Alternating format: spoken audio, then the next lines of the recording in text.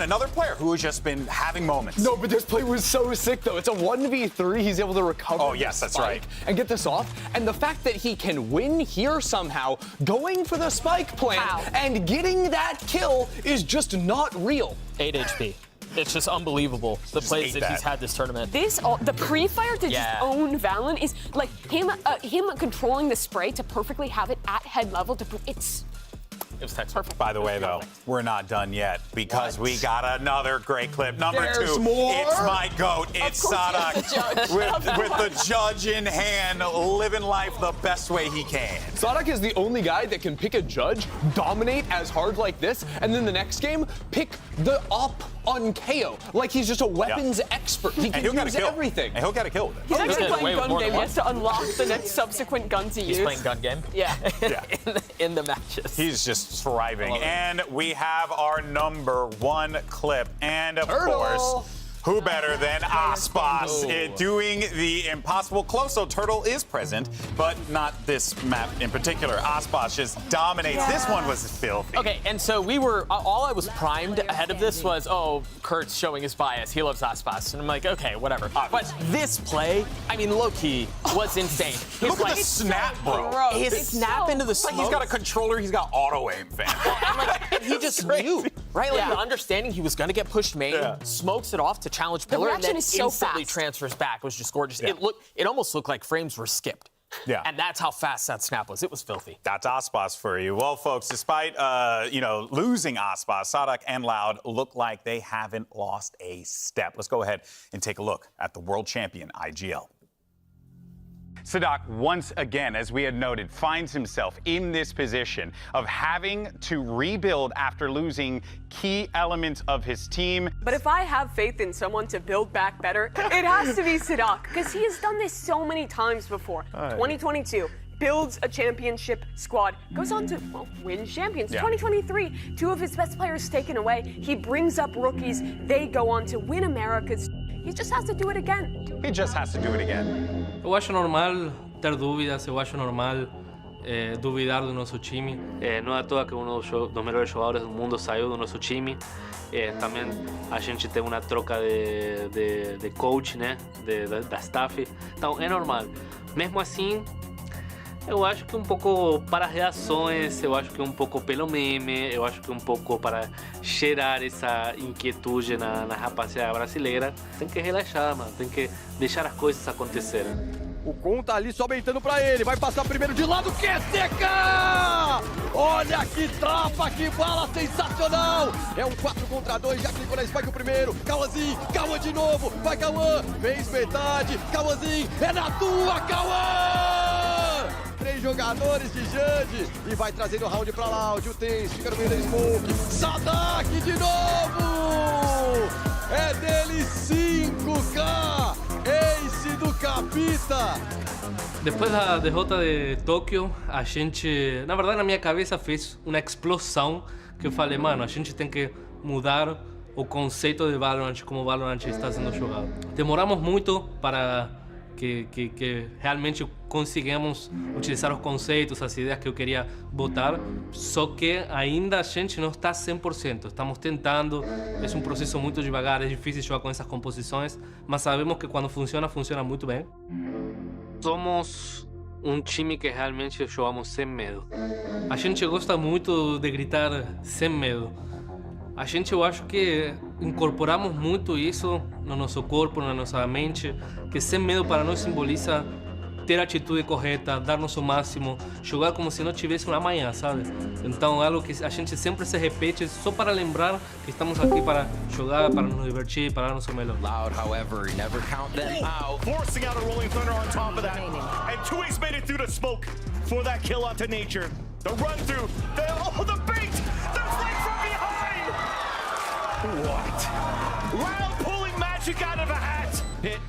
There's still util out for the pulse plant. There's no time left. Sadak gets the kill. Sunsets for EG's journey.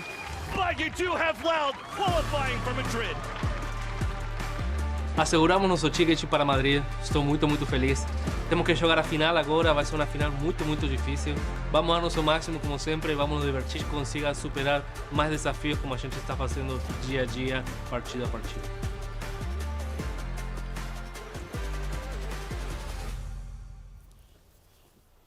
There's nothing scarier than a team that plays without fear, and that has been pretty much the blood of Loud this entire time, man. It's in their blood. They don't have fear. They show it every time. And it even goes that far in their compositions. They don't fear anything. No. They'll just play whatever they want. I absolutely love it. And I wanted to sort of walk down memory lane a little bit and look at 3 different comps they've played over the last 2 years almost. Because once I heard Sadak saying that he's had this view of the game for a long time, he's wanted to play the current style for a while, I was like, where do you see those connective threads? So going all the way back to Champions 2022, their final game of the year on Haven, I started noticing some interesting things. Now, there wasn't anything super special about this comp back then, right? It was the Raze Fade meta. We were seeing a bunch of that. Of course, you needed the Chamber. Les being on the Chamber was interesting because when you look at how Les plays on a Chamber, it is the Sentinel role, but you need to actively be taking fights, especially on defense, right? Because that's how you get the information is you almost are the turret. You can see that space.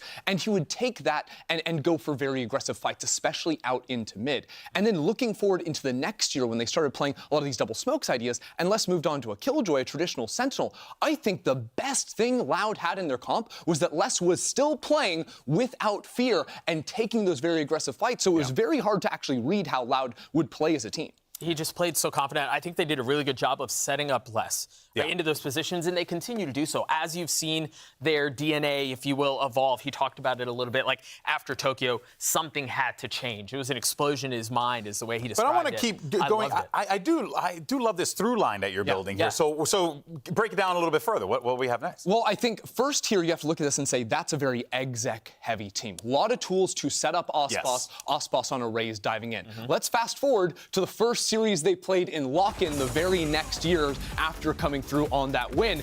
And this is the debut of the Harbor Viper that they ran away with in 2023 and really defined the meta for the entire year, using double line control, you know, the big wall of the smoke of the Harbor and the Viper to isolate space. And now, instead of playing a comp that is all about supporting Ospas, Ospas is freed a little bit more in the Jet with very limited supportive utility on the Sky. And it's way more about activating all the players on the team to be able to take well-informed fights around those smokes and control the map, and let Ospas play more disconnected in terms of supporting utility, but he has the ability to take those fights as soon as he sees them instead of waiting for support. And I think even just how you think about the double wall comp sectioning off sites and sectioning off different areas of the map, I think the amount of pressure they were able to apply. I'm a sucker for a really good Harbor Viper comp. I think Harbor in particular, a good one, can be so oppressive. And again, for Sadak and for the brain trust that was Loud to really lean into that and again push the envelope was just so much fun to watch. And for Sadak making these decisions, you know, he said he would have loved to play a no duelist, no sentinel comp even in this year, but it didn't quite make sense for the roles. Because are you ever going to take a player like Ospas and not have him on the free Jet agent, right? You want to enable him to take those fights. And the thing is, like, double wall agents, double smoke agents really synergize well with flashes, because if you're able to flash through those, you can change the angles you're actually taking fights. Instead of just bursting through a choke, flashing through there and taking the fight, you now have a wall that changes the entire dynamic of the map. So if we fast forward a full year from that lock-in event to kick off their first game here on Ascent, they're still playing double smokes ideas, but they have 1 million flashes. They don't have a solo star player. It is not, even though Ascent is the Jet map, this is not about letting Ospas go off on his own and cook. This is about playing a very controlled style of game where every single player has the pieces of utility everyone's got a role to take the fights. They can all fight on their own. Yeah, that's fascinating. I do like that because it's very clear that is, like, Sadak likes to operate the game almost like a chessboard, you know, when you watch him play. That's kind of his whole approach. And I think he does it well. I've always thought about Ascent, for as many people say they don't like the map. It feels stale, this, that, the other. I personally love Ascent because it forces innovation of some kind. Like, either you're going to have the fundamentals down and something like this separates you from the crop, or you're just going to be blended in with everyone else. And of course, who else but Sadak to challenge convention in the way people are thinking about Ascent, the comps that are being run. QCK has fit this role so well. It's been so much fun to watch. Let's talk about defense on that map, because The reason why it gets stale in a lot of people's minds is because on defense, there's always a strong side and a weak side. On your strong side, you have your Jet, maybe with a rifle, maybe with an op. Your KO wants to support and take a fight with you. Yeah. The other side has Killjoy setting up utility to hide back in her little corner, drop a molly, and stall out the plant.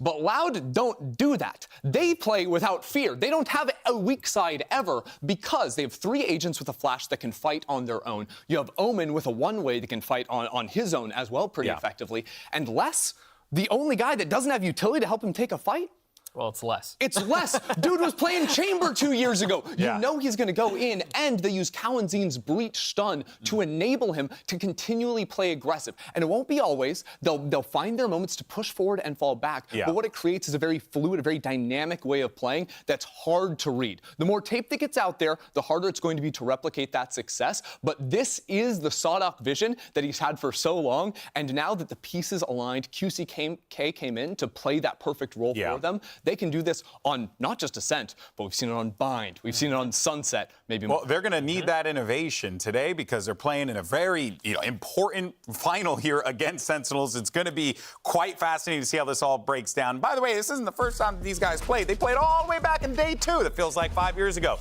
And even though Loud did manage to secure the 2-0 in that one, I think that was where we started to see like the signs of Sentinels. We're like, oh wait, this team's got some juice. They cooking something over there, Doug. I think they looked really good in the offseason, so it made a lot of sense. I honestly thought that they would beat Loud round 1, and then they'd ultimately succumb to them round 2, but it ended out, at least the first round, went the opposite way. And I think, again, a testament to just how good of a system there is over in the Loud camp. Sodak and the structure that he's built, how QCK is so well integrated into the system they're trying to put together. It's so good, and it feels like it's really good ahead of schedule. Yeah. That's the scary part. Because, you can make the case, it's like if same thing we were saying with EG, right? Really looking forward to seeing what they could do in stage 1. But now, here we are. You're in a really intense situation here. And we are very used to seeing Loud and Sodak and the rest of the team in these very high-stakes situations. They won champions, right? But now, it's going to be Sentinels time. And they have not been in this position for quite a while, Ender. So there's a lot of pressure on these guys. And I'm sure that they probably aren't trying to force that on themselves, but, it has to be lingering out there. You see the fans online in the arena. Yeah. I walked in right before the show started. All red jerseys. Absolutely. But I think the thing that's so interesting, you say it was, 960 days yesterday since they were able to qualify for a final. We're talking going back all the way to 2021 that they were able to play in a final here, able to win one. Yes, dude, exactly. The last time this conversation was relevant, Hiko was still competing. We were talking about Wardell as one of the best players in North America. That's how long it's been. Yeah. It's been insane. And now here they are with an opportunity to rewrite and bring in the dawning of a new era, the Sentinels era, and it could start today. And that's the craziest thing is the journey they've had to go. Because I feel like Sentinels, right at the start, they were the most exciting team, right? Tens was super flashy. Right, of course. Shazam, they were so fantastic. And then, things weren't clicking for them. They were no longer winning. Teams were lifting up around them, and it felt like they were slow to actually get onto that learning curve. But the Sentinels we are seeing today is the most well-drilled Sentinels I have ever seen. Their retakes are immaculate. Their team play is next level. Their calling is out of the world. This is the best shot they have had since 2021 to lift a trophy. And you know what? A big part of that genuinely is because they brought in some fresh voices, fresh faces, and one of those individuals, John QT, this man has been unbelievable, and Mimi is going to break down his illustrious history. When Valorant was announced, John QT was living in his home country of Morocco. A Counter-Strike player at the time, he was intrigued, but with no closed beta, he had to rely on reviews and streams to learn more about the game. When Valorant was released, though, he was compelled, quickly switching to the new title and competing in it, hopeful about the support that Riot announced for his region. His burgeoning Valorant career got off to a good start with a loss in the finals of a North African Invitational and a top 4 exit at First Strike. It was looking good. But he wouldn't have time to compete in MENA for long. His next opportunity was waiting. The move took him 6,000 kilometers away from home, across an ocean to Montreal for college. When not studying, he grinded ranked and streamed, quickly rising the ranks and hitting top 10 in North America by the spring of 2021. This got him noticed quickly, with friends and family back in Morocco posting about him on Facebook and even local Moroccan news picking up on his story. It was a big deal. Everyone in the Arab scene was watching his success, but they weren't the only ones. Enter Coach Kaplan. At the time, he was the coach of Ghost Gaming, a squad coming off a disappointing 2021 season, looking to make a change. He'd been watching John QT's streams, and he was impressed by the young player's maturity and game sense. Kaplan convinced the team to give him a trial, and he clicked. Quickly, a contract was drawn up, and the new IGL John QT had his chance. John and Kaplan's duo were promising. They innovated the fade, raise meta, and impressed in groups. But they failed to qualify for Masters Copenhagen, and in the offseason, the team fell apart. John and Kaplan going their separate ways. 2023, John QT has a second chance as an IGL with another promising roster. M80. They dominate Tier 2, qualifying to Ascension, only dropping 2 series the entire year. They look primed to win it. It's the grand finals. John QT is a game away from America's League. They win map 1. Map 2, a 3-13 loss. They lose the next 2 maps. 3-1 the final score. M80's out. John didn't make it. Again, it's the off-season, and the M80 roster is picked apart. But John QT has an opportunity. He gets a call from an old friend. Coach Kaplan's rebuilding Sentinels, and he needs an IGL. 2024. John QT makes another move, this time across the continent to Los Angeles.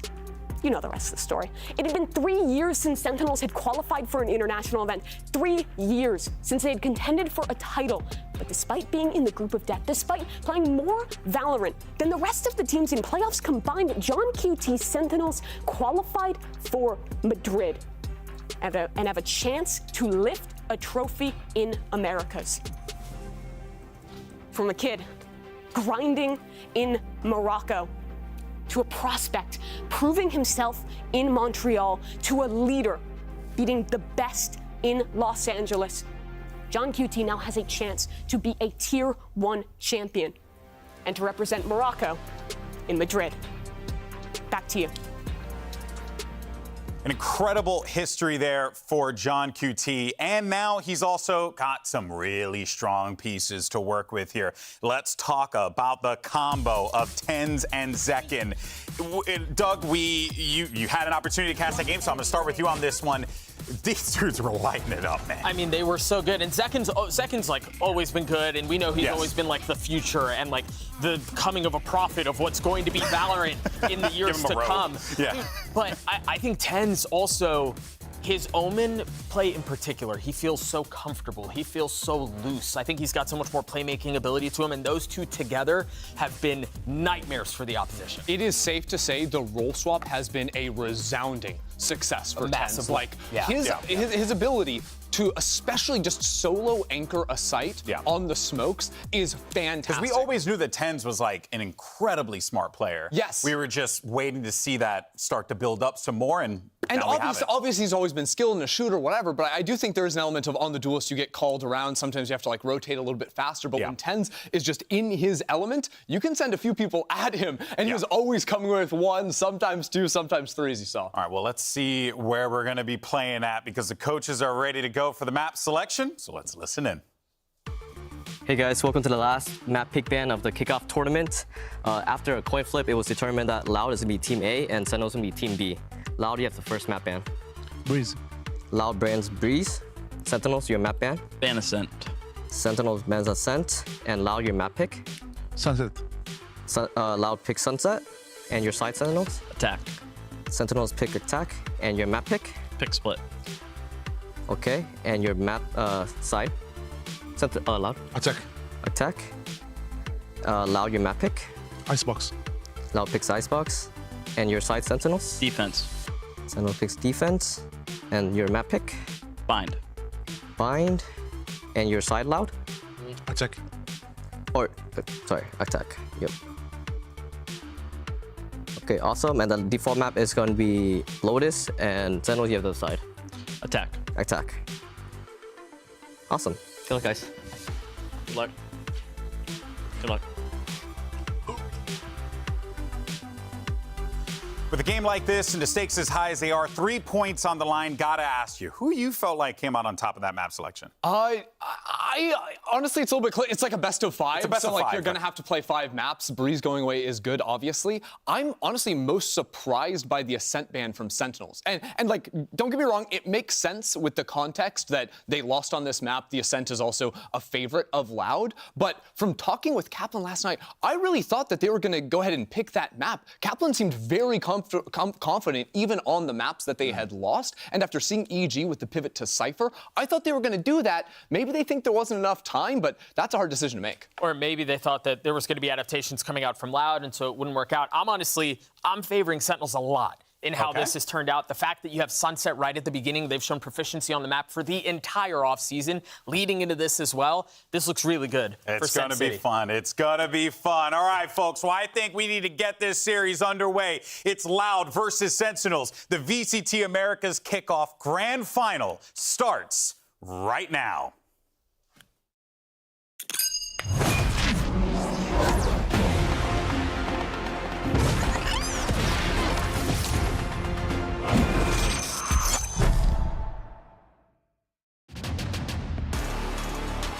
Vai, Cauã! Fez metade! Cauãzinho! É na tua, Cauã! No real damage. There's a follow-up. Another flash nade on top of it. It's a masterclass.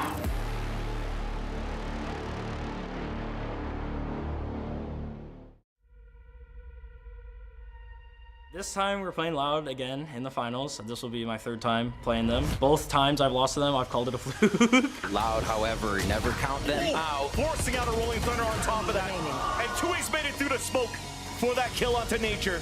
The run through. The bait! That's right from behind! What? Loud pulling magic out of a hat! Contra Sentinels é realmente um time muito forte, é um time que a gente precisou muito praticinho para ganhar, tem muita individualidade. Sentinels have had their way with NRG this half. Crafty Saucy, a 1v1. 4 bullets left, switches weapons, time is of the essence! And that's all it'll be! It's been years the fans have had a reason to celebrate, but tonight, Sen City burns red! They always come in with a bang with like new comps, they always come in with like new strategies or like ways they like to play. They play very Valorant-y, you know, Sadak is a Valorant IGL, uses the Judge. 3 jogadores de Judge e vai trazendo o round pra Loud. O Tens fica no meio da smoke. Sadak de novo! É dele 5K! Ace do Capita! É um time que realmente joga muito taticamente, tem um tático bom e se a gente jogar contra eles vai ser um jogão. Riot Games Arena, it's time for the Americas Kickoff Grand Finals! Make some noise for your Loud and Sentinels!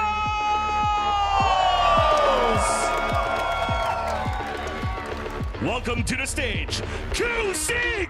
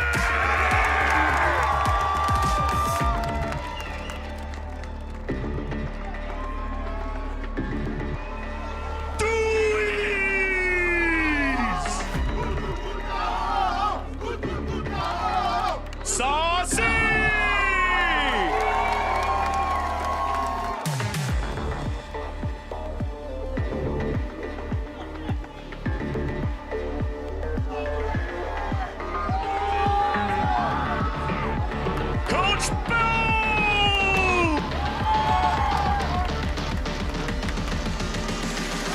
And Coach Kaplan!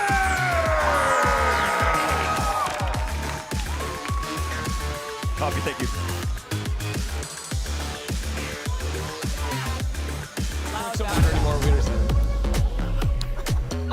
Here we go. Two teams that have fought tooth and nail to get to this point. They've both done the hard part. They qualified for Madrid, but this right here is a battle worth winning. 3 points on the line, the equivalent of winning a Masters event. If you win here, you very well set yourself up for the rest of the season. And forget the points. Points are for nerds. Remember the win.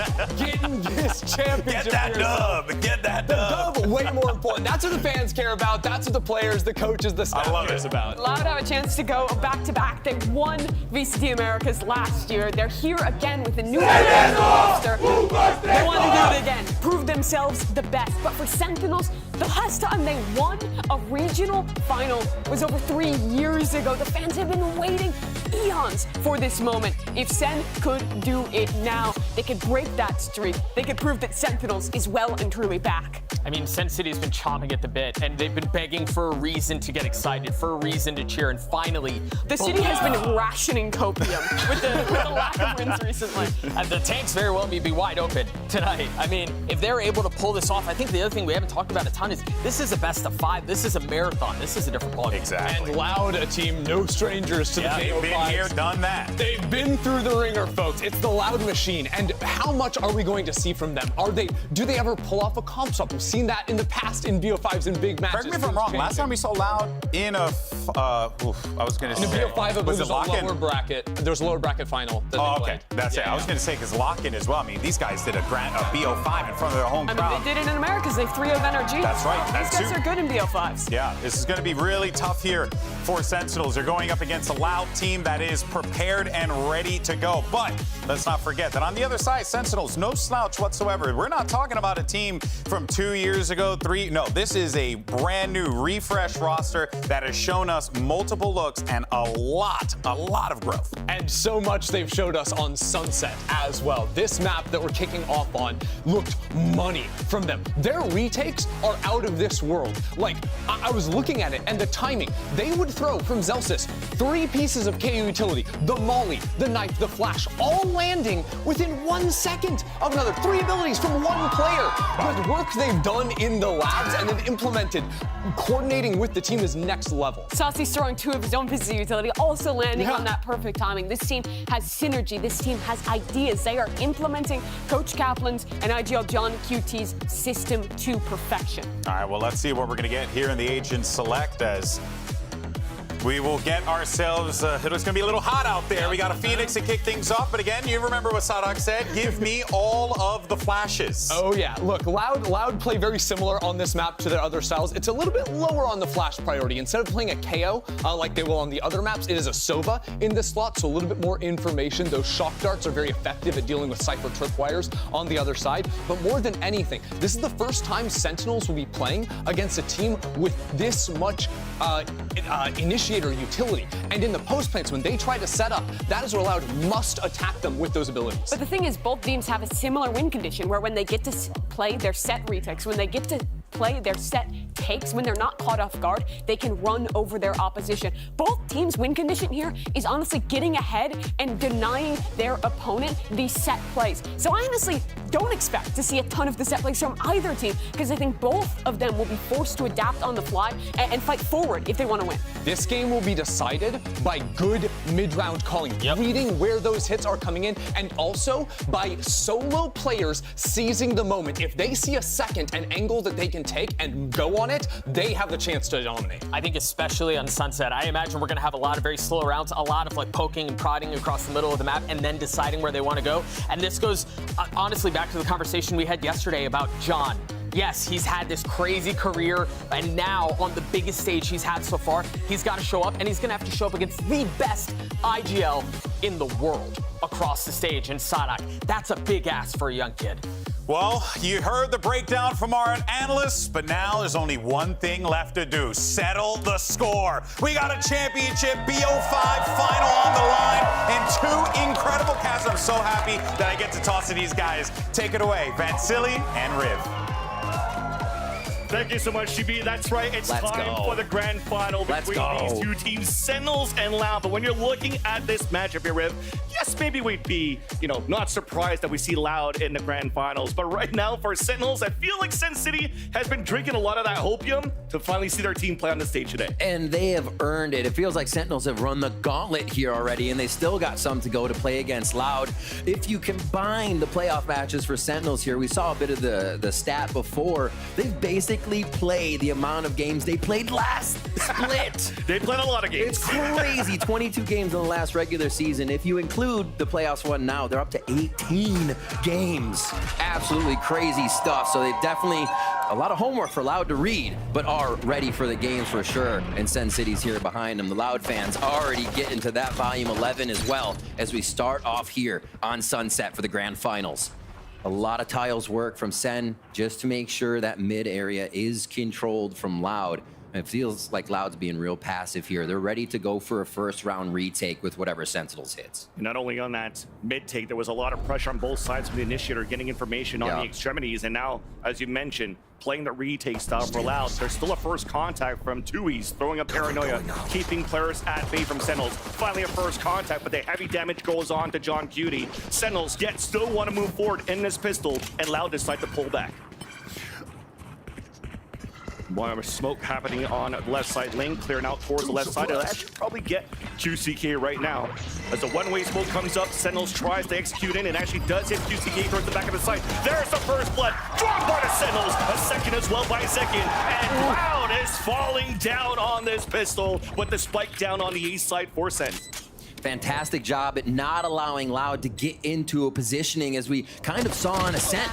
They can't get this utility, these flashes in order, that Sova Dart in place, and Sentinels bite back before the retake even really happens there. Less now, a few final kills on the exit to hopefully collect some money for the squad in a different buy next round. But we'll see, a lot of teams have been full classic saving out on that second round, favoring a bit of utility. And we'll see if Loud decides to do that. Sentinels pick up the first round when they start off with a little bit of across the map. They were looking mid first, then they were moving over to the side of A, but they took it slow. Again, something different we're seeing with John Cutie and Sentinels, that they'll work the map a bit before actually making that commitment.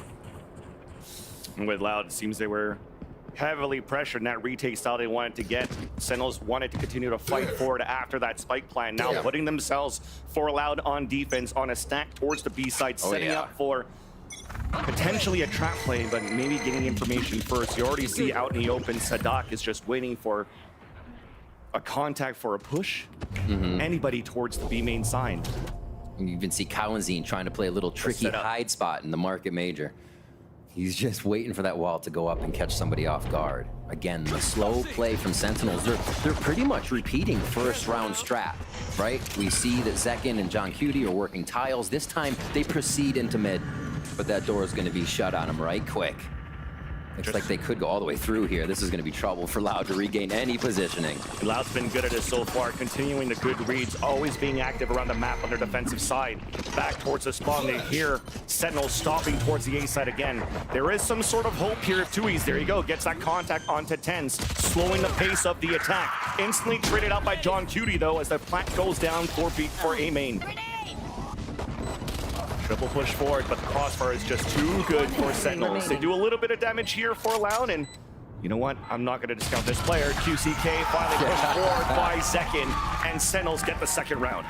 All right, 2 patient rounds from Sentinels. They pretty much walked themselves into a situation where they're fighting Loud. The first one ended up at A on pistol. That second one, they're able to find their fight as they push behind enemy lines in mid, which also works out for Sen because now they have a bit of map info of how Loud will play those lower buy rounds, whether or not they were covering mid a lot. Maybe they can read a bit into it once they see it again. All of that information helps. So now, what can Loud do? They tried the B stack. That default take on A for first round did not work, but they're going to heavy stack towards A here as we get a bigger default from Sentinels. And I'm interested to see if Loud does a bit of the extremity pushing here. They need each other to get back for this initiator utility on the retake. So losing somebody on a peak would be detrimental to Loud.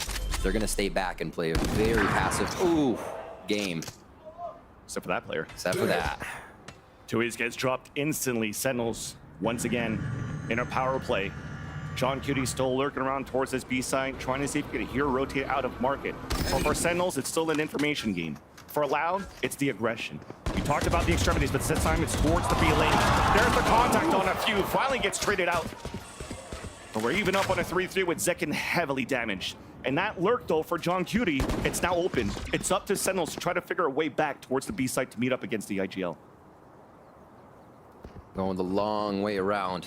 Wouldn't be able to clear mid and do not know what breadcrumbs are left there from the Cowanzine push. Getting hurt. Yeah, they're right. QCK is able to catch this audio and will take a shot. Easy one. Crosshair placement. Zekin low on HP. Actually dodges away from a flash and made it through. Getting a plant right now for Sentinels would be pretty decent for this bonus round that they have. John Cutie watching Zekin's back as the plant comes down. Snakebite just dropping down inches away at Zekin's feet. And allows both players now to group together towards the back of the site. They see the recon darts or rotate a flank from Sadak towards the B main. QCK, no more flashes, has to move together. They have to play the fundamentals now for Loud. To blaze wall first, that's another snakebite, forcing John Cutie out of position. A 1-for-1, solo second, a headshot on the first, so gets denied right away by Les. A nice trade for Loud. They convert their gun round, but Sentinels, they are definitely happy with that result. Loud securing that one. Les with the Viper's bite on to Zekin, actually paying off in dividends as they follow up on it. But you're right, so much damage done from Sentinels. Loud are going to have a bit of trouble rebuying into this. Already see some stingers on the board as we rewatch this play again. Good teamwork, good trade. Fundamentals on that one. Keep pressing W until you can get your teammate anchored on that play. So a good post plant from Loud. We see that successful. Can they keep it up? Phoenix ultimate's up. They may try to go for an A push here as they already have that side quite stacked. And the only one that's going to be seen is Tuiz. Loud having to play once again a gamble stack, this time towards B because of that bonus run that Sentinels had. Yep. The economy is very low. The strongest weapon was the one that was maintained by Les on that previous round, which is a Vandal. And the rest are just looking for that trap play. It's up to Loud once again to do a lot more rotations around the side, have better reads, but thankfully they have a scan agent and Sadat, who's currently joining towards the B main. Spots nothing. This is good for Sentinels to work the map. What a choice. John Cutie again calling it shots to the left side of the map here. Obviously a retake for Loud, but this should be Sentinels planting, pushing forward, and actually gaining some position, so Loud cannot do anything really here on the retake. The way Sentinels have been approaching each of their games, it seems like they have two variations they can use, whether it is 10s on the Omen, where they play a game that's centered around this crowding up, getting into the site together and just swarming. Whoa! Saw the top of the head of Sadak and falls. At least for Loud, they have this running back with QCK, hoping that Sadak was still alive to help with the recon dart, but it's going to make it a little bit more difficult for Loud to retake the site. John Cutie already setting up the camera, so that's going to be the first contact. The rest of the team holding back towards B main, looking to just spam. If Loud make it through the first line of contact. John Cutie, flash, beautiful by Zelsis. It allows for him to get the kill onto Les. But there's QCK, upgrading weapon, mosh pin onto the ground, the lays coming out from Sentinels. That clock is ticking down here. Paint shells on top of that. Nice shot though from QCK as they're leading forward. Boombot to get more scans. Sasi dropping two and a beautiful hole for Sentinels in the end. Not even worrying about the smokes that could come through. They have all the utility and weaponry to fire back onto Loud, and that low buy hurts. All the damage Sen did on the bonus round hurts, and they pick up a third round now. And that was the one variation of the hit where they can follow Zekin in. They can make it work on a map like Sunset. And then Kaplan can switch up the team and you can get a bind out of this squad that has a Yoru for 10s where they're pushing everywhere. They know how to flex and flow between playstyles so well when they get on different agents. Sentinels is just showing different this year, but we got a whole series to go through, and Loud has showed us just as much this season. Coming into round 5, this Tiles push is Loud's again, but 10's answers. 2 right away. But Tui's did get a timing. He made it through. That's going to catch John Cutie. That's allowing to even up the tally. And for the mid-rounding to start a little bit earlier. Less even once more. No pun intended. As we have a fight now towards the A main side, instantly leaving Saci alone. And they may even Taster's choice this. And by that, I mean, who's going to kill Saci? Do you get an ult on Sadak? Do you get an ult on Less? Is it different? Do you let him get it down and get the ults that way? Loud's going to be able to circulate these ults in the next few rounds. Saci gets the plant, and beautiful that he can work off of it with Wingman here. Thrash is available. If this goes down, Saci may go all out. That would be such a gamble, but look at him. It would be. He's going to hear all of these rotate, so he's trying to get an angle. He's trying to get a surprise attack. Here's that first jump spot. Here's 2 crossing over. The third one already made it through. So Saci now has a timing. Behind the 3 players allowed rotating across. There's a snake bite towards main. Now it's being watched. There's and he will have all the kit left now on his Gecko kit. The Moshpit going down, forced to halfway. Out of position now. Les falls away. There's that Thrash coming out too from the front of the pillar, and Les even has to pull back towards the market. It does not hit him though, but that clock is ticking down. Saci's getting headed across, runs away for the time, gets it done, and Saci wins a 3-on-1 against Loud. Incredible play from Saci. You can look at any player on this team and find that type of play coming out of Sentinels here. Absolutely routing Loud. Listen to that crowd. The Saci call-outs come out as his plays go down. What a pivotal kill, 2 for 10s for Sentinels to understand the tiles push has been such a priority for Loud. They instantly attack back, snap back at Loud's push when QCK comes around the corner. And yeah, they're feeling that. What a play from Saci. Absolutely throwing Loud's timing off by the Wingman plant and push into market. Very heady play. We're in round 6 now. A mid play from Loud, thinking that Sentinels might go for this encroachment again. They have a lot that they can work behind this wall that they just put up. There goes that curveball out for QCK, but Tui still fell first.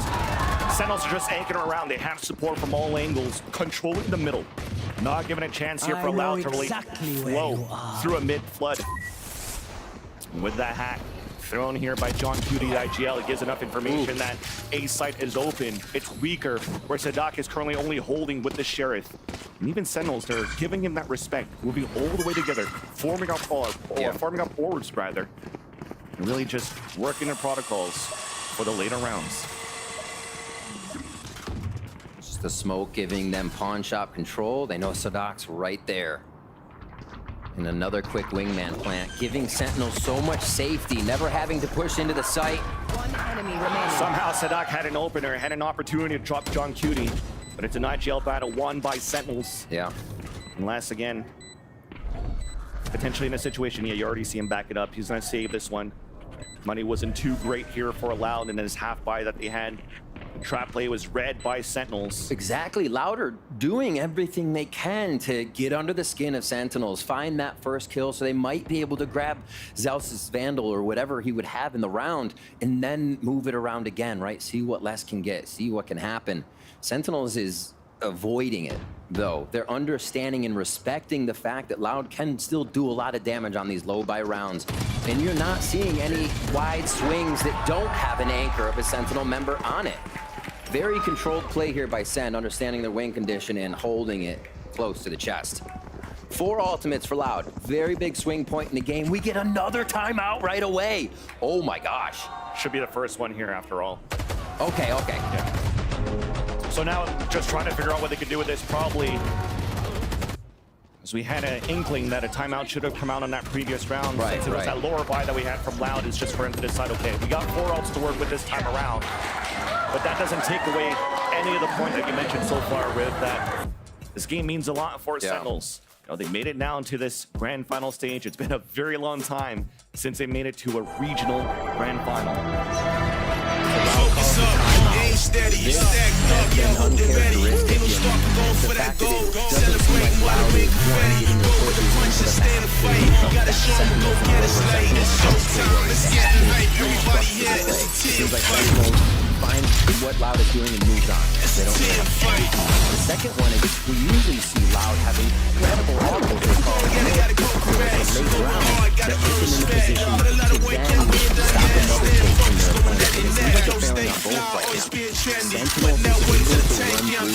below, got a squad with me. One more round, motivation clear. We going month on yeah. Trying to go get it, ain't got no fear. Ain't no stopping, we out here. Sitting at the top, we top tier. They need to use these ultimates to get them knocked back down, or it's going to start showing very heavily.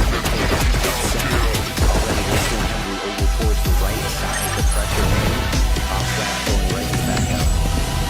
It definitely looks like for Loud, so they want to try to use that right away. There's the first one already.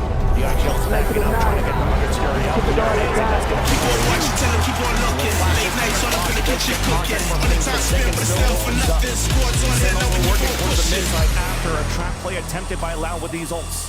Now Les is going to be in the head. It's showtime, it's getting hype. Everybody here, He's it's trying to tears. get up at least one portion of this B site towards the map, while the rest are pushing double towards A-Long. Zelsis is currently waiting. He lost his teammate in the process, but he gets the dink and the kill onto Tui's. The flash turns away from it and does not connect on the second one. Kawadzine walks out of that fight, limping away, but still has that support from Sadak. 3-on-3 now in the mid-round. Finding fights around the map. Loud trying to pick apart at Sentinel's team before they hit these sites. Finally, we just talked about it. They couldn't find any ground before. It'd always be quickly traded back. Now the 3v3 stands. Les gets traded out. Yep. In these moments during this kickoff, he's been so good in these anchored positions to drop 2 and 3. Has been a superstar player, but now Sentinels coming out into this game. The basics, the fundamentals are looking very good to get a plant. Oh my gosh, already a again? flash coming out, looking around, a TP. Moving forward, it looks like Tense is looking for a fight. He gets punished right away by Sadak as the Rolling Thunder comes out. Now even the Pinks comes out. Beautiful combination of utility from Loud as they drop Zasi and come in for the defuse. And we talked about how big this round was. Loud staves off going into economy hell right now. That was such a big round. Sentinels would have been running away with a few more. And this first half would have not looked good. Now we have Loud coming back up here. Still going to be a buy coming in from Sen. It seems, yeah, they should be able to get that low armor in. See this again too. The retake, it had to happen. For Loud to use the Rolling Thunder, everything they had, it was according to the play. This had to be secured. Oh, Saucy not get out of that one. And you see, they're still vibing. Loud knows this game isn't out of hand. It's not crazy. The few rounds down means nothing to Sadak and Loud. Still very much in it, and let's see how they play that. Always unfazed, Loud. The judges there for Sadak, so you know they're starting to get a little ratty on these. We'll see how that gets used. And these ultimates as well. QCKs can still go in. A quick retake and Les just pushes them out with the Viper's Pit. We have yet to see how Loud actually fight back with those. You can see Loud though, just jiggling across the contacts being those controllers. Less in the back of the site, Tui's on the A site. It looks like Sentinels want to activate right away. They'll come in out from Zelsis. Second, Satchel to Pross. Contact on players from Loud in the back of Boba. As the plant comes in for Sentinels, it's time for them to play the pulse plant once again. But this time around, nobody holding yet towards the back of the B main. It's a paranoia to push through, and you hear that run it back. It should come across. The save comes out from Les as it allows QCK to stay alive. A whole roster of Loud against 3 left of Sentinels. Paranoia being thrown on defense. There's that judge. More utility flooding towards the front. But Zelsis and Tense are holding back their ground for now. Beautiful flash out from QCK though. As now the tap on the spike trying to draw out the opponents. Beautifully done by Loud. They come in for the defuse, and you saw some hope there from Zelsis and Tense, and Loud instantly. They held back for a split second, forced Sentinels out, and finally played the fundamentals and won the round. That's the Loud train I think we've been looking for. It took a little bit to stoke the fire, but man, coming down the tracks, you do not want to be in the way of Loud when they feel like the retake is going 100%. The way they came through Boba here, just fearless, as it were, as Sadak says. Loud just run right into B main. The last time we saw that fight, Sentinels was just lacing Loud as they tried to come into B main. They didn't even make it. Loud gained so much ground there, completely taking Sentinels by surprise. We set up for Sen in a bit of the same formation, but less movement. They're not taking as much of market. The wall that they just dealt with there in B main usually can mean someone pushes up, so you have to worry Loud is giving Sen a lot of things to worry about here. And with Dizzy down, they're going to be able to have a little main control, but not in sight yet. Sentinels just trying to play into Loud's style. Yeah. Where when they get pressure on one side, they usually push the extremity on the other. So you already see TenZ holding back towards the A main side, all the way from spawn, trying to catch a forward push. But nobody's really moving here from Loud. They held things back towards the B side. They haven't really fully rotated. And for them, they're just very much still comfortable of playing that retake style towards this A side. For Sentinels, they regrouped after that, after deniability that you saw there from Les's utility with his teammates. Sen is looking to pivot back. Toying with the door, just hoping Loud will have to keep covering Market there as they start to make their way. Zelsa's knife came up just a bit ago as they entered the A main area, but this is a contact play. They want to see how Loud reacts to this. And finally, after the first smoke comes out on the defense, the other one goes out towards the spawn on the attack. Now you're not allowing here at 2E's to get the high stack and a spray. There they go. With his Vandal, which allows here a Wingman to get a very late plant towards A. How far do they push forward? Little hide here from second, right under the trash can. John QD is going to be flanking far, but it's watched by Sadak. What's the timing here? Loud comes through spawn. Threw a whole flash towards the air just to try to slow it down for a bit. They're just trying to take down Sadak first to push towards that spawn. It works out. Another one fell within the site for Loud. But Loud have regained control of that B site. The tap to flush out Sentinels once again. Double back towards the default box as Les lines up 2 kills somehow. And the spray comes back here through the cages, but it's going to be difficult right now. Saucy does get the pick. The last one still sticks to the fuse. Woo! Not planned for them to be able to play that push forward. They really had to walk in the site, and Loud was always ready for that. Pretty wild damage from Sentinels, though, coming out with some pistols on that round. True. They drop all of Loud. Loud and the fans happy, though, to pick up another round. Like we said, even looking at 5-1, we saw smiles on Loud's face during the timeout. It's still an any game, and we saw Loud use the ultimates to make that come true. 4-5 now, 3 quick defuses on the post plant here that have brought Loud back into this, and we are going to get a Sentinels timeout now as they get a talk from Kaplan, figure out what Loud is doing differently here to get themselves back in the match. Really nicely done.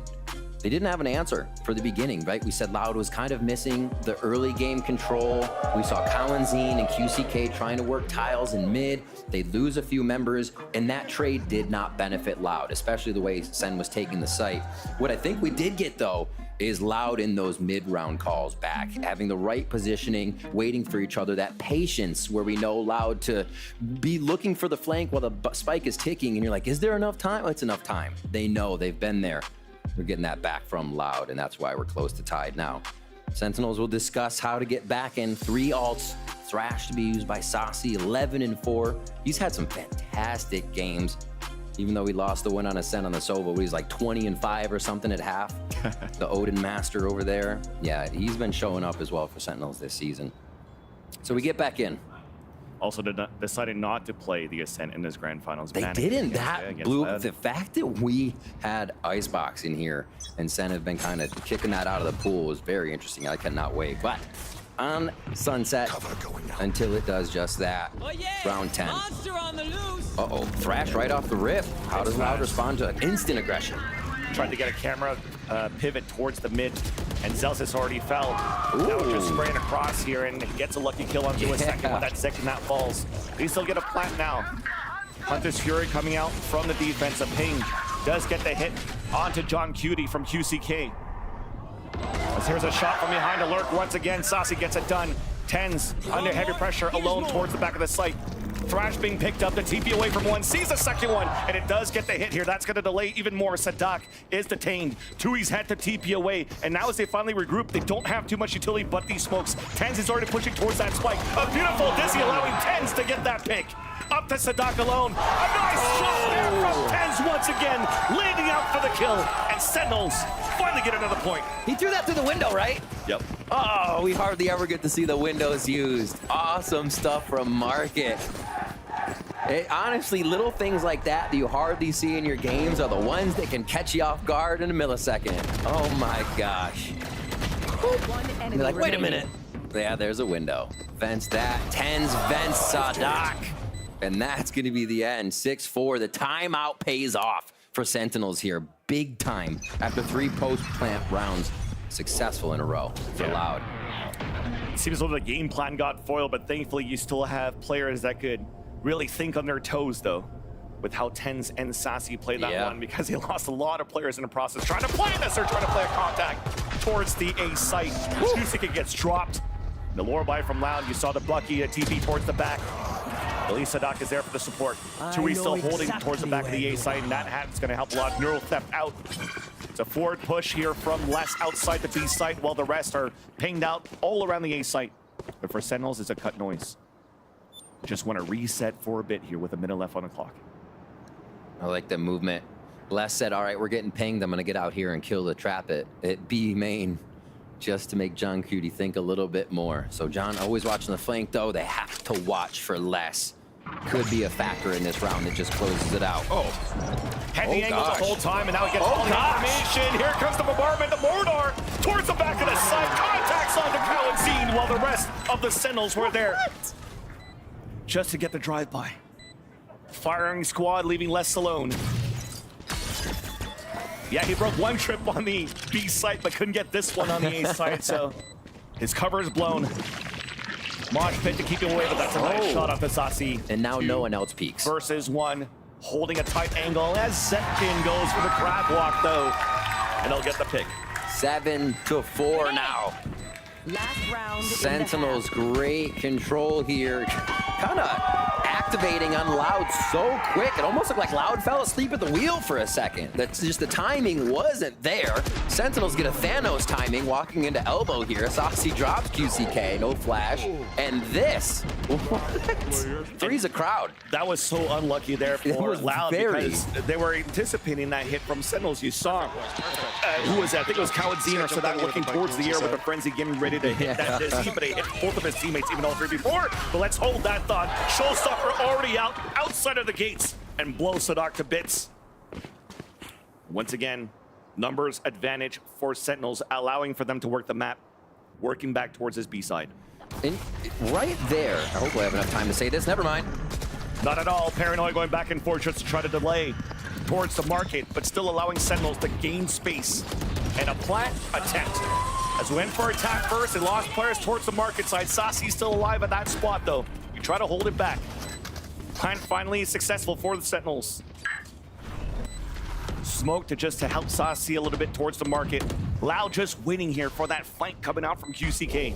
It's slow, but it's coming as a Dizzy comes up just to try to delay towards the back of the site even more. Finally, that contact. As you mentioned, Zekin sees him. Flash is coming out. There's that execution out for Sentinels. Back and forth, but still the advantage for the attack side. As they know, it was that flanker. QCK with no utility after he uses his wall. Contact out to Sassy, allowing here Zekin just to wait for the tap. Pain shells to keep him at bay. That will definitely end the half right now, especially with that kill coming out from Sassy as Sentinels to close out the half with a 4-point lead.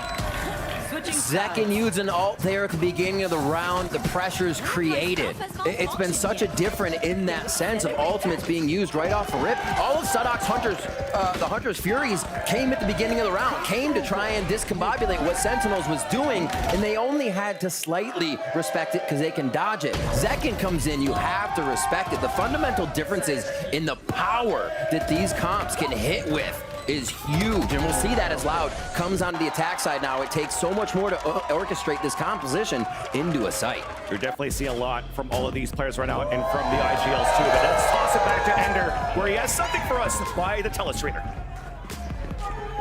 Sassy finishes the half with a whopping 15 kills and only 5 deaths, and he is dominant in the clutch. Let's check out this round where he absolutely blows me away. It starts out Sentinels with an advantage, but Loud very quickly are able to bounce back with a few critical kills. Loud, we know, they don't play with fierce. They step forward in mid, in main to take these fights, and even poor Tens trying to move over into main get shut down. So, where do we find ourselves? Sassy is stuck in a 1v3 situation, but those players are fairly spread spread out from Lev. So they're gonna group up, and that gives Saucy the B site for free. He can walk in here and notice he's got full utility down there at the bottom of the screen, including Thrash. That'll be big. But first, it's Wingman up to the plate. He's going to use that ability to be able to take more space than you'd normally expect in this position. The only thing, one of the things that only Gecko can do. So, Saucy moves into market, and Loud are still taking things slow. They're gonna group up together, but if they had split into mid right here, Saucy would have been able to find a pick. But now, Saucy hears 3 players and turns his attention. He has a very important decision to make.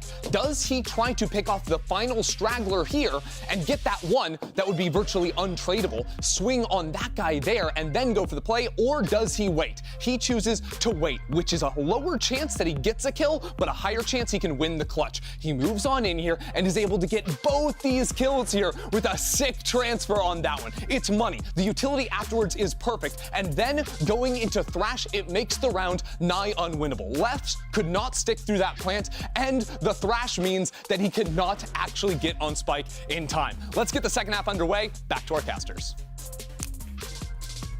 Sick flip. Sick flip, yeah, well done, Ender. Great explanation here on how good these players are. It's not only about that meta, the battle of the IGLs, the big brains from the coaching staff. It's also just a heads-up play from all these players that has been looking so good in this first half. And speaking of information to react right away, a knife went out towards the A side, pinging a few here, thrown by Zelsis, and Sentinels knows his hits coming towards the A side, and they're ready for this signature retake playstyle on the A site. Loud still deciding to work towards A though, so they might have something back in return. Right there. What are we working with? There are some ghosts, so a little bit of a drop on util there. Classics will be able to come in full utility-wise. And the early delay. Early fakes with a bit of utility here. I wonder if that's going to allow Sen in a bit more, but this is Loud are hunkered down here. This is going to be hard to get them out. Paranoia and Dizzy, that's going to hit QCK, runs inside the smoke. The boom body even spots him and blows him away. Smokes a are flash good. towards the back. Coward seems fully blinded, but he's okay to stay behind the smoke. A tap onto the spike, a fault line coming out, a spray through the smoke, a spray and pray, and for Loud to hopefully get this pistol on their side. They got to start it now. Even halfway, the wingman already got blocked. But there's no time left. There's no time left. Stewie comes in for the right clicks. What? This is going to be the type of play so we're going to see in a post-match plays between Loud and Sentinels. We're going to be on the edge of our seats. They call that cinema? No, I'm just kidding. That was the Tuesday matinee. That was absolute chaos. Oh my gosh. That's the I have one final choice moment situations. Everybody is doing the final thing. They know they're going to go down, and that one was to jump through the smoke and finally kill the diffuser, even though it probably wouldn't have been half. That was just the kind of situation. The pressure Loud puts on the first attack round of their pistol here, second half. A big push here from Sentinels, though. This is going to be another war. Continuing with the double flash combination from the initiators, but QCK is just ready for that. So not only does he stops the push from Sentinels, but that's building up his ultimate here for the later rounds, even trying to clear for more, grabbing the orb behind the Allen drone. Wouldn't be surprised if they just give him a plan or if he just chases the kill. But you're seeing like Sentinels are trying to rework the map somewhere. Go head to head. Omen versus Omen. Tui's gets the upper hand of Tens. Actually did see QCK trying to hunt for more kills there. He got instantly denied by Saucy. Camera will let them know they can end at A on this one. In Loud, I feel like needed to start setting the pace as they got onto this attack side. Sentinels, as they were on attack, like I said, what didn't care when the Hunter's Fury came out from Loud. They were able to work around it, absorb Loud's utility at market, and hit A, or the other way around, A to B. Here, Loud cannot let Sentinels set up a defensive spot. Loud needs to be in their face all the time. And again, with this composition Loud has, that has to be everybody behind QCK, right? QCK is not blast packing in. He's not dashing in. Last player standing. They have to go in together, and right now, they're picking these rounds up together. Yeah. I mean, as much as Sentinels has utility to retake these sites, for a Loud side, they have as much stall, right? They have that fault line to come out. They have the retards over the smokes. Yeah. They have Paranoias if they haven't used it for the takes. It comes down to how they work the map once again here on the attack. Sentinels might have to try to change things a little bit here as they have a gun round to come through. Yeah, I wonder that's enough for them to try to control something. I wonder if they, as Sentinels, try a trap play right away. Go for with their better own. guns than this. With better guns than this, yeah. Because it would be good against Loud. If Loud were to go slow on a round, might be this. Thinking the low buy is going to create a tough entry into the site. 4 towards A for Loud. Heavy side as well for Sentinels. Strong side, rather. Looks like up and over flash by Dizzy. No, I don't think they've thrown anything yet. Heard a flash coming out from Zelsis just to delay a bit, though. Big paranoia. Fast again. Yeah, Boombuds second satchels away. Ten's trying to swing back out just to try to catch QCK off guard. A knife is going to delay that utility that would allow for Loud to gain that momentum, gain that space that it gained towards the elbow. As Sentinels wants to fight back, the aggression comes through. QCK still on the top. A stinger close range, a second throw to Zelsis for the classic. Hot hands on the ground. Finally, Ten's takes him down. And all the rest of Loud falls as Tui's was looking for that lurk. And Sentinels, they fight back on their gun round. They realize it's going to be chaos. Senhans are just as hard and weird and fast right there as Loud is trying to hit that elbow spot. Also take a little pawn control. And it is taking control to kind of organize this mess that's going on. The nades that are being thrown. That first nade allowed this long peek to come through. With QCK there, they knew they needed to get him out of the situation, unroot him. It just caused the push. Sentinels is there with numbers because they did choose the right site, expecting Loud to hit A. Besides, sometimes, at some point, those paint shells went down there from Zekin, and QCK somehow still stood alive. So. You jump up on the box as fast as possible. It's definitely difficult there for Sentinels to try to regain the elbow side, but they did. Power numbers. Now we have a tech pause coming out here, but it's quick, you know? Didn't even have a chance to talk about it. Wow. That's even better. All right, cool. I'll take that. Any day now. And They're Loud, just making sure tech pause works. Right? Tech pause the tech pause. Go ahead. at least Loud right now still has this run it back here that they could use. So they're adding that pressure on this A side to start. Even trying to see if there's going to be a push from Sentinels down towards the middle for a B link control. Sentinels on their end, though, they're looking for, once again, the first contact towards the front. Zelsis with the support and the flashes on the back of the dumpster. So they could fight back. That's all they want to do so far. When they spray it across, they didn't hear anybody from Loud shooting back. So they might be able to start to pivot back and work towards the B side. How about John Cutie? This is the first time that we'll see Loud start to use this wall here that kind of helps them get an entrance, mostly for QCK and Kalanzine to flash through. Then they can enter through their own wall. And they have to make Sentinels worry. Thrash comes flying out from Sauce to check mid control, grabs one market, and here it comes. Satchel in, QCK still alive, coming back, but his teammates Detain cannot really help yet. Moshpit comes down, the timing on that one. Celsius gets the headshot. Ten's ready for a paranoia. Let's it rip. But the rest of Loud made it through towards the B site nonetheless. They gave up on that control towards the market. The plant coming down here for Karanzine. Hit by flashes all over for Loud. As Sentinels are still held back on the outside by middle and B main. There's that fight. The Conner. Oh my God! It's Ten's all around! Leaving out less alone on the 1 versus 4. Positioned now towards the spike. As at least the Thrash does not spot him. Now back and forth we go, and Zelsis gets another backstab. Tens is ready to come out strong in his grand finals as well. It's been an incredible year for Ten so far. We see him go from aggressive duelist over to smoke, himself saying the consistency it brings to his play is unreal. And looking at how that works, if we think about Tens, he's been on agents that can get out of a situation, but you know where that dash goes. You know where he might be playing. Now he can reset on an Omen. He can audio cut and rat a little bit more. He has so many more options here, and he looks so happy to be playing the new role. Yeah, it's insane too. Yeah, the questions that came out of Tens' role of like, oh, and he's not able to play a raise too well on split, or he should play a KO because it's like his play style from the other games. But this time as an Omen, he's shining. His stats this year on average on the Yoru, the Omen, way better than his Jets KOs from last year. Kind of incredible that he's able to put up these numbers still. You see how comfortable he is. We're not over yet here. 3 rounds away of getting the first map for Sentinels as Louder looking for the contact play. Speaking of Tens, he opens up the round. QCK falls, a tap on the spike, baiting out the players of Sentinels, trying to push towards the spawn. Are Loud. They will not meet any opposition, which allows for them to at least get a plant down to build that economy for the next. Ready with the shorty in the smoke. Snakebite keeps them at bay. But all of Sentinels are here, getting ready to flood back from that A-Link once again.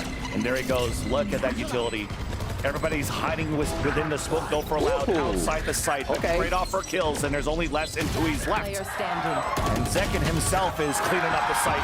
Showstopper ready for the next round as Sentinels scored the 11th. It kind of took Sentinels just fighting back as fast. That, I think the mid-round where we saw Zekin fly through, that tells you how fast Sentinels want to be going right now. And Loud are going to be calling the timeout here. Boom. Tens playing the smokes. Frags all around for the team. It's not just kind of the 3Ks from Tens. You're seeing the refrags, the trades. Sentinels is a well-oiled machine right now, and it looks like they could close this one out. They get a timeout as well off of Loud, so Captain's going to be able to talk to the team to help solidify these last few ultimates. A rolling thunder from Colin here.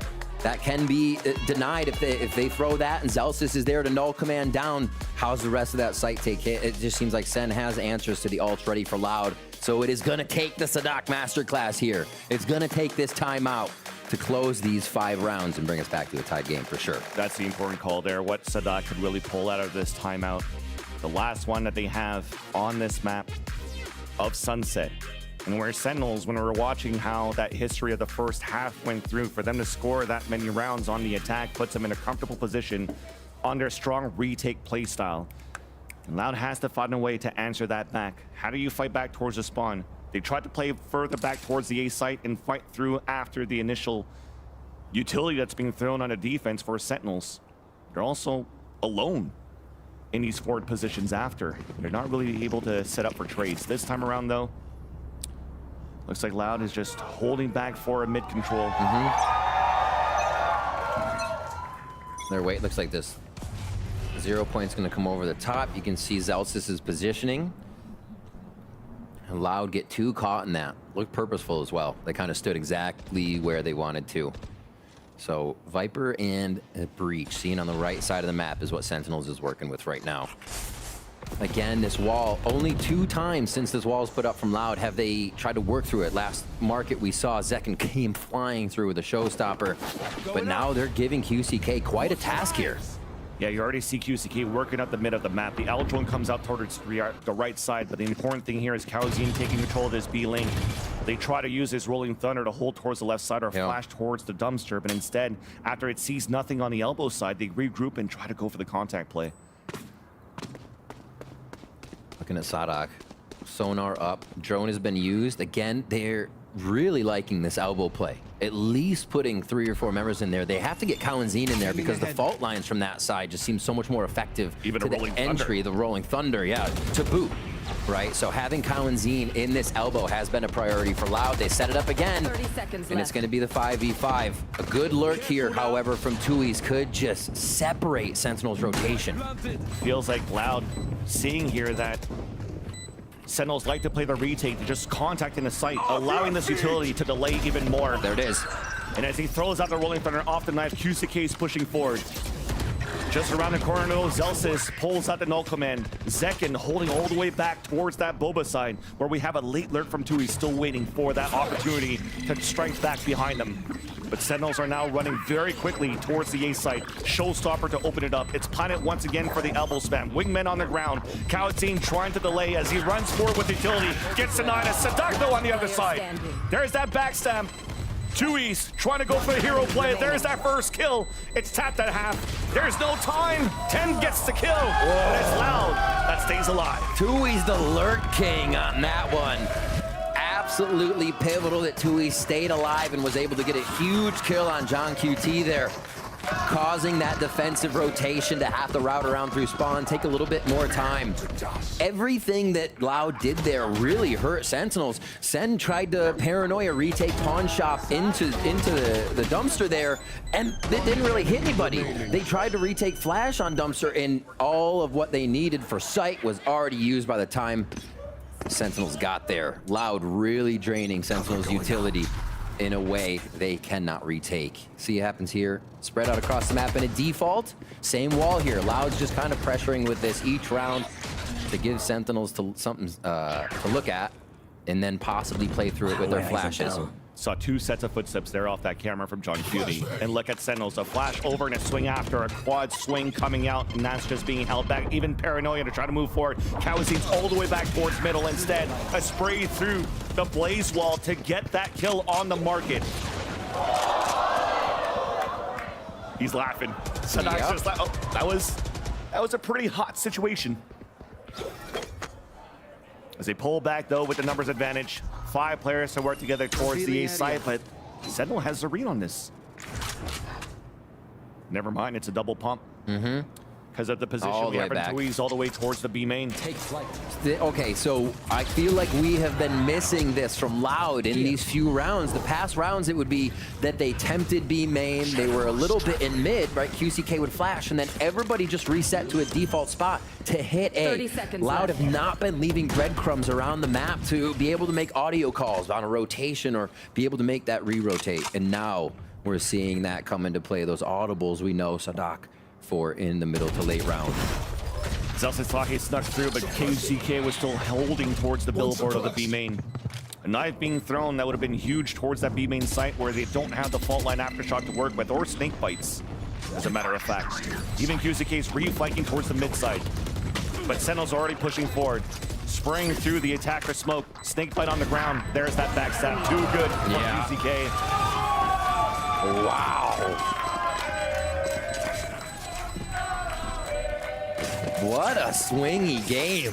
A few rounds here, a few rounds there, but the way the rounds are swinging, that team is in full control. Oh, yeah, that was close. We see it again. Hey, guy. He's like, I'm not KO ulted right now. You can't do that. I'm not gonna be rezzed. QCK with a really nice flank. And that's been working so well now for Loud that they can continuously move from site to site, or the last few rounds, I should say, not for the map. They've only employed it here. So Sen calls a timeout. We got this in the first half out of Kaplan, and Sentinels were able to really come back with a pretty strong round. See what kind of ideas they can muster up during this one. Ultimate for John Cutie and Tens, kind of passive ults. Really need to make something work to get those in action. But Sadak, do we see this off the rip, or does it become a post plant? They have been focusing from the defensive side. Loud has that Hunter's Fury controls the map. It gets them an idea right away off a drone or a sonar bolt tag. But likely here to see it as they hit the site and try to clear one of those defensive positions Sen will be covering. And that's the thing, Loud, again, they were able to play contact in the sites and use the ults on post plants instead and not having to waste them. Yes, we heard some Hunter's Fury, but those were trap plays that they had on defense. This time around, though, if they could continue to work the same way, I mean, for them, they don't need to fix anything because they're coming back in this game. Yeah. For Sentinels, the question is, how do we want to fight this? Do we want to move more forward here to not allow Loud to play the contact? It looks for information towards this mid side. Fake TP to B main, but the push is huge here from Sen. They're trying to change the pace of the game of what Loud has been seeing the last few rounds. Feeling in control. Sen trying to take that away. Passive play from Loud gets them safely across the map here, but this is what they were doing before. Not really tempting or leaving anybody at a site, just making some noise mid, and then they're going to hit A. This could be basic things too, from Sentinels holding towards the back of the side with John's Cutie set up on the A, just to maybe try to break a windman with his trips inside the A site. Run it back here, utilized by QCK just to clear out the space towards the dumpster. But the plant still comes down. A lucky kill onto Kawazin. Throws out the hat, but the plant still went down for Loud. That's huge. Kawazin's the one they want an elbow. For him to go down, this means that Sen can get back in. Right now, the goal is to protect Sadak so that he could use his Hunter's Fury. There's that tap, uses it out right away. And now right after, it's gonna be for Loud to fight back inside the smoke. Flashes are coming through. Nades are coming across towards the smokes as Tens is holding off angle. A curveball being turned. A nice kill from Tens. Snake bites on the ground as well. Wingman comes up, trying to get it down. It's at least at halfway. He's trying to stick it fully for Wingman, but gets denied. It's up to a 2 versus 1. A push forward from Bless once again. Denied! But John Cutie as they'll get to the fuse in map point. Round 12 for Sentinels. Match point. Tens again. I'm pretty sure Sideshow mentioned it previously, but that flash turning percentage, Tens being at the top. The least flashed member, we see it in action. And John Cutie, that West kill. flash and didn't care. Oh, West still actually got tagged by it. Never mind. Good POV. Good POV. It just doesn't matter with Tens. Yeah, but Cowanzine, that kill from John Cutie on a Cowanzine, you saw how confident Sentinels was to step forward there and go for the hit. What a kill to be able to pull up. Sheriffs now for the side of Loud. What a hurt on game point now, as they're gonna try to get QCK up this mid position again. A little rinse and repeat on the strats before, but it brings most of the team to keep him safe. QCK with the Sheriff, the double swing out, the wallbang, forcing Zelsis away. Trying to take the mid-control, even shock darts thrown from Sadak to keep him back. Sentinel's trying to push forward. It was being watched by Les, so you have 3 players now contained in the A site. That said, though, with the amount of rounds that were coming back there for Loud, that one single loss, now map point for Sentinels. The economy's broken for Loud. They have to try to get something done here. Controlling maybe an orb on the B site, a Viper plant off the pit, using his owl drone to sell that fake whip. This is we got the backstab though for QCK. It's perfect. But finally, John comes out of the camera to trade that out. They get information on that Sentinel player towards the back of the site. And they try to execute now for Sentinels. A tap to allow Cowanzine to swing out instant 30 headshot. seconds left. Still not deciding to go for the plan for less. They want to use it for Cowanzine. It's been the name of the game so far on how they're forming the arbs in the plant. Sentinels now trying to go for a 3-player retake at a disadvantage. Look how far back here Sadak is. Still waiting to see somebody's gonna flank across. Delays being thrown early for Loud. A flash towards the market. First contact is less. Cowanzine avoided the mosh pit, now swings out, hit by at least the fragment. Plant denied. A push forward from Tui's. Zelsis is alone. And it becomes a nice post-plant hold for Loud. That actually is one of the coolest rounds I've seen Sadak come up with. When they were running back to A, you saw Sadak instantly peel off. It's like a light bulb went off in his head, peels off, and then sets up to quickly set the drone. It looked like they were actually running all the way back. Says, okay, Tui's, give me that ult back here. They do a global distraction to allow QCK's hit to work even better. Sick thinking. Absolutely disgusting. And we said, just Sheriffs? Just Sheriffs? It was the 2 first kills they got. Honestly. QCK and Cowanzine with Sheriffs to making the crowd ill. Yep. Making the crowd ill. Maybe he'll never smile again. 9 to 12. Pop flash towards mid, possibly? Definitely. Yep, pop even flash satchels out from Zekin.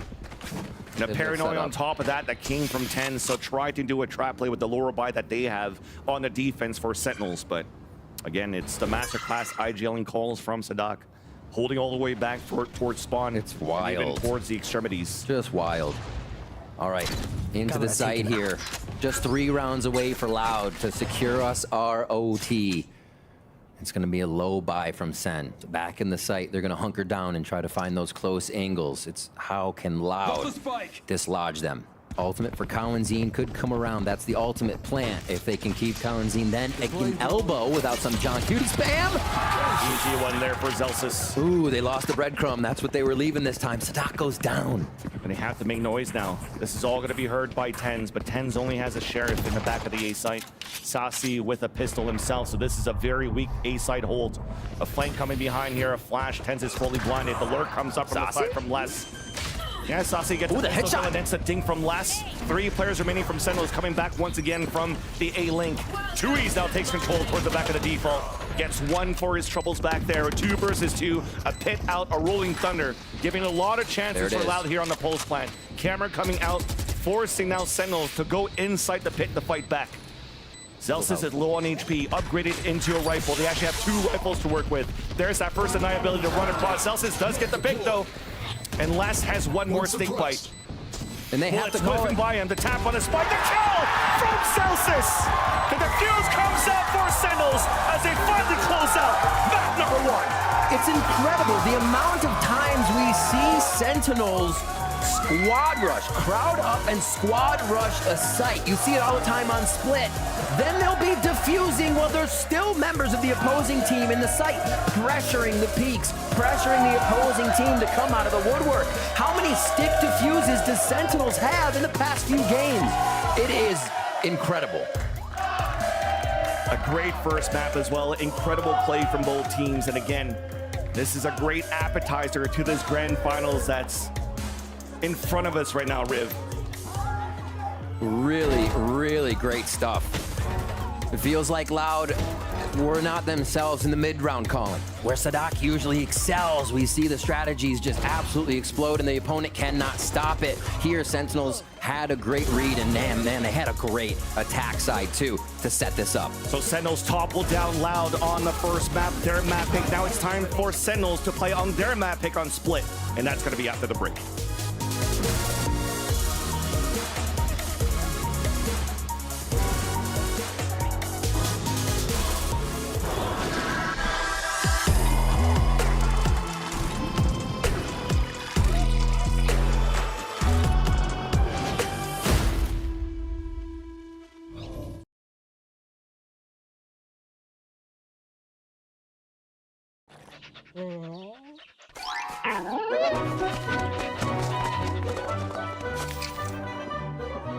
Red Bull gives you wings.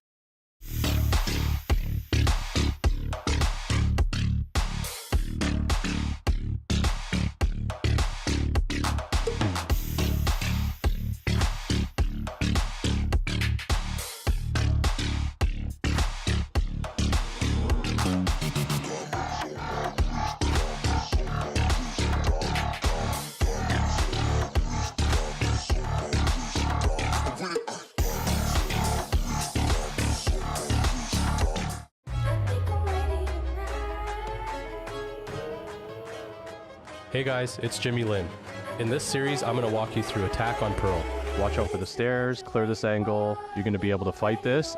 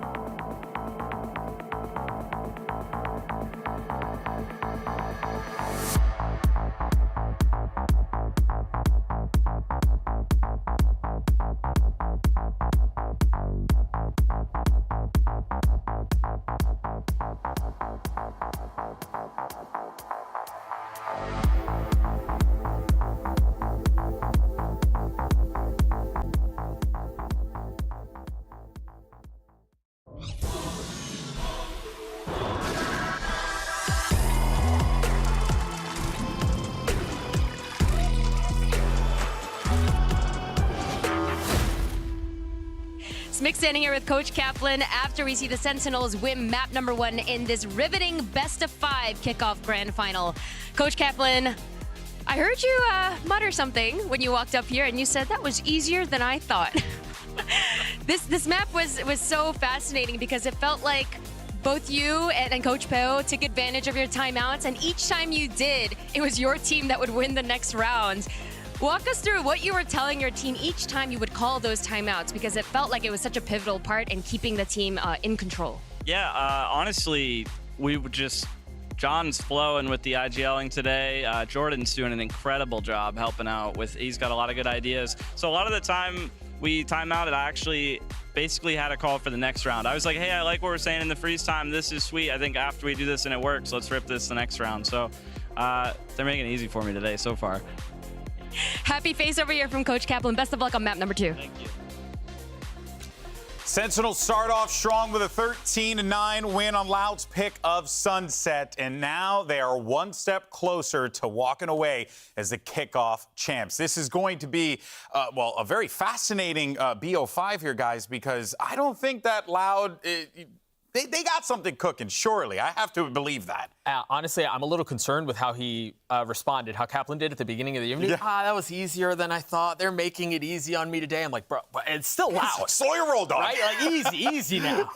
But they did look right there. I thought that they dealt with the comp that Loud was running here incredibly well, especially in that first half on the attacking side. This team was looking dominant, especially in the way that they were constantly taking A main control. Zekken getting set up for these really nice double flash with the KO and Gecko Dizzy to double satchel in, constantly opening up these rounds and just giving John so much to work with in the mid round. And I think the dominance that they've showed on Sunset goes all the way back to the offseason. Now 9-1 on this map. They've done it in the offseason. They've done it against different teams. Now they're doing it when the stage is the biggest it's been for them up until this point. Sunset is their map. Yeah, and they're really proving as well why that this comp is legit. That this is a comp that I think a lot of teams I would expect to replicate. Because even when teams have VODs out on it, they're still finding success in these retakes. On the attacking side, they're still getting that control that they did. This KO Gecko combo is just so incredibly strong right now. And Sentinels, for my money, is the team implementing it the best. We were even seeing it in the way that they were like constantly going after A main, right? They never really let them have any kind of space, any kind of freedom. I feel like with that composition is definitely like what you want to try and like exemplify here, and it worked out quite well for Zekken because my guy was feeding. He was having a good time out there, and even though you mean feasting, he was feasting. Feasting. They were feeding. I mean, yeah, no. Well, feed. I mean, you can still eat. Anyway, point is, let's just stick to the fact that Zekken was feasting. Zekken was playing very good video games. But of course, not all that shocking given the hot run that he's on right here. Loud are definitely going to need to find a way to shut that down. Oh, I think it's going to. I mean, Zekken is my GOAT. Right? And he's just played so well. I won't. He's just played so well, and I think, honestly, on the other side of things, Tens has too, right? Yes, like there's just something about Sunset. He just shows up in a big way. Absolutely. And for Zekken, you saw it there, 6-4 in head-to-head kills against QCK. That's that A main fight that we kept on seeing, that we keep on talking about, that is so important to the attack side of this map. Zekken was always winning it. We talk a lot about how good this combo is, how well it sets up the Raze player, but you still need a player with impeccable movement who picks the timing with their teammates' utility right on the money, and also has the aim to back it up, and that is just Zekken. He's so consistent on this duelist role, not just because he's an excellent player, but because his team sets him up for success each and every time. Yeah, it really is, you know, like you don't put the I in team. It sounds cringe and really lame, but it's honest to God. It is, but it's true. It is, but it's still true, and Zekken exemplifies that 100%, of course, so this puts Loud a bit on the back foot here. Smix is standing by with the coach of Loud. Let's see what he has to say. Smix here with Coach Peo after that loss on that first map. I know we're about to head into Split, but I have to ask, that map was, even though it ended up being a loss, it felt like it was really close, and it was without question that Loud continued to play without fear. What are the biggest learnings, and what are you going to be doing heading into Split? Mesmo sendo uma derrota, a gente viu que a Loud foi valente no mapa e buscou a vitória, né? O que você acha que vai acontecer agora no Split?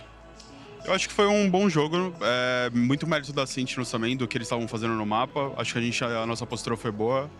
Agora é Split, a gente já ganhou deles uma vez, a gente tem mais ou menos uma ideia do que a gente pode fazer agora, do que eles estão mudando, né, pra esse jogo. E a confiança total, que a gente já virou várias séries e vai ser mais uma.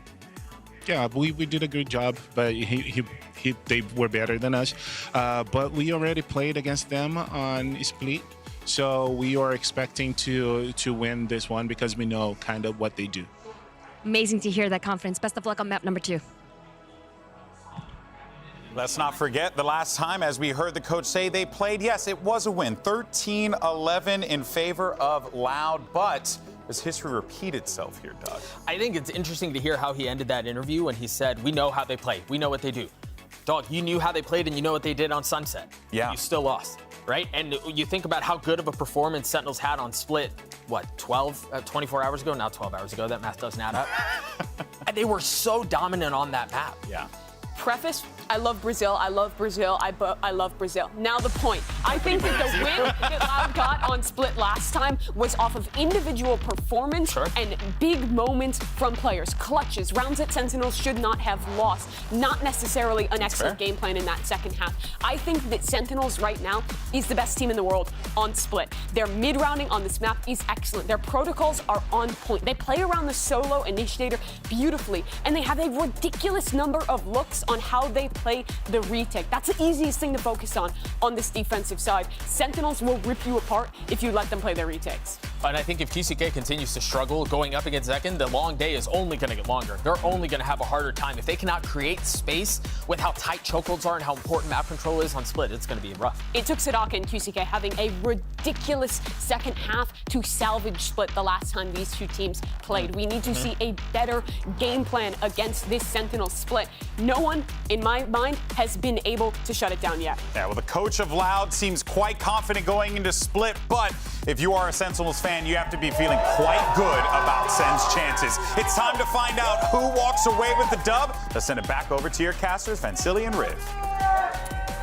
Definitely, the coaching staff of Loud seems to be very confident going into this second half, but I'm pretty sure Zelsis is also very confident for this map too, because he talked about it in an interview, in their winner's interview yesterday when they qualified. Like, Loud got a little bit lucky on that one, and I don't think they're going to be able to do that again. So we'll see if they're going to be able to polish things up and not see their heroic plays that Mimi mentioned that Loud brought out for them to capitalize on that second half the last time these two teams met against each other. It was wild. Sadak finished that game. The last 2 rounds with 7 kills, a 3K in one, a 4K in the next. Like the caster said at the time, they just wanted to end that game. It was over and he decided it. I am so excited we get them back on Split for the rematch though, because they did test each other. They pushed each other to the max. Sentinels had things that could take Sadak out of vent, yada yada. We get to see it all in play right now. Oh, QCK straight up to vent to start.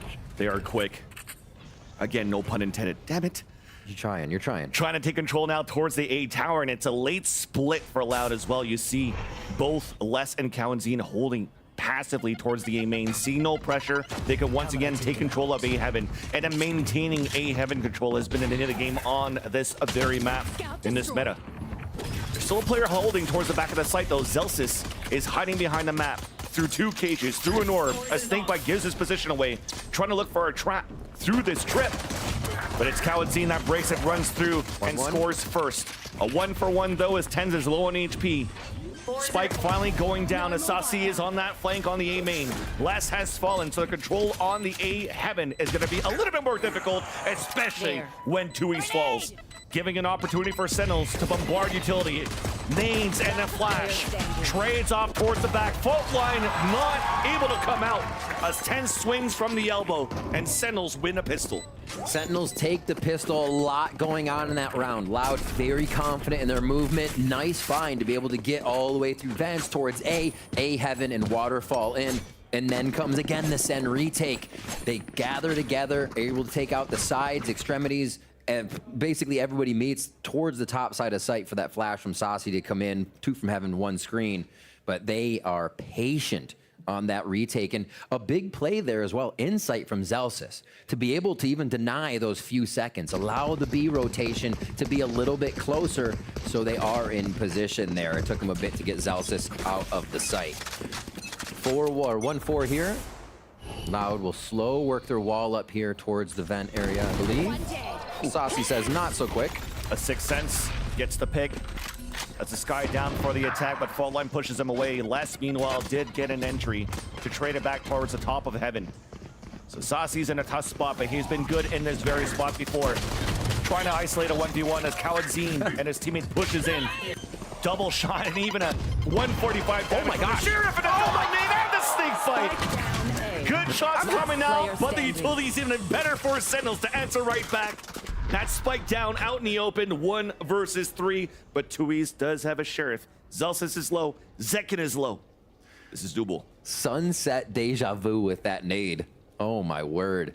And really nicely done, because I'm sure John Cutie said, somebody's destroying my trips in B. Let's just hit whoever is in sight. So those mollies and grenades, a very high chance to be hitting their target, and that they did. But what can Tui's do here? 2 one-shots, and he has to connect with John Cutie twice if it's not the head. He had a lot of time to work 30 with. seconds left. A minute on the clock before he made it towards the line of scrimmage of the A side, but a camera refresh for John Cutie, allowing for them to get ready for a triple swing on a contact. Tui still looking to move forward. 18 seconds left on the clock. There's that contact. There's one on one end, but was not ready for a second on the top of heaven. You see what these rounds mean, though? Yeah, while there was the win there, John even wanted to drop those weapons.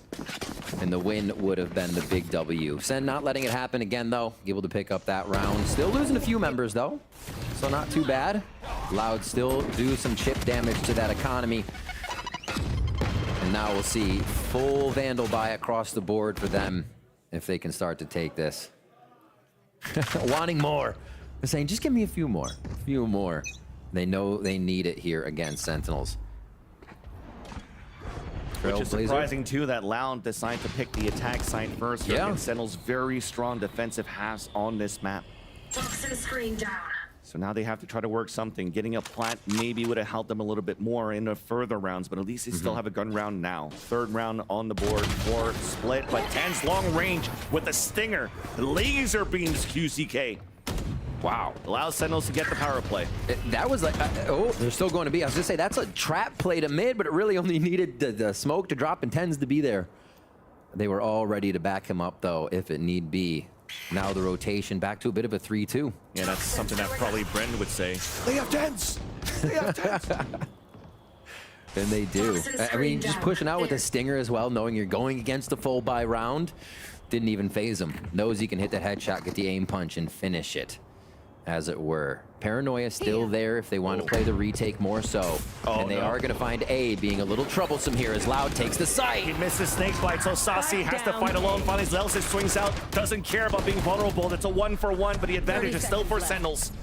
Less than Tui's. They've done this before at a disadvantage. The first one to fall is Saucy. Almost gets that tap in. 1 HP. Pink Shells once again. Is it a touchdown? But Tens doesn't care. Swings in for the kills with the Stinger. First and last 2 kills of this round. As Sentinels win the bonus. Man, Tens picking up. You're not even gonna say, oh, he's for the ultimate. No, Tens is just heating up. That's as good as having an ultimate all the time. And he is cleaning up with that Stinger. Opening kill on the round, final 2 kills on the round. Tens is let loose right now. A low buy again for Loud here. And they have not had a good time once they get to the site, Vansili. It seems like Loud needs to figure out a way again to start chip damaging Sentinels before they get to the site. Get this utility out of their hands because the retake is just too strong. Okay, ramp control here for Loud. Just try and pressure. Try and get Sentinels to move. Dislodge them from the original starting spots. And coming up from the vent, could get a kill here onto Zelsis. Or the drops as Zelsis goes back up. There's a smoke for him to hide behind the Viper wall. Makes it out of safety, so the timing's out, but at least a Stinger through 2 smokes puts Zelsis down. That's crazy, Vance. Sentinels, oh, nice shot into 10s. Yeah, that's crazy. Sentinels are losing players with a buy here. From Loud, a lower buy that they have. Finally, the anchor towards the back of the site. Swings for 2. Sadak looking to trade it out. QCK was there. 2v3. Looking for a timing. Made it through, but QCK falls, a 2v2. 40 seconds left on the clock. Spike is still up, so they actually managed to take it back and move forward. But John Cutie's right on the top of B, not allowing Loud to leave anywhere else. As Rob Moore would say, this kid can frag. Holy moly, and he does. Calling the shots, fragging the shots as well. And the interesting thing I wanted to mention about that round, Sentinels used that exact strategy to kill Sadak when he had a judge and vent the last time they played. So Loud's like, oh, this strat? Let's do it. 4 up ramp, 1 through mid. Zelsis gets out. And Sentinels still find a way to come up with a round, even with a cheeky little trap play there from Loud. All right. Loud has been collecting these timeouts once they have Rolling Thunder a bit. A few ultimates to use here. How do they procure the W, though, on the next round? Saucy, as much as Sen want to play back, they can. Again, you're going to have your cabbages going out whenever you want. Seekers are going to find Loud, and they could take 40 seconds into the round. Sentinels will still be comfortable knowing they have the right position. So Loud really trying to figure out what can we do to get Seekers out? How can we work the map so it doesn't affect us? Maybe that audible, maybe the Sadak mid round here gonna come into play now that we're back on a full buy and a chance for Loud to get back in. Very reminiscent of Sunset. Sen is starting so hot on these maps and Loud is calling an early timeout. Rinse and repeat here, deja vu. Exactly. Money is bought all the way down, ultimates to work with, full armor. This is a heavy investment for Loud this time around and an opportunity to swing it back in their favor.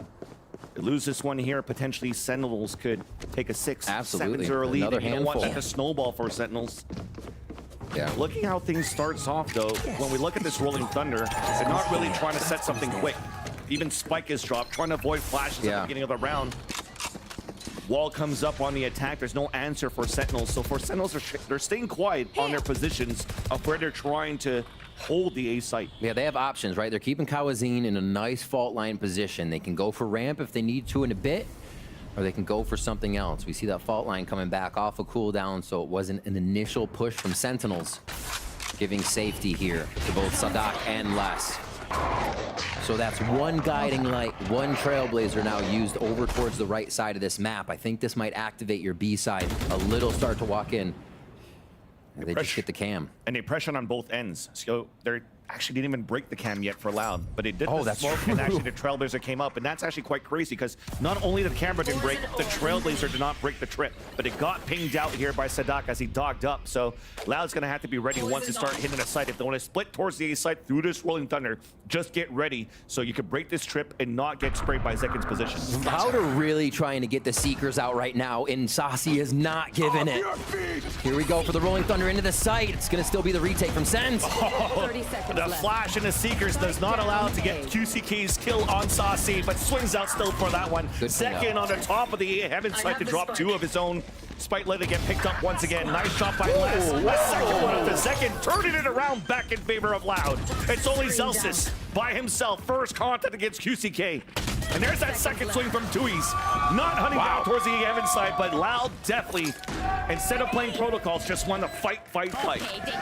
They had to at that point. I mean, as the clock runs down, you don't get much more room to work. You're gonna have to go, and you're gonna have to accept that Seekers will find that out. Great push through. Flashed and denied by Seekers. Loud still get the ground they need and are finally able to push forward out of the site. Not allow Sen that setup that they've been getting. Unfortunate. 4-1 now. Loud feeling good though. Very fortunate for them. Ultimate for QCK, just one away here if they can focus an orb. And definitely a light at the end of the tunnel to start grabbing more rounds. Obviously a buy here for Sen. They had quite a bit of money to go through with those first 4 rounds. And this is a default we see Loud go to a lot. They'll set up in this 2-2-1. QCK will now push up towards the vent. Sadak behind, but they don't have time! What a read here by Sentinels. Showstopper does not get any kills yet, though. You saw the idea out from Loud, but we'll hold that thought for a bit. Paranoia for Loud to try to re-engage for control inside Garage. And finally, as it slows down, you could see it. The Trailblazer came out from Sadak, and he just waited at the corner with this dog up towards middle, hoping to bait the Showstopper out towards middle. But then Sentinels like, hey, no, we're going to take the extremity instead, and almost caught a few off that Showstopper. Everybody trying to flip the timing right now. Sadak, oh my gosh. Oh, he's being watched. 3 players are looking back. They knew the orb was coming down. Sadak finally spotted, and he's in heavy trouble. Yeah. Easy pickings here for Zekin as Don Cuties anchoring towards the back of the site. Cage coming out, trying to get the hat out. Beatboxing around the map here as the rest of his team is able to clean it up from behind. Just Cypher walk around there, trying to find his hat, trying to find a body. But he just could not. He just couldn't find that nook. All right, 5-1 as we come up on to round 7. Zekken 9-2-1. I feel like there has been a lot of showstoppers out of Zekken just this series. Pressuring it. That one from Loud really well absorbed. Understanding that would go into mid or from B main. They could rotate back around to mid. But Sentinels just seem to have the read after the initial play again. Zekken's been a nuisance towards the top of that A heaven side. And Loud can't seem to really push him away from that spot. And as they try to go for control towards the A ramp, this time a slight change of pace. Ten's trying to play that aggressive position up towards the A ramp. Doesn't even care about the satchels. And Q-Siki falls as well. So you see sometimes it's aggressive from Loud, sometimes it's slow on the A ramp, and even the positioning is well read from how Sentinels want to play. Ten's and Zekken known for anchoring quite well on that A heaven side. Cover going out. Already. Loud working numbers down here. Sentinels is not making anything easy for Loud. I think this is what we see from Sen, right? If we had Tens on bind, they'd be pushing extremities everywhere. The Sen comp for split means they stay back. They crowd together, they retake together. Being able to flip styles and identities like that, I think makes Sentinels so strong. And hard for teams to read that aggression. Oh, the trip across two easy ones for Saucy. Down A. Saw the idea there, and that late lurk. 30 seconds Not left. gonna do too much. Okay, at least that kill onto John Cutie, winning that fight. Rare moment there for the IGL of Sentinel sign. You definitely see here with 18 seconds left. Phantom in hand. So just gonna try to save it. But the idea for Loud was trying to go for just basic utility, hit that A side. The one pesky trip, not breaking that utility from the John Cutie side on that A site, allowing the anchor player of Saucy so good. Back of sight, flower pots. Yeah. Hell, like he's so good in all of these rounds that we've seen Sentinels play. Their defensive side on split so far. If we think back just to the round Zekken blasted into B main, we were almost about to talk about Loud setting up their default again, right? Partially through the round, Loud want to set up a default. It's kind of telling to just look at that scenario and say, Sentinels doesn't want Loud to do default anything. They're not giving Loud time to default anything or get the benefit of defaulting anything. They are really messing with how Loud approaches the game here. One of them is just staying back, staying safe, and making the retake that much stronger. So Loud try to put the game in their hands. One of our first fast blast packs up here. That was facilitated by Kalenzin's breach fault line. Staying alert, staying safe, and that's what they need. need. Swing towards heaven. Even though you had the same type of conditioning that it's Zekken out there outside that window of the A side. This time it was Tens trying to hold it out, but you saw the crosshair placement from Loud side. Instant entry and advantage for the attack. Slow play, denial, delay right now coming in. Just so Loud can't complete the strategy they want, but they're also happy to see some of this util from Sentinels, lessening the power that they're going to have to deal with as they enter A site. It looks like it might be a commit to B.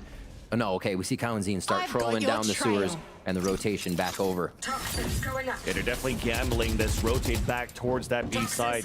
Seekers coming out just to keep those players anchored inside B. That's going to make it difficult for Zelsis. Couldn't find any surprise kills. No trap coming across on this B side hold. I was going to say potentially they're going to try to save their weapons here, but look at that instant rotate back from Sentinels. 27 seconds left. And Zelsis is trying to find a timing. Screen down. This is it. They crowd together. All the power in one spot from screens. They still have a dog and a flash, so that's going to help them get information. And already preemptive utility used by Loud for the pulse plant. There's a Yakuza shot coming through, forcing a dog to fall back. Yep. There's that flash to swing out, and Q-Siki gets the first pick. That's definitely going to be for the last two to take. It's kind of like you first. Never mind. We don't want any of that. Loud. What a quick round by them, but let's look at how they took it. It is one of theirs. A spray from Les, that opens up. That's a 5v4 that's legit. Another spray coming through the smoke isn't something you can replicate, but the speed Loud took on that round is what kind of gets Sentinels off kilter there. Loud can do that again, so definitely seeing that speed is playing to their favor. QCK is going to have ultimate after this, so off the rip, we might get it again from Loud, and I think that's the way they should go. And I love that slight adjustment from Loud. A simple just push towards that window side, because when you're looking at where the anchor player towards the A side, usually Sasi, is just waiting towards the back of the map, playing behind the trip, so you don't really have too much presence on screens or elbow. So they just want to gamble it there when the wall comes down for Loud to get the pick, and the gamble pays off. For Sentinels, are you going to try to readjust on this? And it starts off early. I mean, Sasi's already at the entrance here, looking to potentially flash for info. The knock comes out for the first time too, and we talk about that line of sight, right? And look at TenZ. Instead of being towards the A heaven, he's opting out down the straight line from screens towards the entrance of that A site. There's a check, making sure the Viper wall that just went up and down from Les did not provide any movement. A 1-3-1. A lot of options for Loud here. They can actually call any audible they want. A very flowing strat to go through vent or B main here, or male rather. And Male has a lot of utility, looking to get that showstopper out for control. Denied right away. Somehow gets two. What? That was like second from the grave. Is insane. What? One straight bullet probably before he fell down. Seriously, yeah. Boom, that's two down, and already the pit out on the defense. Although Loud is still trying to commit into this. Spike is still up on the back of Sadak. Zels is holding behind here, the double box. Trying to wrap around, waiting for the tap of the Spike. 3 players just trying to clear out the pit, and it never checked that corner. So everybody's dwindling down on HP. Left.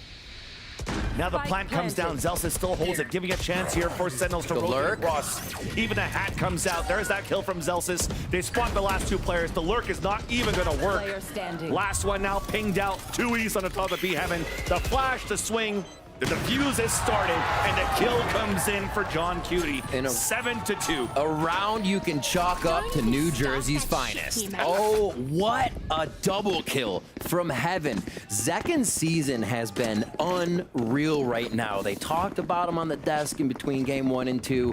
He has been putting up numbers, but also you put him in situations where you should see a player going down with no kills. He'll come up with 2. He'll come up with the unreal play, and it's just wearing away at Loud that they can't get past this kind of stuff right now. Flick of the day. Flick of the day. We would bring it back for something like that, honestly. Operator still there. Sentinels feeling very much in control of this game, receiving each one of Loud's strats so far. So what is next? Tui's gets the op. We got double Omen Operator on the map right now. Less with the ult if they can gain ground into a site, and maybe even try to flex with it to put it down first. And that's rare too. Usually it's used on the defensive side for QCK, and Tui's makes that work though. Once again, a high gamble that pays off for a power play for Loud, but they still have to go through some heavy firepower of Sentinels here. But TenZ is alone towards the A side, only has that op to work with. A push down from Zelsis, so we're trying to go for, again, those one and dones. Hoping to get 2, hoping to get information as well. I think he gets a mid lurk. They go all the way around. Loud is being very safe here. I think Zelsis just turned, so he might have heard him across. Got that little step. Yeah. If they make any noise on ramp, he'll know. There you go. Allows TenZ to inch out a little bit more, get that pick. Zekken to join him towards the back of the side. There's a second shot there, and he's been good in this position as well. Paranoid on both ends, not allowing to push forward. A TP backwards as well. But then finally, QCK and Les comes in. They traded out 2 versus 2. Zelsis too far to throw the snake bites down to deny the plant. John Cutie to meet up with him as Les gets the ult out to control the elbow, and both moving towards the screen. That's a wild amount of ultimate right there. Pushed out a bit because of the column, giving him much more room to play with here. What do they have? 2. They could Viper Bite elbow and try to make their way in, watching just the entrance to sight from the top side here. But that boom bot gives a clue here. Oh, that players are coming across the wall bang after. But the second one is nowhere to be found. They're just sticking the spike right now, and Zelsis will get the defuse. At the beginning of this map, we said Sentinels somehow gets these in-sight sticks on the defuse. They take the site with members of the opposing team still alive to force them out of their position where they feel safe. That was out of the ultimate. And I think Loud also predicted they might find some utility at elbow. Both swing out middle site, and that's all they wrote. Sentinels stick to defuse again. It's becoming all too common. And they get the round. 8-2 now for Sentinels. It's not the same comeback that Sunset had for Loud, that's for sure. I feel that there's a moment of pressure there for Loud, too, on that 2v2. Ouch. Well, hold on, though. It's a beautiful fall. And Celsius, once again, using and proving that the fault line is cosmetics. QCK falls for this heavy pressure that Loud is trying to get towards middle. Sentinels are crunching back in, looking to fight back. Sadak is stuck behind the box. The Satchel's coming out. Celsius with a jump kill. Doesn't care, twerks away. Sentinels is not allowing Loud to play the game right now. Continuously pushing up, finding their own fights. Pushing Loud out of their own strategies constantly. Here to reset, try again, less. Mechanically gifted, ready to open up on any members that peek, but Sentinels stay hunkered down, trading each other and ready on these hard angles. Look at even all the way out of A. At this point, usually you have members anchored in sight, but they're not giving Loud any opportunities. Exactly, they got active information. The camera's watching everything from A main and also towards Heaven. They just flashed towards the garage as well, coming out from Saucy. So now the only positions that they could think of is 30 mid, seconds left. vents, or rotate back towards A main, holding outside of the radius of that camera. It's not going to be easy for Loud to take position, so you already see it still anchoring up now towards the middle. Yeah, this is giving up this round, Save for sure. Knowing the ultimates are there, Zekin could easily just pop in. Seems like he has ults on rerun right now. Just more in his pocket once he uses it. And which gives me an opportunity to talk a little bit about that pressure I was talking about and falling on those slight mistakes. It was a 2v2 where they boombot outside of their own pit to give their positions away. And that's something that they're going to have to clean up here if they want to play against a Sentinels that look so polished this kickoff in this year, in this season of the VCT Americas.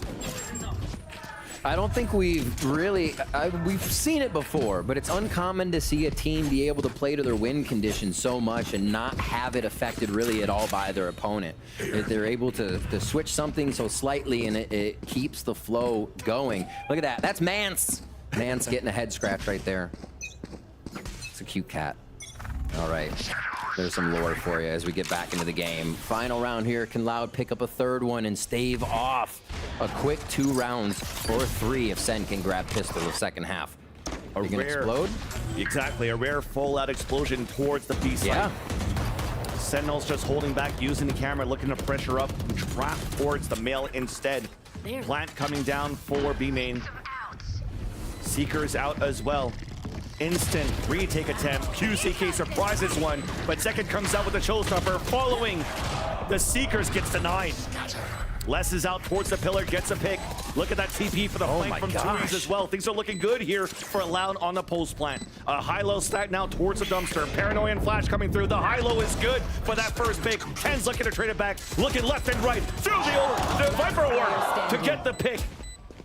But John Cutie now in a clutch situation. Remember that TP I talked about before? Not even needed this time around. Kaozin winning his 1v1, allowing the hat to finish 9-3.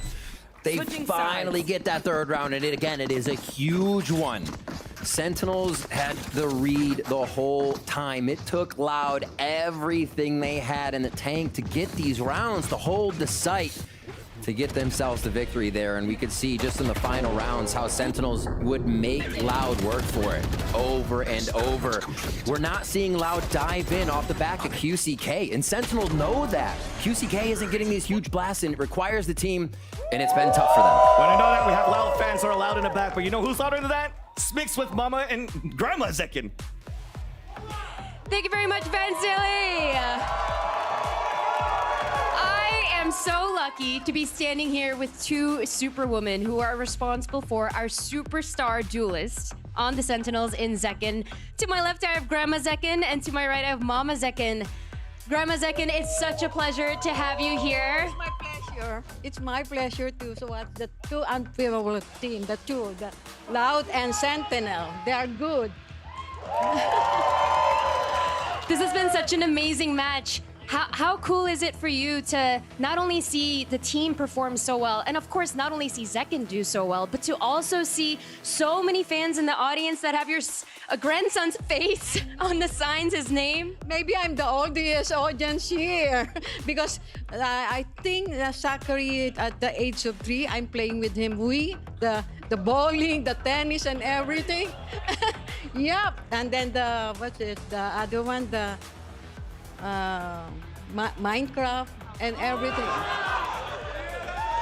Pokemon.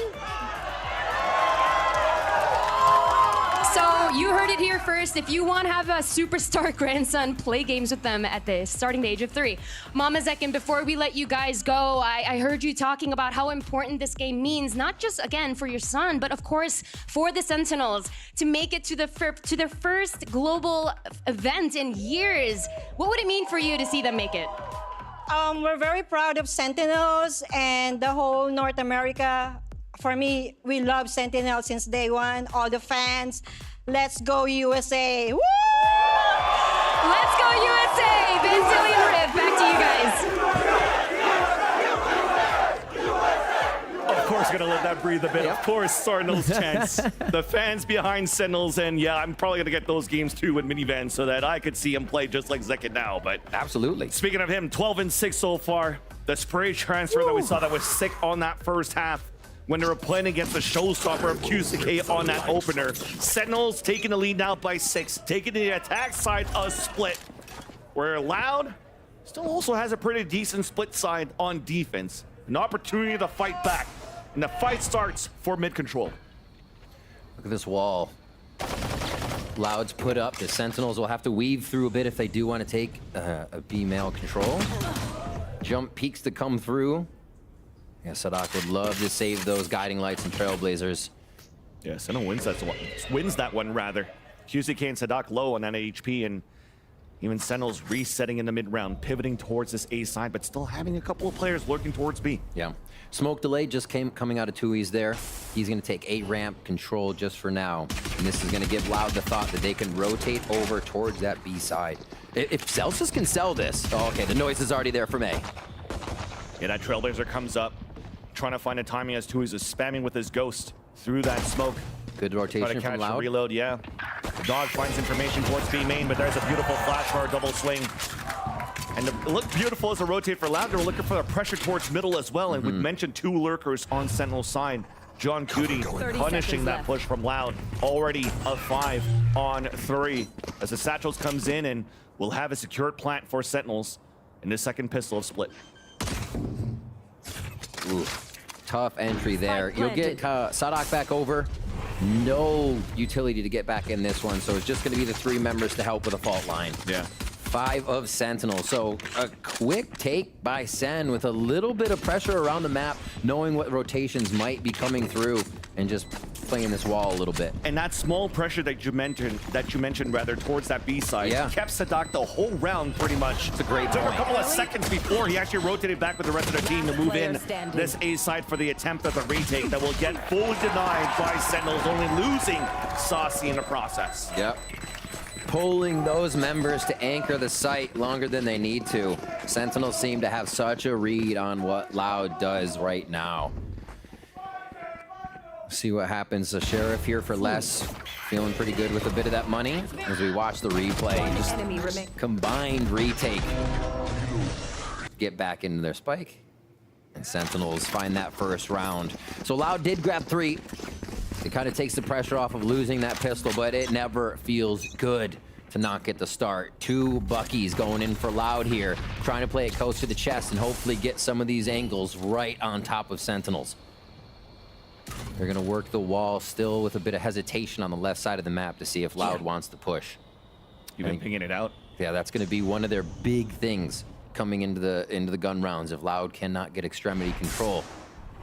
And this is where you start understanding the playstyle of Loud. Lower buys that they usually have shotguns to work with. This time 2 Buckies for Kalazine and Sadak. So as soon as the fault line came out, instant wall, instant camera, just to try to spot players running through. And as nothing really happens, they're playing around this map, around the A site. It really kind of leaves Kawatzin pinned here in this position. So then the pressure comes back towards Les. The trailers are now spots Kawatzin, who goes for another fault line. The long range there finally connects. Oh! Something take down Zekin. There's that bait, allowing Les to just swing out from the back of the map. Beautifully done for the crossfire set up for Loud. It was looking pretty good for Sentinels so far, but somehow the heroic plays comes out. 2v2. 30 QCK seconds and left. Tui's only with pistols. A plant for heaven. Both players though falling back in the back of the A site. 2 flashes still available for Saucy. This still a pretty good position now for the attack pulse plant. What a second round. Are they really going to steal this away? Remaining. Not at this point. No, only just dwindled. Paranoia though might give an opportunity to isolate one, but it's a double swing right after. Nice little beat here, allowing to get the kill and at least stop the pressure that Loud was almost converting there on the 50. That got sketchy, and Sentinels buys will still be pretty sketchy coming into this round due to those frags from Loud.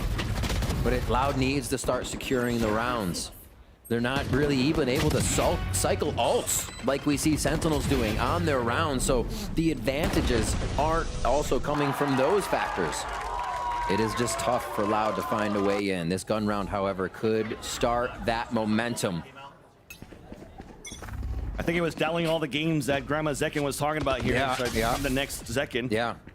I mean, he was doing jump map before this too, just getting the vibe, getting his movement down. We know Zekin's movement is one of the prime things he's known for, so always doing that. Here he goes.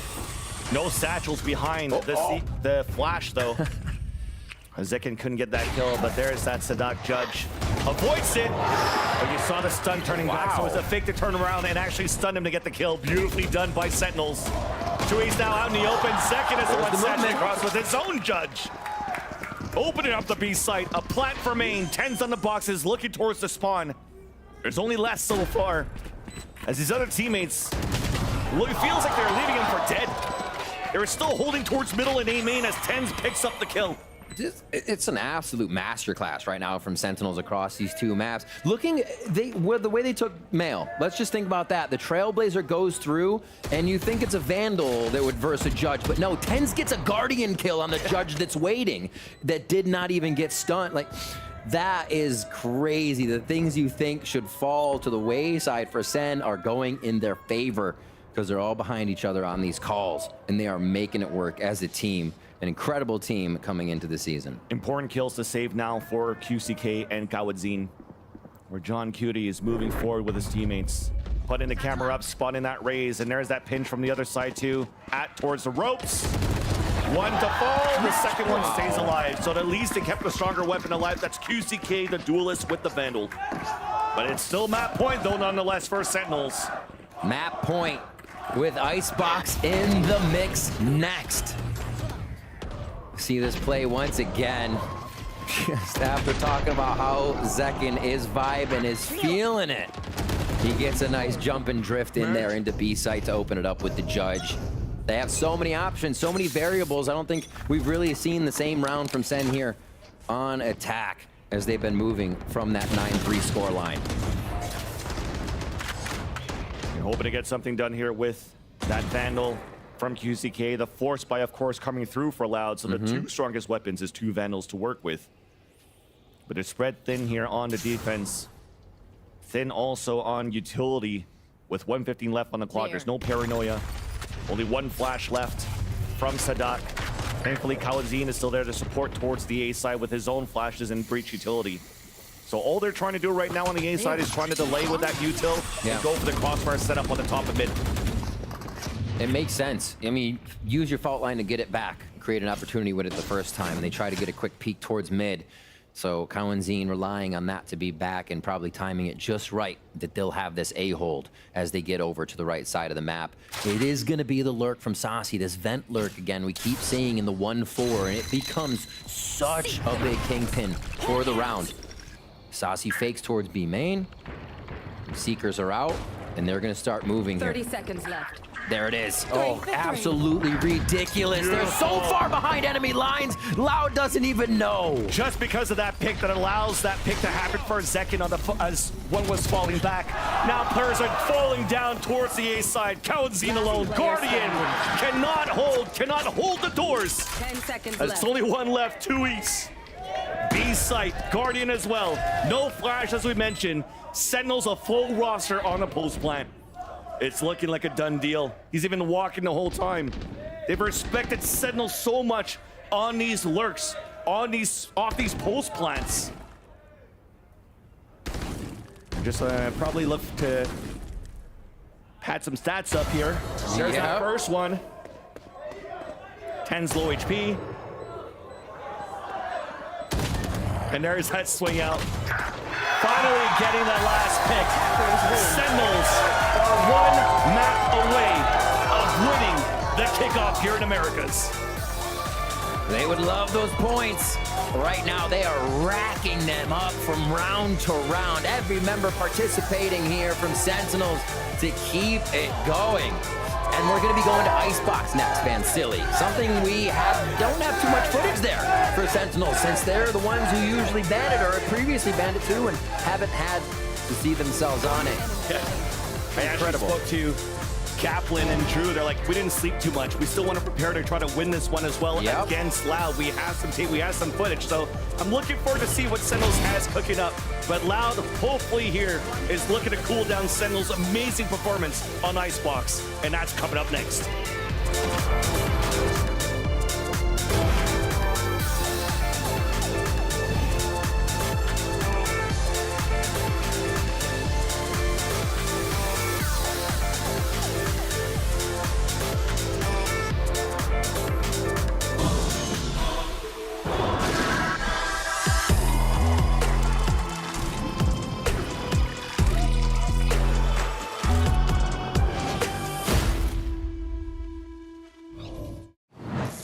Rachel, you okay? No.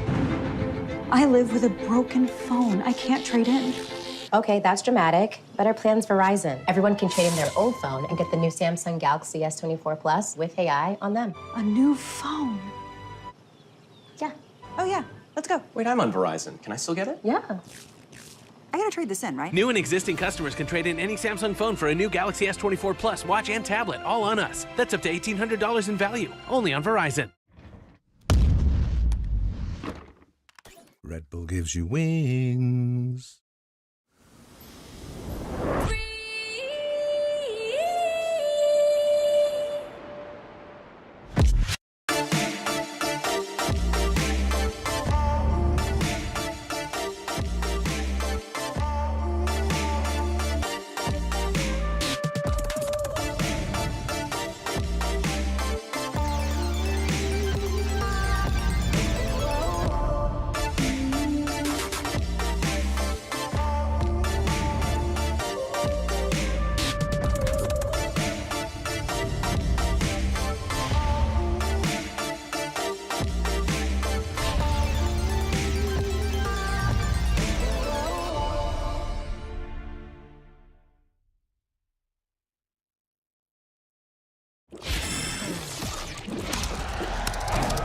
Red Bull gives you wings.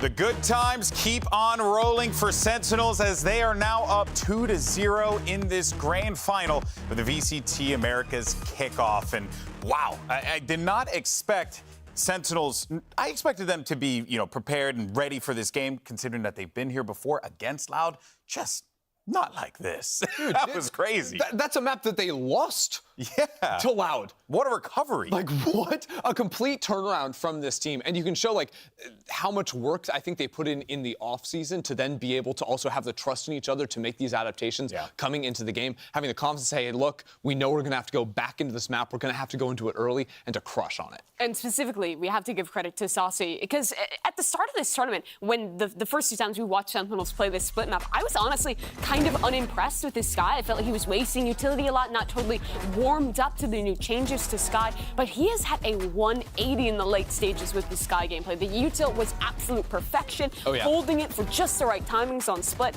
And when he plays Gecko, he is electric as well. He is having a ridiculous series thus far, Christy. He was the superstar for this team back on Sunset, right? You remember all the clutch rounds he was able to get, just absolutely putting up numbers.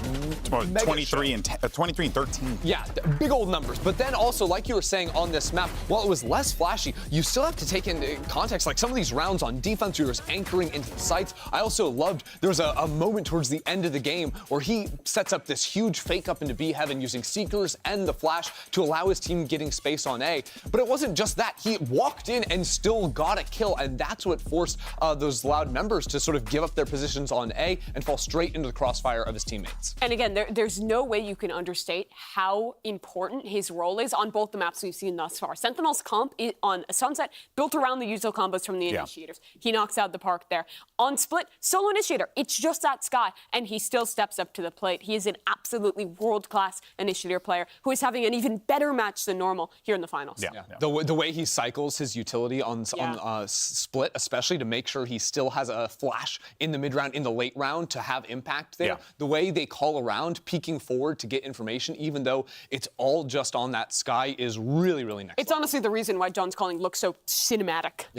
Absolute cinema. All right, but here's the thing, though. Loud, they have been in this position before. And last time, wasn't really that great. They did get swept by Optic, and this is where things, Ender, are going to be quite problematic here, because not only do you have to, find your way back into this game, you got to win back to back to back, and that's going to be really hard with the way Sen's playing. Yeah, it absolutely is. But, it's been a while since that sweep happened. More recently, it looked like they got, we're going to get swept versus Fnatic last year, and, the ending wasn't quite there. They did battle back, and the player I am looking at to step up when the going gets tough, especially moving on to the next map, Icebox, their pick, it has to be Les. This guy is an absolute machine. Been a little bit quiet so far today, but if there's one player that Loud can rally behind, it has to be him. You think of the historic finals from Loud. You think of Lepconn, you think of Champions 2022. You think of every big match this team has had, and a constant force in every one of those wins is Les. He is a big match player. When he is in moments like this with the pressure on, he is excellent. Sometimes you'll see him take risks, go for plays, but it's almost always successful. The moments he chooses are make or break from his team. And now in a position where he's no longer the young guy, no longer the rookie on the team, who has been with Loud playing at the top level for literal years now, he needs another one of those performances if the Brazilian squad wants to come back. 100%. And focusing into this next map of Icebox for him, this is a map where he can have a huge impact on the attack. How can he control space into mid? How can his lurking affect those rounds? If he's able to get up into tube, get under tube, find an opening pick after breaking some Killjoy utility, a solo player in that position can work wonders for your team's macro. He's the individual we need to see step up, but we also need to see a lot from the IGL Sadak. We have been giving him a lot of credit today because he deserves it. No IGL has had the consistency this guy has, but he's going to be up against the Sentinels, who are yet to show Icebox, and it's going to be been a tough while. to call. We've seen a lot more variety recently on what teams pick on this map. Yeah. And when we saw Loud play on Icebox, it was against an EG that was playing the madness in the deadlock, right? Loud locked in the double smoke comp with Harbor and the Viper. And they got it here. They were crushing, right? Like Cow and Zine on the Sova was getting ridiculous kills through smokes. Tui's also had a phenomenal game. Let's look at that other side. What will Sentinels lock in? Because, okay, Gecko, Jet, okay. Okay. So I this like map, this. you basically have 3 required agents pretty much. You have the Killjoy, you always seen that. You have the Viper, you always seen that. You basically always seen the Sova, but you can choose to sub out for the KO if you want to. So this is a Gecko KO combination. Those util combos are going to be absolutely critical for Sen. Oh yeah, the Gecko dominates controlling B main space early on, and those combos for mid-track plays on defense, next level. Well, folks, the question is, will Sentinels close this out, or will Loud find a way to bounce back and dig deep? Let's send it back over to Vansili and Riv. Thank you, GB. Indeed, only one map needed now for Sentinels to topple Loud from this series. Unthinkable. Ender was talking about this at the desk where, back in 2022, the sweep, Loud, Icebox is that map as well, where you saw the comeback from Fnatic and Loud losing. So this is going to be quite an interesting map right now for Loud to not only prove a point that they could claw back in the game or maintain or fight back, but also win an Icebox game under heavy pressure.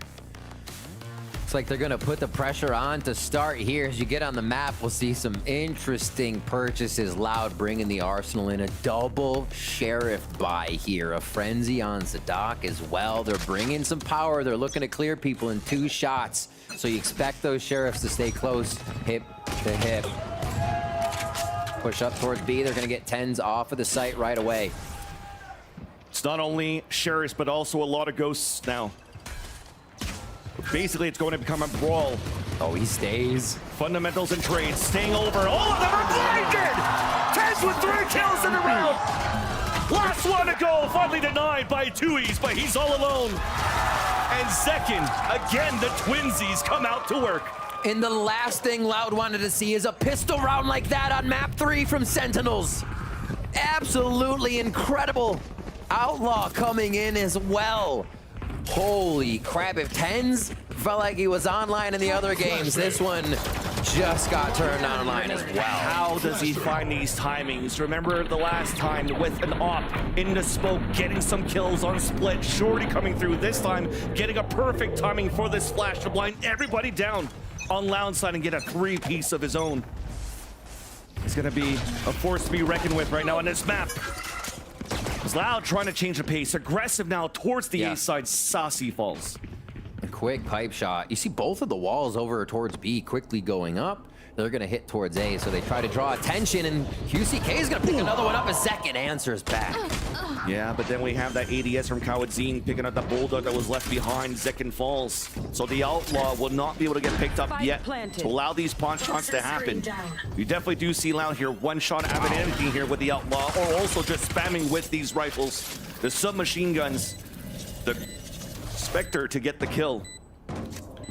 But after that first initial push coming out from John Cutie, Loud seems to be in a very good position to hold this pulse plant. Slow push in, back control the site. They just trade whatever they're defending right now, so Loud can fire all the way in. Okay, that's a nice shot. John Cutie pushing 4-2 versus 1. It's up to Tui's alone once again, and that wall's gonna be an annoying to deal with. He gets the first kill. Celsius is trying to stick it, but Tui's gets the pick. The Red Bull clutch to tie up the game early on Icebox. And Loud comes alive much earlier in this game. It has to feel good for them to find ground right now. The first 2 maps went 4-0, 5-0 before Loud answered back. Not this time.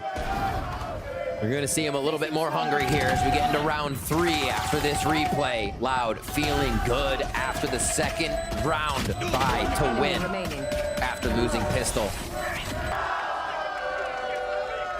Still smiles, still vibing. Can never count Loud out. Cascade forward. Still working this wall onto B, but now they have Harbor's wall to take towards A as QCK another first kill of the round. Time for Sentinels to push out quick.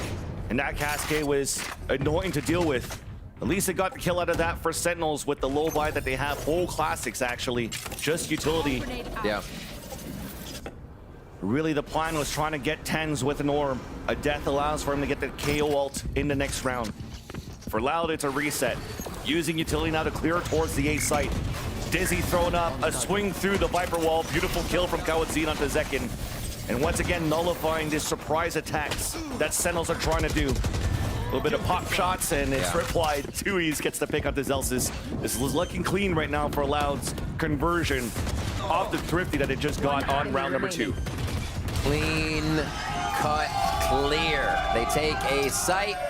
They take down Sentinels for another round. Like you said, Sentinels buying classics, seeing that a lot more from teams, able to fill up the utility. And it actually feels good because if you do go down with your classic, you have utility coming into this round now. So just get to dip into the pocket a little bit, and you already have what you need to be throwing at your opponent. Utility and weapons for sure. Right. Operator's going to be coming online here as we see Zekken spending a little bit more. Still quite a few away from the ultimate on Orb. So this op hopefully coming into play for them. And see, once Loud figures it out, that might change their tune coming into this round. But they are going to go for this pressure quickly onto Long B here. I think a dart miss, so it allows John Cutie to potentially get a surprise attack, but just saw that jiggle peek out. Loud falls back in instantly. One of those plays that Loud likes to do here is go aggressive, instantly stop, and try to re-hit right after. Get into timing out for the defensive side. Alondrone gets denied. Not too much information, but at least a Reckoning comes out to clear out the site. There's still players outside the perimeter, though, of this Reckoning on Sentinel's side. KO ult that we talked about before. Tens has now activated it. Flash being thrown. Tens falls down, becomes a camera, allowing John Cutie to get these 2 picks. Now off the post plant. There's a super late lurk right now from Les. 2 snake bites available. Wall is still up. Cascade now being thrown nullifying the op. Exactly. Nullifying that, but also allowing here Tens to come back up. There is that res, 1 flash that could be huge right now to use for both of the defenders. Dizzy comes out, Tens gets ready to move forward. John Cutie gets the pick off the 2Es. The push for that flash allows Celsius to get the pick.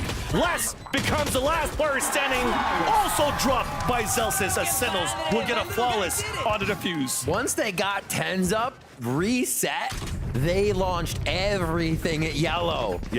We saw the entirety of Loud back there double taking on which corner they wanted to peek at and then trying to dodge the mollies they were hitting around them.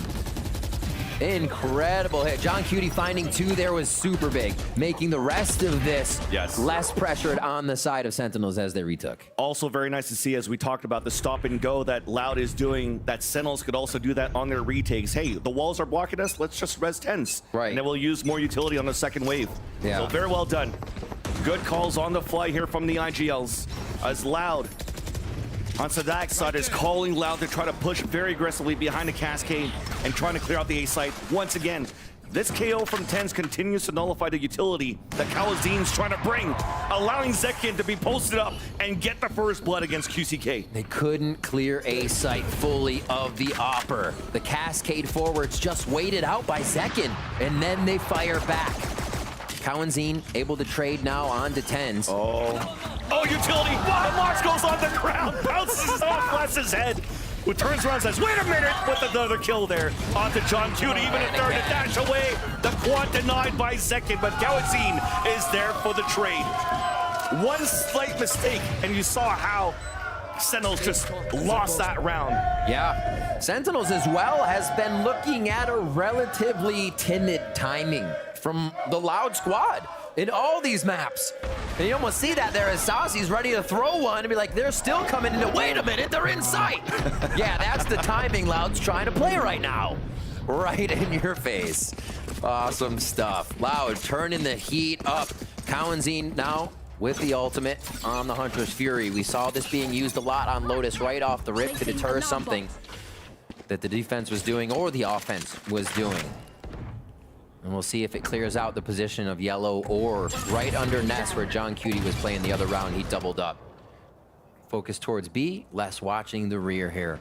And Sentinels are playing a little more timid after seeing Loud's aggression on that last round.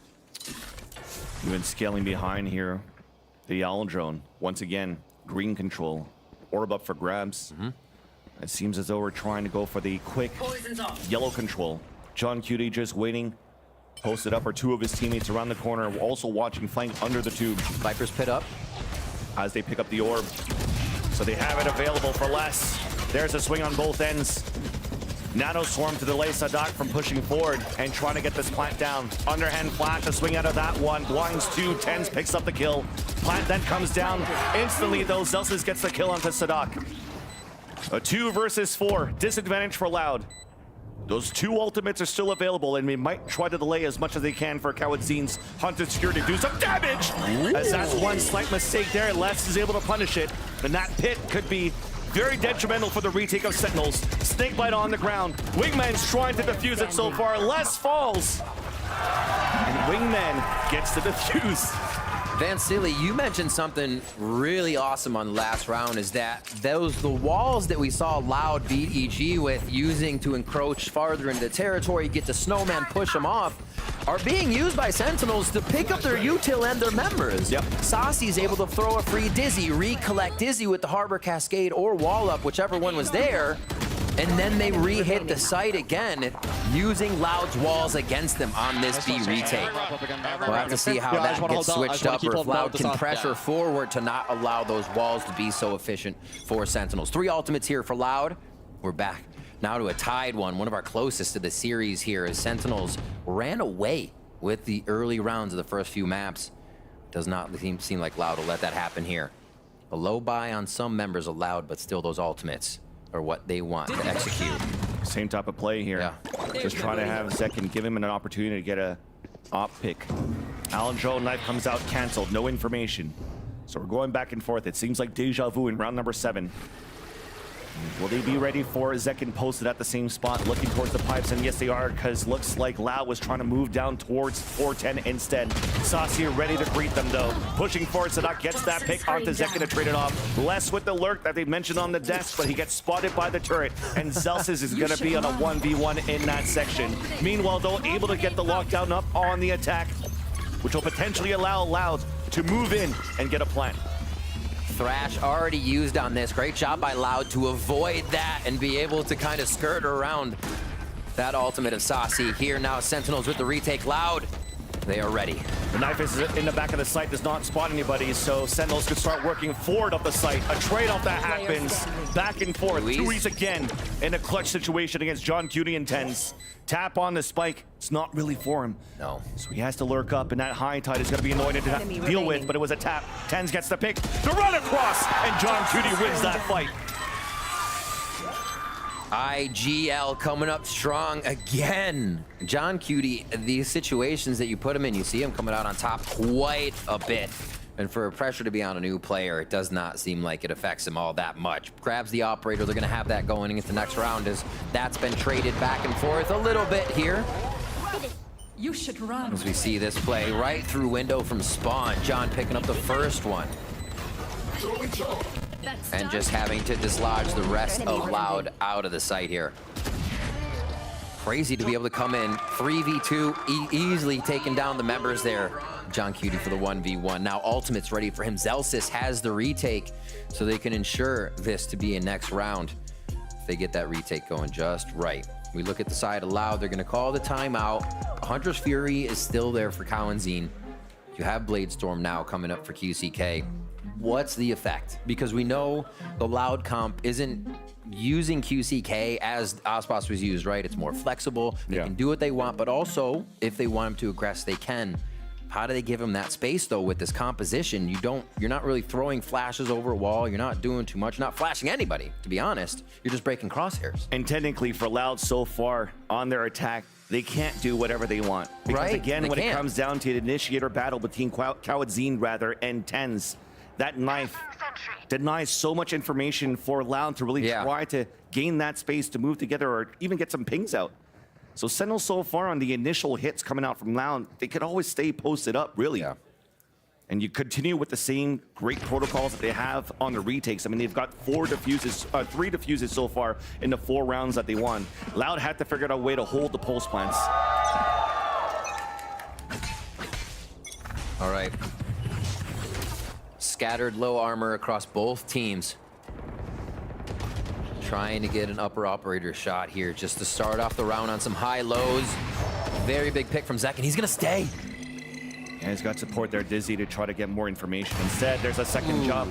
Cloudburst coming through, so they know the pressure is coming in towards Loud. But look at that instant pivot. 2 players now pushing forward towards the A side. The rotate coming across as well. Orb, which should soon be coming up towards middle here to allow for them to cross. Meanwhile, the same good old thing this time not being Sadak, because it's Cowanzine on this Sova using the Alendrone to bait out the players of Sentinels out towards this B sign, and they'll walk slowly towards A. Full retake setup now for that side. All Loud has to deal with is the ultimate, or sorry, utility from Zelsis, and that's just delayed denial. Probably won't come up with too much. They'll be able to wait this out, and the Reckoning lets them know this space is free. QCK and goes even further.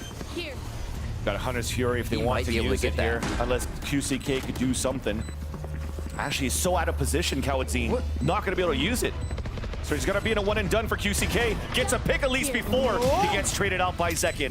A 4 versus 4, trying to use the Hunter's Fury for the pulse plant instead. Zekin gets the pick up to QCK as Nanoswarms are now trying to delay here on the attack side. There's that recon dart coming through. Kawadzin rips out the Hunter's Fury, but nobody's on the spike so far. Just a tap to actually bait out the ult. Here it comes, the wingmen to come out to start the defuse. Sentinels are fighting forward in front of their wall, but the shock darts are coming out, denies the wingmen defuse. Guard the wingman! Couple of kills coming across though. Kawadzin and Les are holding the ground, Snakebite on the ground, and there's no time left.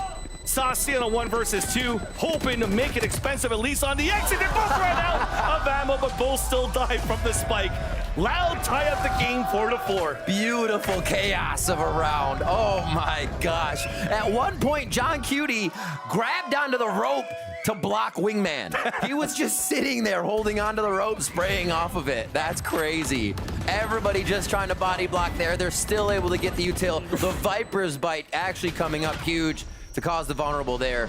And a little handshake to end the round. High five between those two. 4-4 now. These rounds are getting chaotic. This is awesome, and see how the players are just kind of regaining control of what's been happening in sight. We start this one off. Again, the focus from Loud starts with this B hit. They tempt it, they cascade, go with the drone, and see what they can get out of a fight here. Because Sentinels, they've been given that peek. Tens will be there, or Zekin. Yeah. They're trying to get a first kill. That type of round reminds me of Pearl all over again. Trying to play double controller of the pulse planet. Everybody's playing lineups and sprays through smokes. You're just crossing your fingers to actually get the diffuser. Just need some Odins. Exactly. Start spraying. At least it's been working for both teams. Sometimes you win some, sometimes you lose some, but it's a clean slate in round number 9. 4-4 our scoreline. Sadak trying to push forward off. And the orb coming down on the defense. Tens only has the Sheriff alone. Underhand flash information. But Kawadzin, they were ready for that this time around. Kawadzin and less. All comes out, denial, attempt of a plant. But Sadak still is able to put it down. Wow, Loud is staying so much farther forward. Staying too yellow, still pushing out from long. Nice util kill. Zelsis is just dancing and dodging in there. Nice kill by Kawadzin. Who gets a 3rd in the round. Even Sadak, I mean, the trades are nice. The position's great. It doesn't allow John Q to get anything done inside of his own pit. So he's gonna let that pit evaporate so he could save his weapon. But Loud are able to fight back and take the lead now. It's been a while since we've seen Loud having some sort of commanding lead. Yeah. Teamwork's on point for Loud here. Like we said, this composition doesn't just have one dashing in with free space being given by flashes and a bunch of utility. It requires Loud to be behind each other. It takes a lot more to get this composition to work that Loud is using. You gotta remember that. Very easy for Sentinels to pick apart the gap close if they can't reach QCK on the dash, right? He's left out on an island. Everything Loud does has to be in sync, and here they collect a really nice round at B. They get the ultimate out of John Cutie as well, so they have to deal with less going into this round. Well, their own teammate, but 5-4, 10, or round 10 rather. Pretty good buy here for Loud to be looking at low armor buy for the Sentinel side. Low armor buy. And pushing mid. Exactly, looking for aggression. Staying outside of the range of the Dizzy. Something that also EG struggle with, taking control of green. Nonetheless, Loud scores first. Advantage as Zelsis is under heavy pressure, forced to fall back in the back of the site. Mosh moving forward to the way as Saucy gets 2. Looks back at the top of the 410 as Tui takes him down though. Still the advantage comes out. The orb for a plant on the top of the A tower coming out from Loud. Null command available for Tens if they want to try to retake this one. But it comes down to if they could get these picks, and they cannot. Tui's looking clean on those 2. Tui's toying with them here, and look at Reckoning up again. Yeah. We just saw that clear a sight for Loud into A. This is what we saw from Zekin in the previous map, so just raise ult after raise ult. Loud is collecting those ult. They're collecting Sen's head right now, and they want this 4th map real bad. 3 ultimates to be used as Saucy does that work, but It was the workaround, still enough control over the site here for Loud to be able to control it. Okay, I didn't know if it would go in. Where are we going? Towards A again. Reckoning held and ready. Blade Storm available.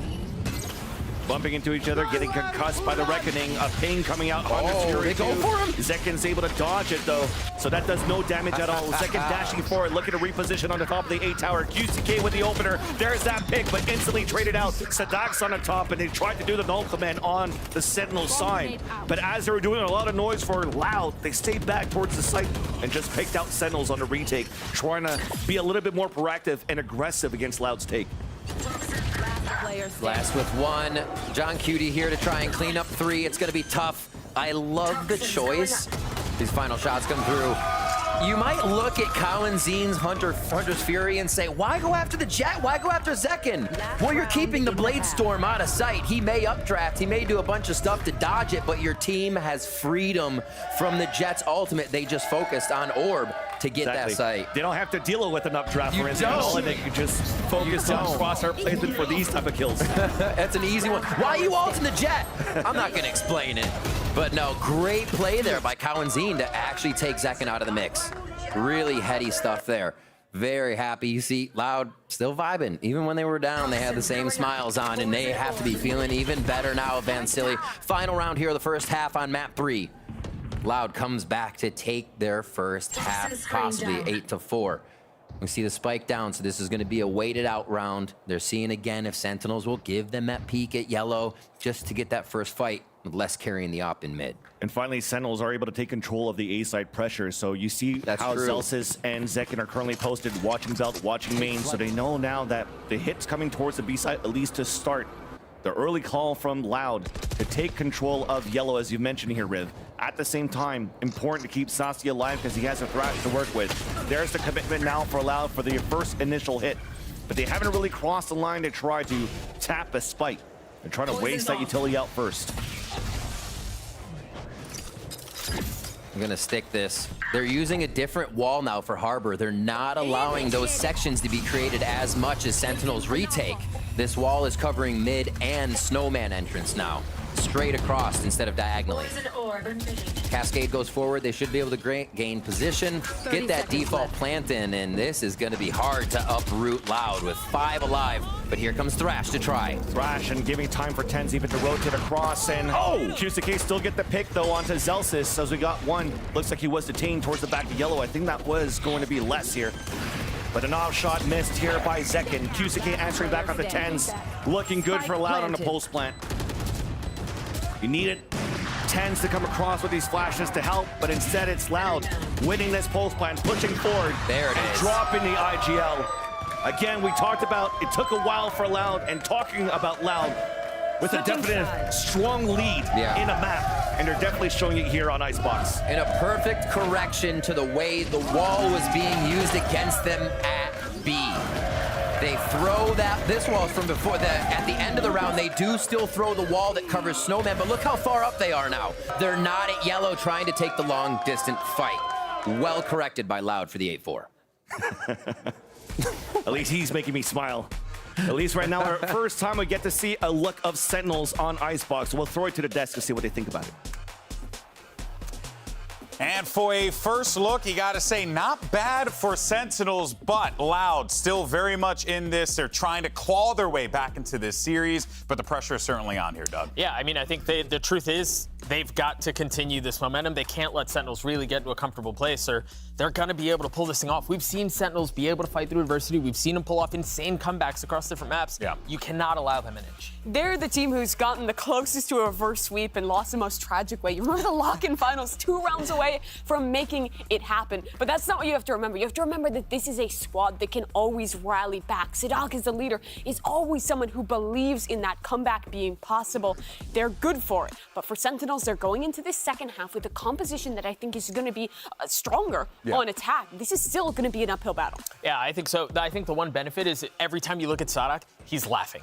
Right? The vibes are still good. He's still cutting it up with his guys. Kind of have to, too. And I think that's the mark of a good leader, right? Like, that's something that often can go unnoticed and not really mentioned, but I think keeping that positive mental for your squad, given some of the roster changes, given that you have younger players, matters a lot. But talking about mental, if there's someone who can get it back for Sentinels, it would have to be Kaplan. He's become really a leader for this team, developed into that role as a coach. If they could do it in this fashion, a comeback on one of their opponent's strongest map on their debut, showing a new comp to 3-0 Loud, the Americas champions, it would be unbelievable for their first win in a regional finals in 3 years. This means everything for Sentinels, but Loud, they would be the team to rip it away.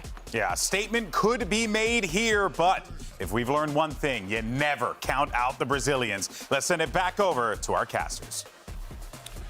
Thank you so much, GB, Doug, and Mimi. Indeed, we can never count out the Brazilians now as they take the lead. Mentioned before, a very strong first half that they've shown on their attack. This time, Sentinels trying to see what they're going to look like on their own attack side. We know that Loud has been very annoying with this double controller against EG, how they're able to lock down this B side. And that's why Sentinels, for the beginning of this pistol, are looking to move 5 players with a potential post-plant situation. Yeah, it does. You see the armor and the 2 mollies on Zelsis. That makes me think Zelsis wants to be the last alive with a bit of protection and that molly post-plant. Let's see what Sentinels tries to do.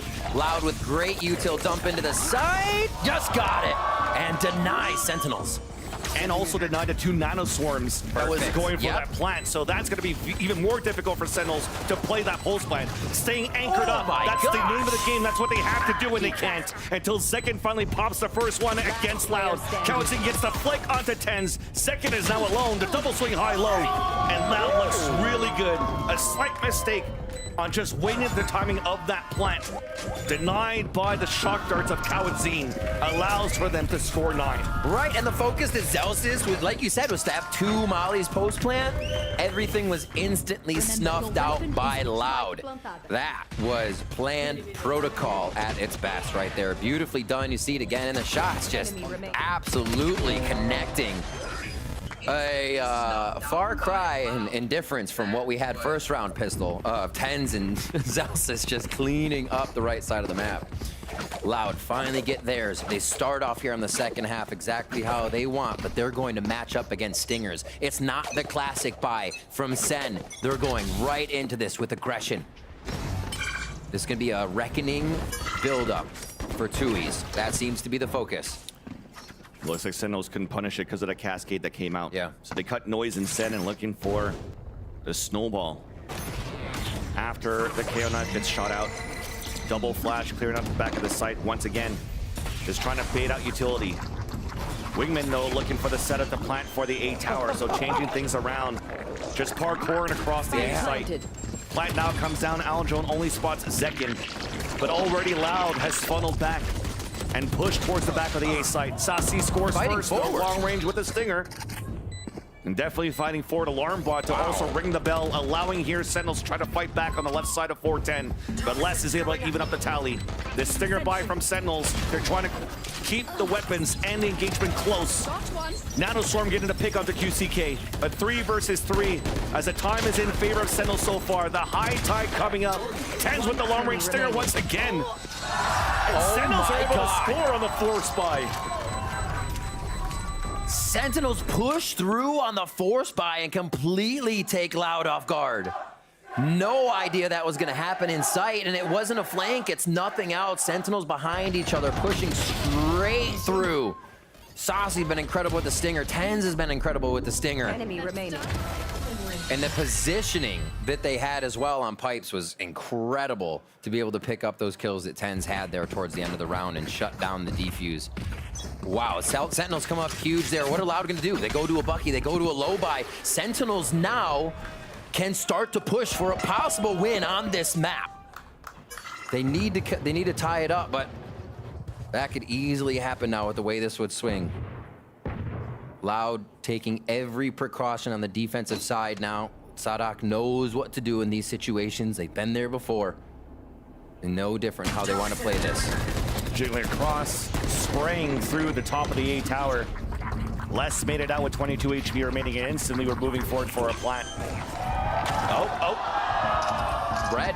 Looks like the years were spotted there by Sadak with the Sheriff. ADSing down, baiting the plant for them to move forward. At least the backstab is there. Zelsis watching that flame, dropping QCK. Flash is moving forward across the high tide. You hear the repel, Zekin's just waiting behind it.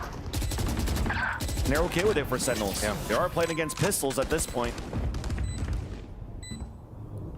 Just really loud. For the last two guys can't really do too much. You already see him pulling all the way back. You were just looking to run in and die from the spike after. But Sentinels are looking pretty good so far. Getting that force buy on that second run and winning the way that it did really foiled the plans now for Loud to have a very strong start on the second half. Dug it down. I mean, I think they quickly identified as well with the cascade they're seeing. Tui's having ults that they might have been able to stinger rush the second one, catching Loud off guard, catching them in a position where they feel safe, grab an orb, and then reset.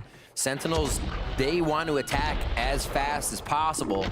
And just from screens there, they're figuring out that they can take it down, so there needs to be a little bit more protection as they head towards that next area for Plant on Wingman now.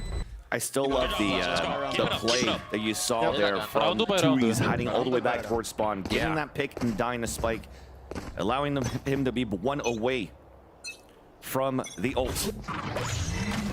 Of course, it was the kill that was more important to get that ult point than his death from the spike instead, and it allows for them to maybe try to look for that pressure to pick up that orb towards B-side, because Sentinels never really took control of that B-side.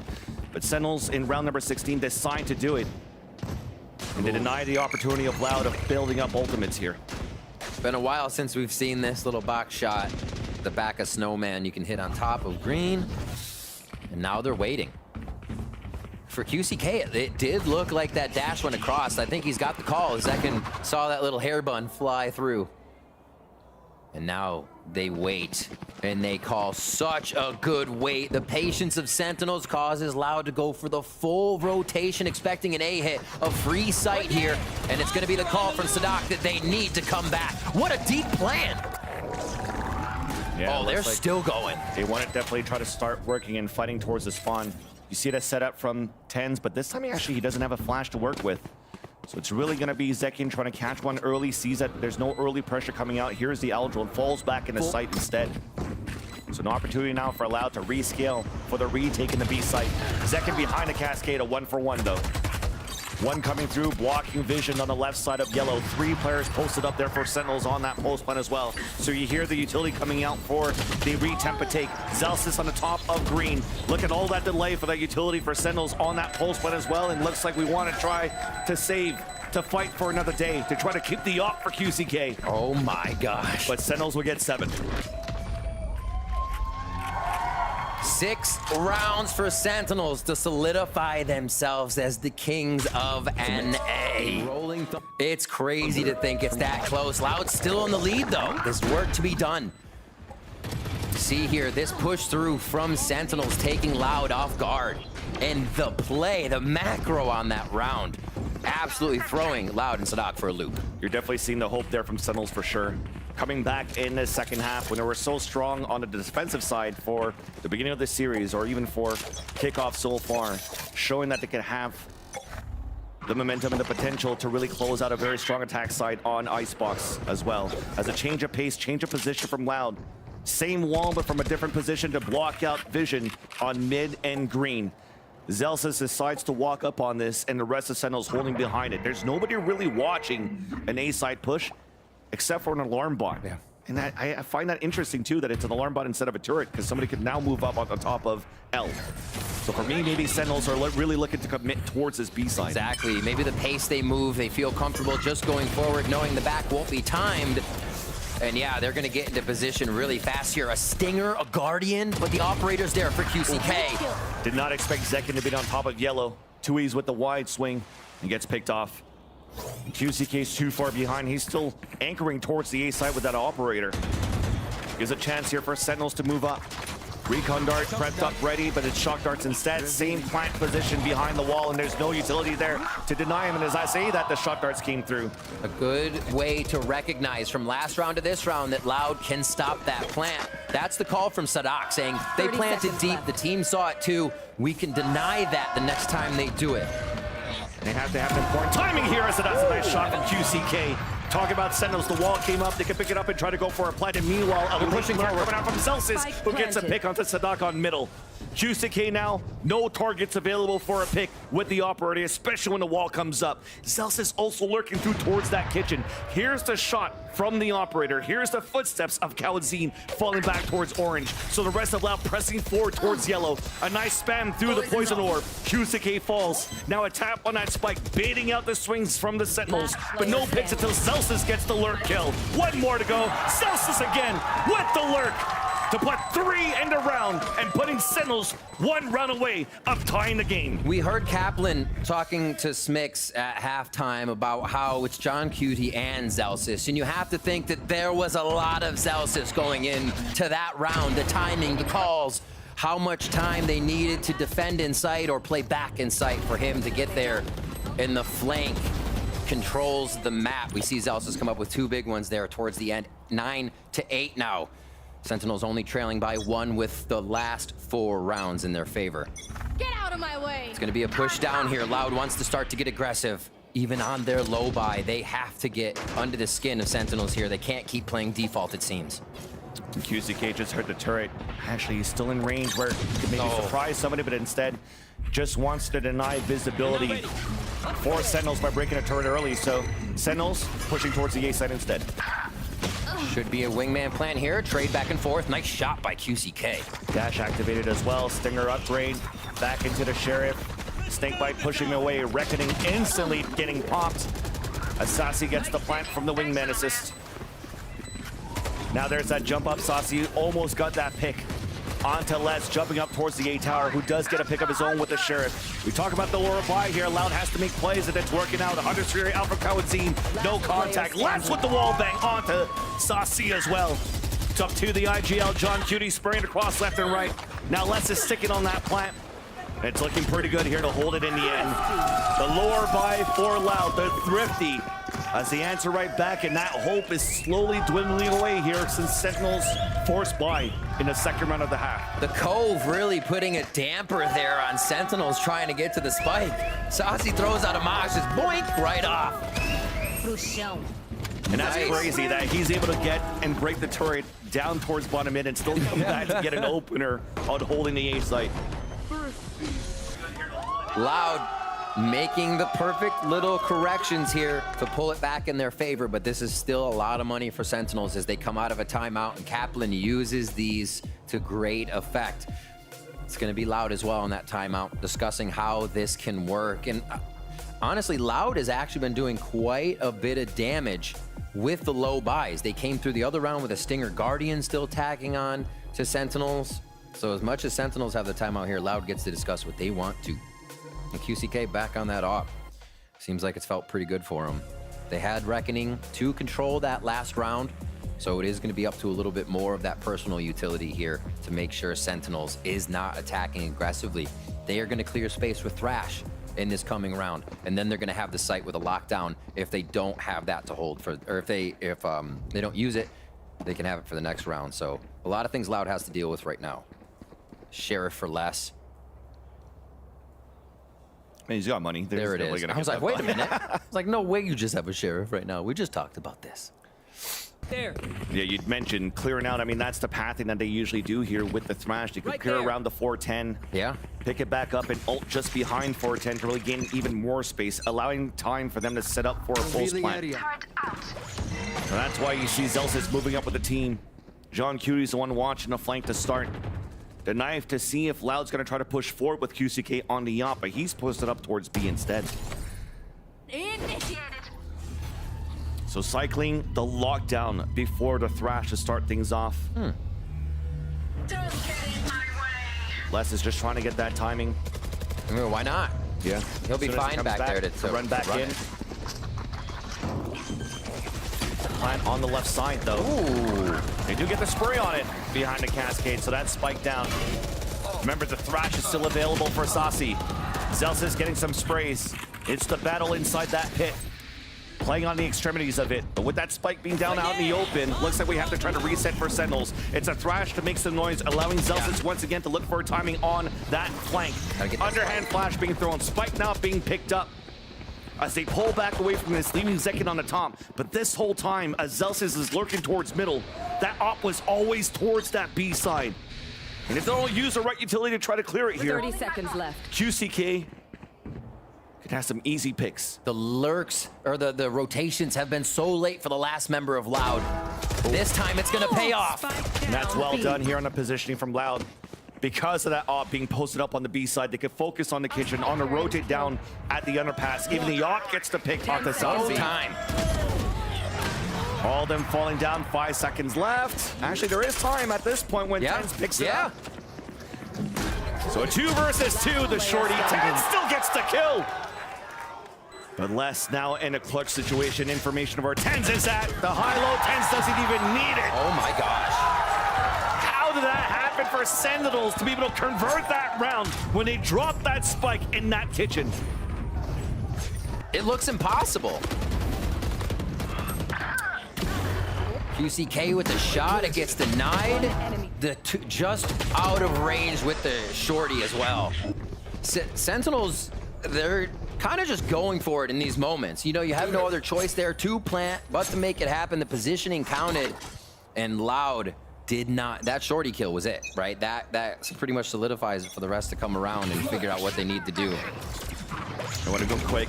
It's a flash over the high tide, and then a dizzy towards the front. An aggressive push forward as Zekin almost got that punish onto Tui's. But there's the blades from out. The headshot up to Saucy. The spike is down. No command denies also his knives. Trying to run away towards yellow. Zekin pushes forward for the 2 kills. Open it up the B side for a bit. There's still 1 player left. It's Sadak with the Vandal. Pushing forward. Gets the kill up to Zekin, who was protecting the spike platter. As Last gets a nice shot. The rotate from behind, unfortunately there for Kawazine. Almost had the opportunity to get the pick. It's up to the Sheriff alone, upgrading now to the Phantom.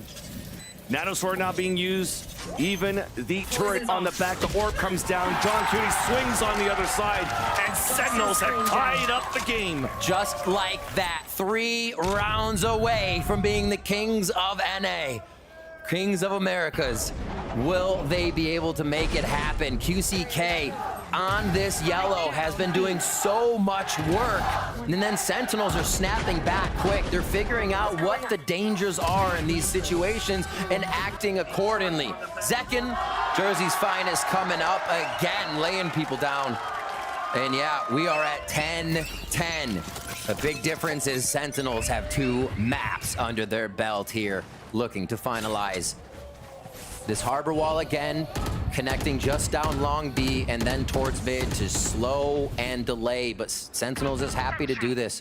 Rounds they move fast, they are just going fast off the rip. Rounds they move slow, they get the read they want.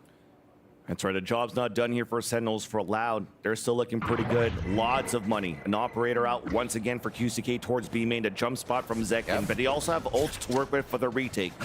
So Sentinels has to continue their due diligence here if they want to try to win this map, but Loud has been looking for answers so far, just to try to close out this map.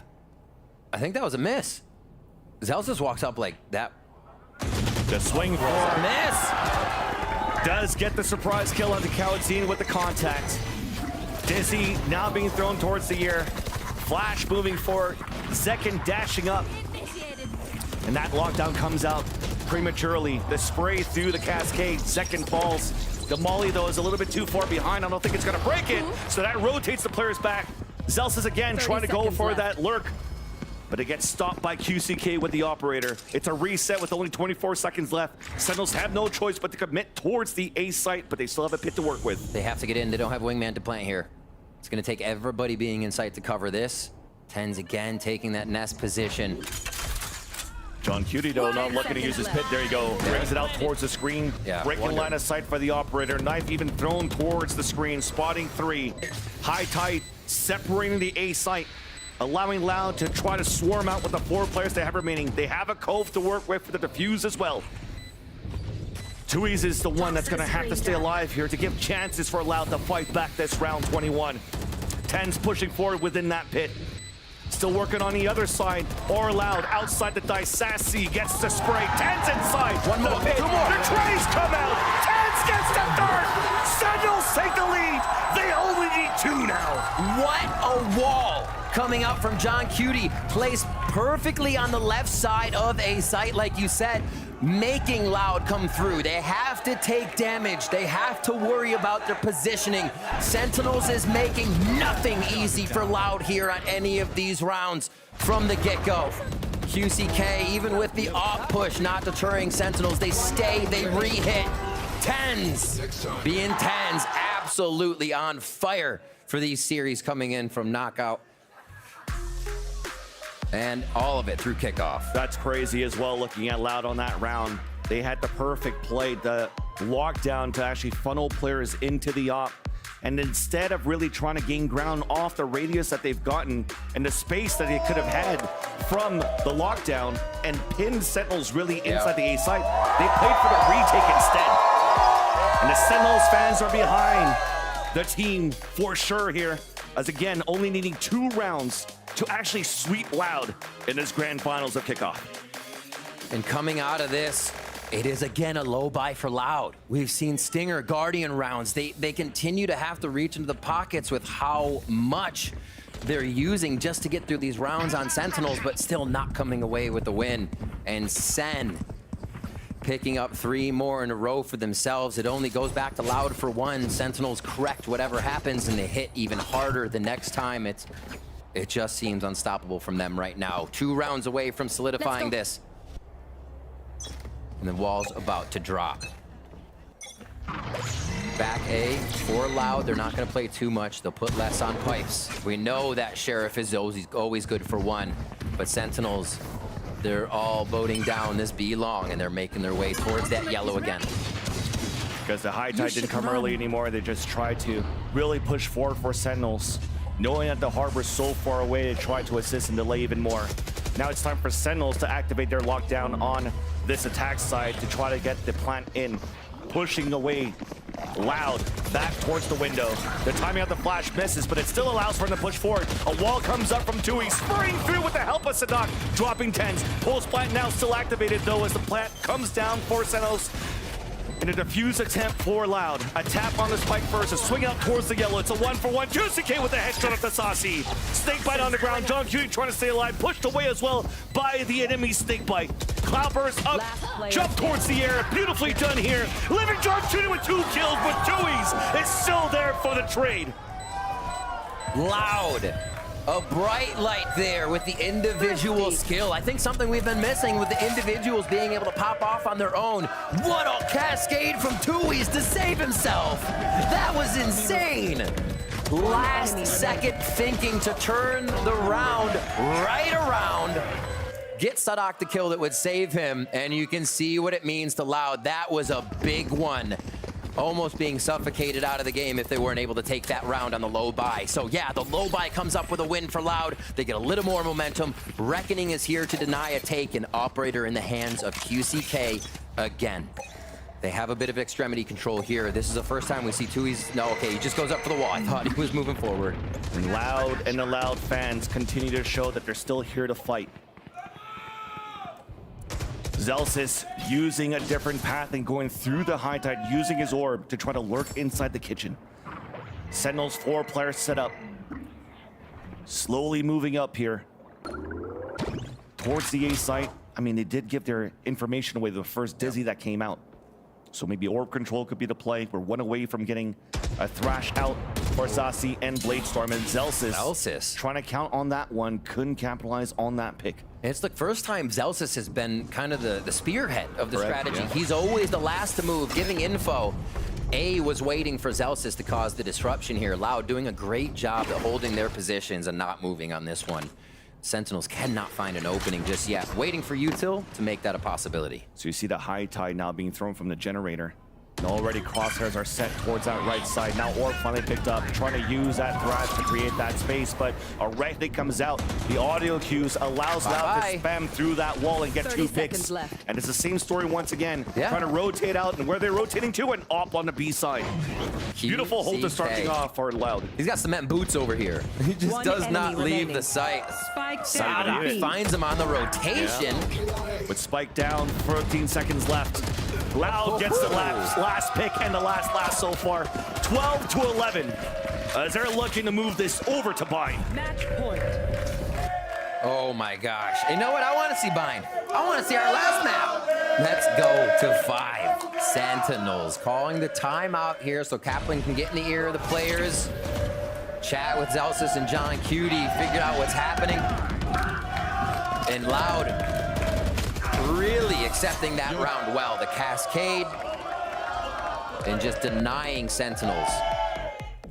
A lot more of seeing Loud not be pressured. The way we usually see them on top of the play, in front of everything and making the right choices. Sentinels has been able to make them error out quite a bit today. It looks like Loud, though, could get us to a 4th. And this is the last timeout now for Sentinels. At least, of course, it's the last round of regulation as well. Why not burn it now? Trying to figure out how you want to close this out. He doesn't want any tweets. He didn't time out. Well, I'm going to time out. Yeah, this is that last one. Thrash, Seconds ultimate here. 10 just off of 1 as well. If they can get a long B orb, that's an easy grab to make sure you're not going to really deal with an ult on the other side, but be shutting down that re-entry utility retake from Loud. 25 seconds here for the players to ponder what may be this next play. I think Sentinels understands now that QCK is a staple at whatever site he's at, depending on the depending on what they do, he'll be at the other site if they don't hear the op at the current attack. So they have to worry. They have to figure out a way to push QCK off. Keep up. That's a big question for them. They have the setup, though. We've seen the Dizzy in the flash before. Zelsis popped up to get the flash towards green. Pop. But QCK has the angle. Flash does not affect him. He's just waiting. The Thrash, I don't think he even got the information. Oh, what? Almost felt like that was on him. Yeah. Just pulled away from the flick. But Tens picks up the ult orb and also has Null Command in the ready. Trying to delay even more. A High Tide comes out all the way back from Kitchen. That's Tui's slowing down any type of push that Sentinel's trying to take towards green after getting that ult, anticipating a Null Command hit.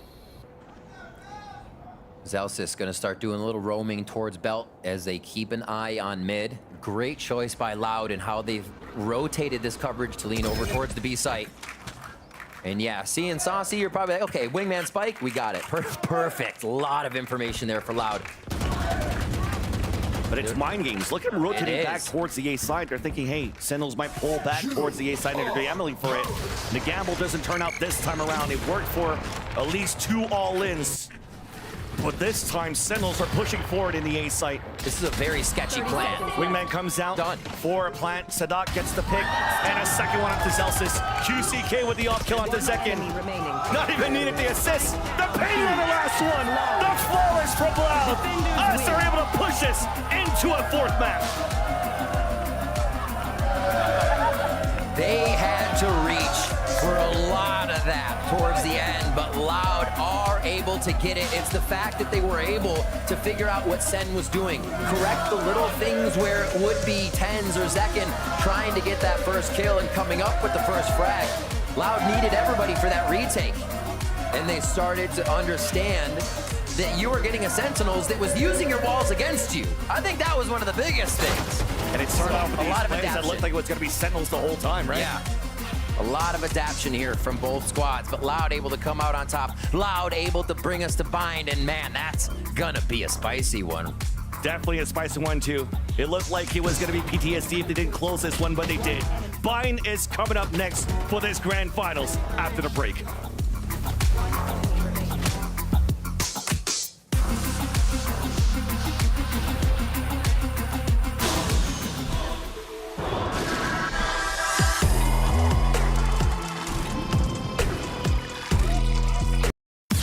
Enrique Iglesias.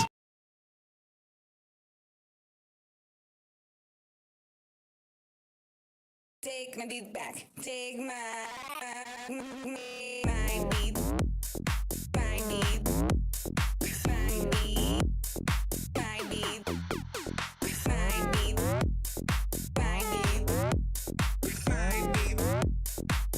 My beat.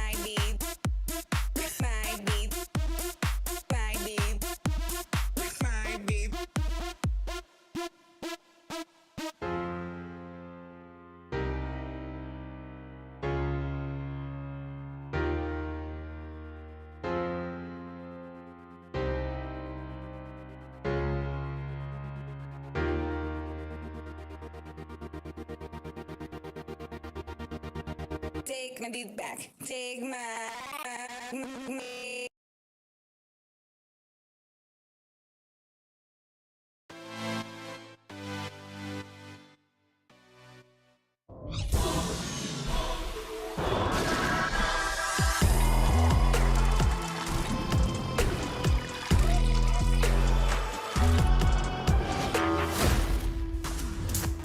Loud show why they are a team that you always have to be afraid of, because just when you think you have it in the bag, a 3-0 sweep, ain't gonna happen with the Brazilians, as they managed to pick up a massive win and force that map 4. We got the whole squad here to talk about that game, and we got a series, folks. I mean, look, can Loud push this? 100%. They're capable of doing it, Ender.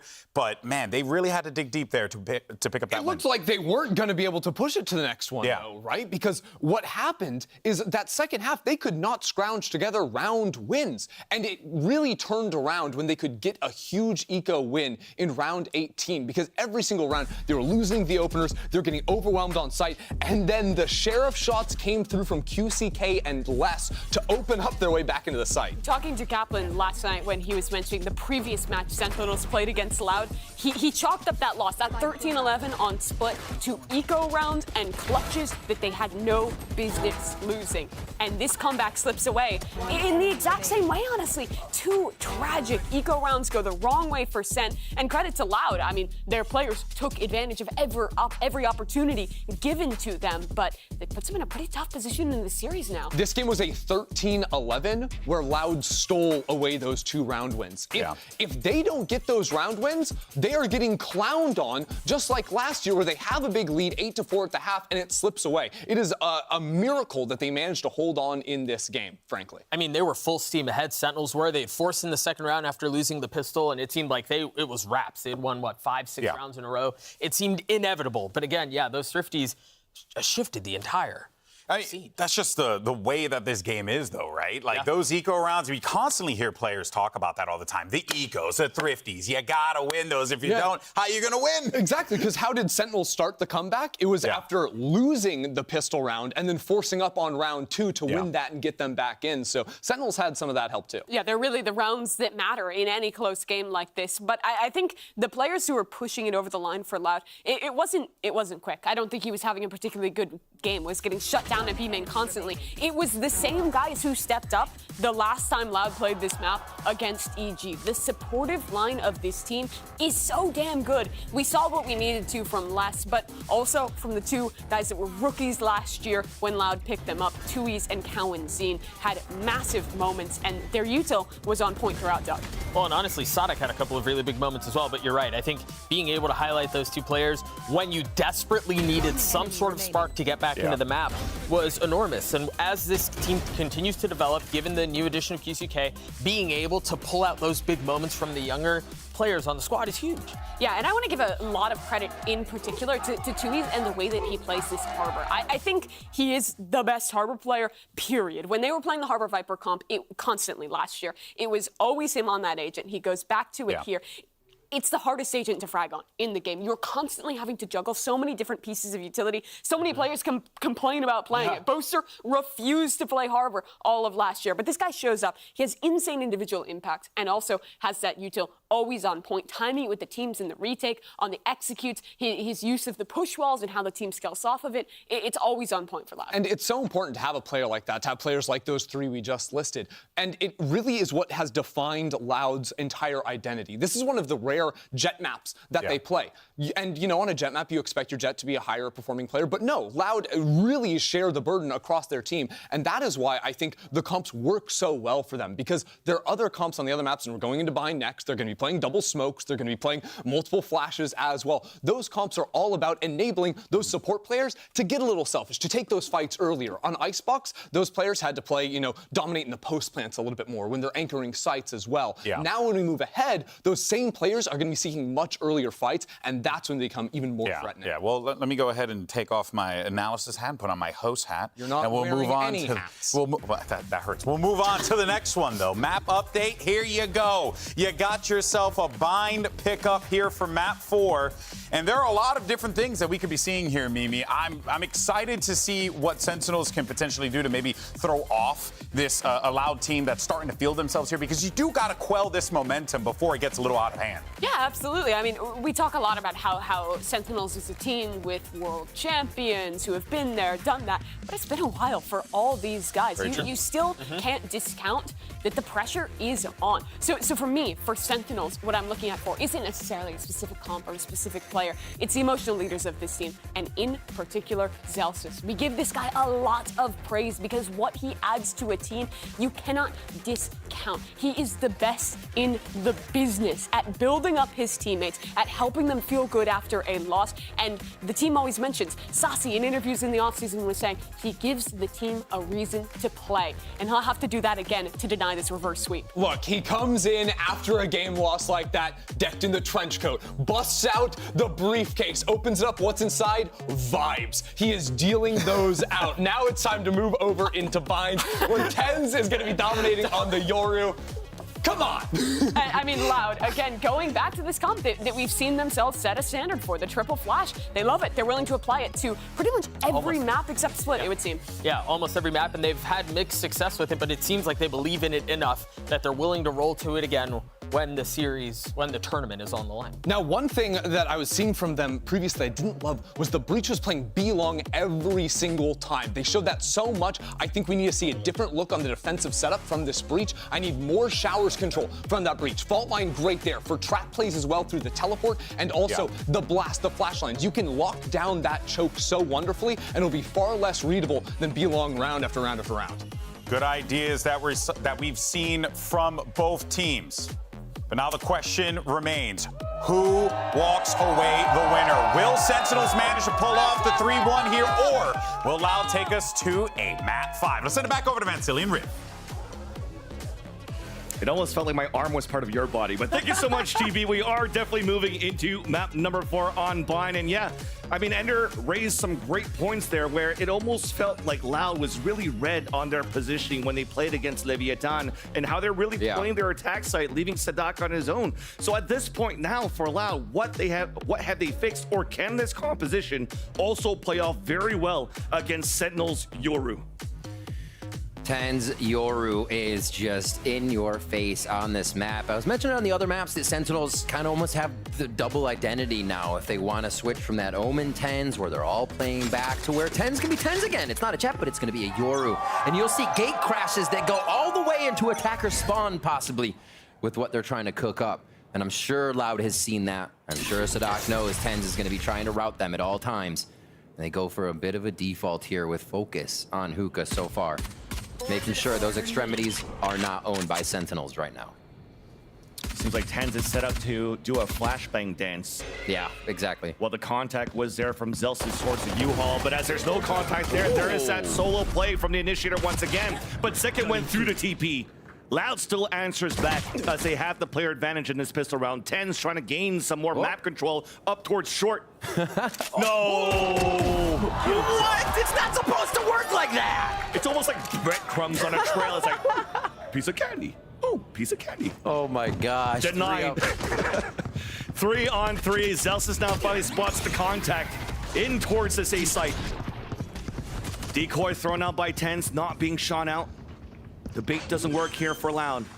First one tap on the spike, trying to see what their hot hands are going here for the attack, trying to delay and deny the flank to happen, trying to get a TP. But thankfully, it's only Kawatsin that fell. The spike's still up. They spot Sassy on the backstab. There's another TP. Les re-swings, picks the pick onto Sassy. Zelsis then comes back out, and somehow it has become individual peaks one by Sentinels, putting Tens in a clutch situation. Ooh. Nice long range there by Les, and this is not a good time if you're a Sentinels fan to see Les starting to activate. Loud, very happy though, Vans. You have to know it. They have started down on every map. Last map we went back and forth and Loud found their ground, but this It's going to be a nice start for them here. As long as Sen don't get that second round again, as long as they don't. Looks like the classic buy.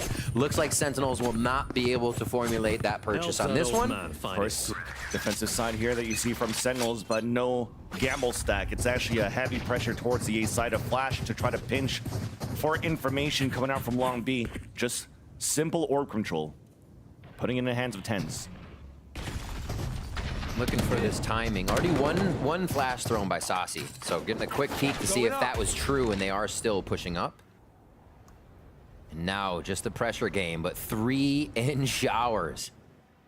They're gonna leave Tens here for sure, and then back up towards the rest of the site. Now they'll play the site kind of vertically instead of horizontally. If U-Haul control is gained, they'll just fight Loud out of U-Haul as much as they can.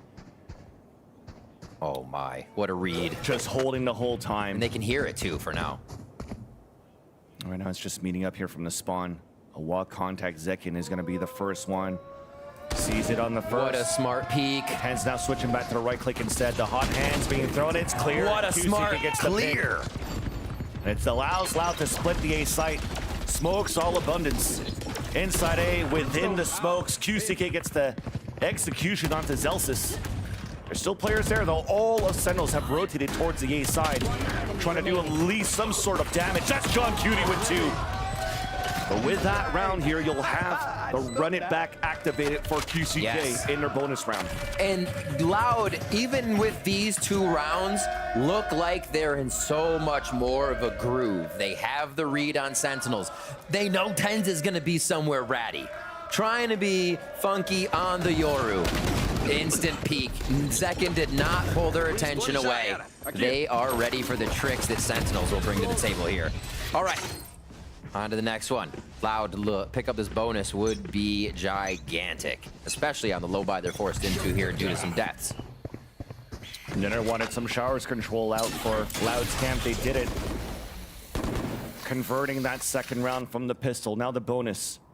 Pressure came towards this B side. Knife was being thrown to get some information towards the garden. Sentinel still able to play a forward position inside Hookah, though. A TP across once again. Snakebite being thrown a 1-for-1 surprise play. Actually, it's a win here for Loud because they could upgrade a weapon left behind by Zekin. Underhand flash. John Kibbe's fully blinded, but stays in the smoke. Easy out there. Loud continues to pressure at Hookah area. Tens now, if you look at the minimap, throws this gate crash again, goes all the way to spawn, and will have a rotation around the side of Loud if it comes to it. Weak. Great shot by Cowanzine. Still a great opener. Then the wall comes up on defense. Keeping John Cutie alive was important here so they could spray across for these 2 kills. Now it doesn't really matter on this TP. A flash moving forward, allowing Sentinels to push up, get the wall bang onto Sadak. 30 seconds left. Tui's all alone, Vandal in hand, 26 seconds left, so he's got time to work with. Oh. The first shot now shows that he did try to look for some cover through the brimstone smoke. Yeah. John Cutie intends just waiting on the other side, letting Saucy be the first contact. Oh, there's the backstab. Oh, with the third! Almost saw that coming. My gosh. Somehow the positioning of Tens could have been costly there, as it seems as though Saucy thought that he had his back. But thankfully, John Cutie was there for the save. Tui's putting the scare factor on that round for Sentinels. A 3v1, and we almost saw him go down 1 by 1. One enemy remaining. And look at that replay. You just saw the last 2 times that Zekin went for paint shells to open the door, snake bite towards that front. So they do have a heavy pressure set up to try to really get some players vulnerable and line up some kills. I mean, they love teleporters too. Oh, it starts off right away. It was just saying both Zelsis and Zekin have used the teleporter now. Even with that util, as we have a first shower hit, and it's not going to stop. Trailblazer trying to bait out the players, focusing on that dog so that Zekin can try to swing out again for the pick. But everything calms down now. Yeah. Man, that was quick. Both players realizing it was, both teams, it was just attempt at showers to see how deep they would go. Now back towards mid. Switched up a few times. Zelsis up top! The timing on that one from Cowanzine. Saw the shoulder as Zelsis gets the pick. Lesto walks through his own orb to answer right back with the second one on to avenge his teammate. On top of that, giving it advantage for Loud. On the pulse plant, Snakefight even misses. Yep. Holding. And they, knowing Viper's there, only have to look for the flank now because they're going to have shower control. Loud really cleanly gathering these rounds, especially after that shower. We see Sadak recalling the hit towards short. Loud seems on point for these strats now, and they take back a gun round after that bonus goes the way of Sentinels. Just the last few shots here, and preventative utility to shut out Sentinels. Gambled the snake bites here to flush out some positions, but Loud doubled up in U-Haul, one towards showers, and they have their own utility for the pulse plant as well. Not looking good at all. Here's a spray, comes across. John Cutie stays alive at 6 HP, but at the end of the day, it's still Loud's round. They go 3-1 up. The attack from Loud, it seems like they're moving quick enough, but also taking care of the extremities. Loud is that TenZ isn't getting to use the Yoru like we saw in the last bind game from Sentinels. It was much more destructive, much more distracting to the opponent here. And you know what? I say that, and we might get it out of a dimensional drift here if he starts getting in the brains of Loud, trying to ping him out for this strategy. Run it back can happen just as well with that ultimate from Brimstone and the orbital strike, so they may just microwave U-Haul here once they get the chance. Might be a difficult one here as they have a lower buy for Sentinels on that end though. Doubling up towards the boxes at the short A. Loud already just held back by that smoke that was dropped on the defensive side. That being dropped here by Zelsis. Ready to gate crash out of a shot. Yeah, it's being quiet right here. They tried to play the contact after that smoke, knowing the position where Sentinels likes to play on box. Now they'll use a run it back to even confirm that the main default position of the A site is open. Spotting Zelsis at triple. Utility being used out here on both ends. Deniability from Snakebites all the way out from the B site, landing at the default spot, preventing a plant from coming down. Also, making sure that the smokes could dissipate, but a second smoke comes down. Another tap. Utility baiting out. Zelsis trying to get some right clicks. Everybody's hiding in the thick of the spawn. But there's that first blood finally inside the A site as QCK moves forward. Now being pressured by Zelsis. Right click classic coming through. That's really going to stop the bleeding after this. Loud is in a beautiful setup towards the end. Better weaponry. Last player standing. Even better health. So much more confidence coming out of these Loud strategies. We just saw Loud tempt the plant without having showers control, knowing how much it would rile up Sen. They only had a smoke covering shower. That doesn't prevent anything. They were accepting mollies, they were getting shot while planning. Loud wanted to take that fight, and QCK, as you said, pushing through to break that defensive smoke, absolutely threw Sen off. Nicely done here by Loud to get another round secured. They do it differently too, giving Sen a different look to work with. John Cutie's gonna have ult for next round, but Loud's feeling good on the momentum, and they'll have Cow and Zine probably on ult along with Tui's. So we'll see this again. Once QCK got to that right side, it caused a lot of trouble. And then it was just hunting after that with blood in the water. Yeah. Thankfully, though, silver lining for Sentinels, the Phantom that they saved in a previous round became the Phantom that they saved into this round. Yep. And also on top of that, the economy has been built up also in the ult economy. That he could now finally maybe start using that dimensional drift. So they're moving up here for information and control. TenZ position all the way towards the left side as well. And could TP instantly towards the A site should Loud try to pressure in the pit that John Cutie just plays down towards mid. Saucy. Look at me, not at TenZ. Oh, the spam through the bottom left corner. And it's punish as TenZ was looking for a hero play to trade it right back and maybe TP away. So that's two players falling down. Saucy alone on the anchor towards the back of the site. It's again the 1v1 prowess right now that Loud's able to hit. Sentinels isn't finding these kills from TenZ or just the members trying to do their own little excursions here like they were on previous maps of this series. Loud is tightening everything up. It looks like they could get this entry into B to count as well. Saucy's been good anchoring the back of the A side of split. Can he do it this time around on B? No, looks like the fault line, the side of it just hit him. And Sadak's able to punish him for trying to anchor solo and do the hero play. The last two guys will most likely save at this point. And they still have Cow and Zine's ult after the frags on this round. They've been cycling so well here to get themselves in the site. Sodox is going to be coming up soon. I think these next rounds, Van Silly, if it may be even a timeout for how Sentinels are going to use this showstopper. Is it to put pressure on and Zekin and Tens are activated, right? Are they going to use it for a retake? Because right now the retakes do not seem like their Sentinels doesn't have enough room to get the retake they want, I should say. So that's going to be a question. How is this showstopper going to turn it around for Sen? It's definitely hard to get the room or to retake when you're losing players in the process of what Loud is currently doing and really picking players apart in their positioning within these sites.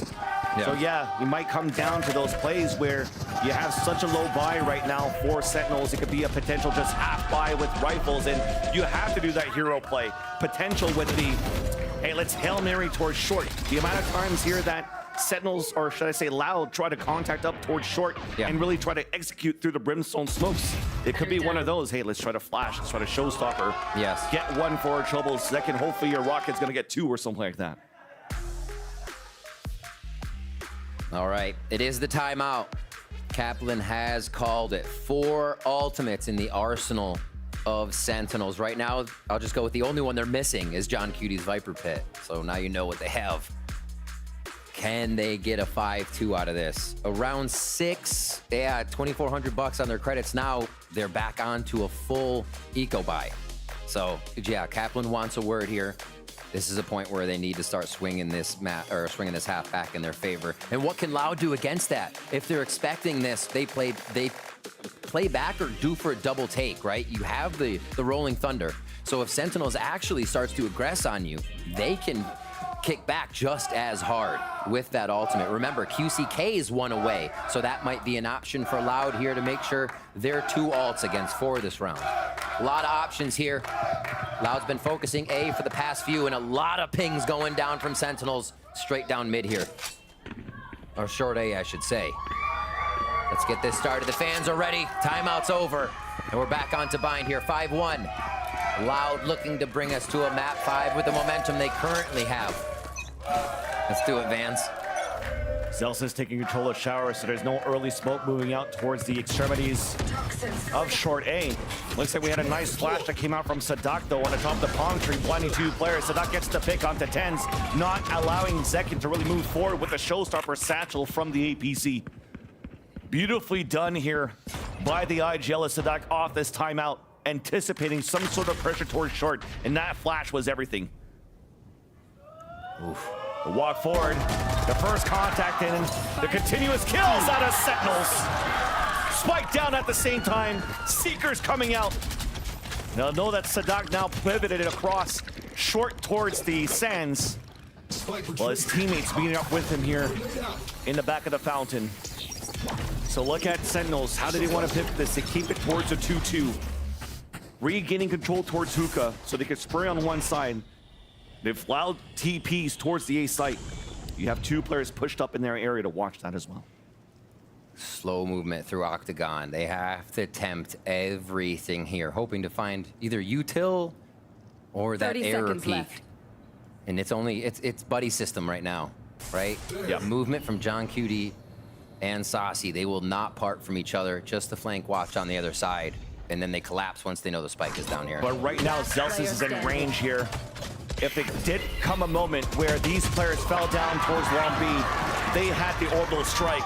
So time was precious for Loud, and it did not take advantage of the time left. For sure, Loud 5-2 now as Sen pick up another round. And just to note, let's be sure we're cheering for the results, not the build-up to the result, to keep these players in the mode they need to be in and focused on just the kills. Good push, good play. Sen come up with another round.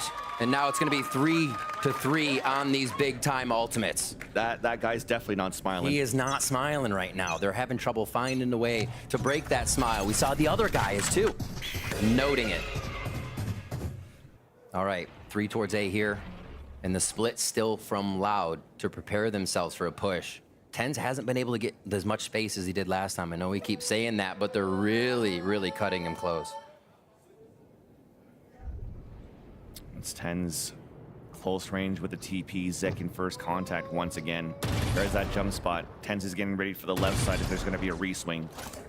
Les setting out for an orb late towards U-Haul. Already activates it up. But this is going to be good information here for Sentinels because nobody's really moving behind, even a Boombot to try to bait it out. Will Lau be ready for the position of where Tens is at the corner when the TP's also gone? Tens now in a position of a one and done. While Loud are looking to activate with the null command towards the A site. Full execution coming through. Tens around the corner. There's that first shot.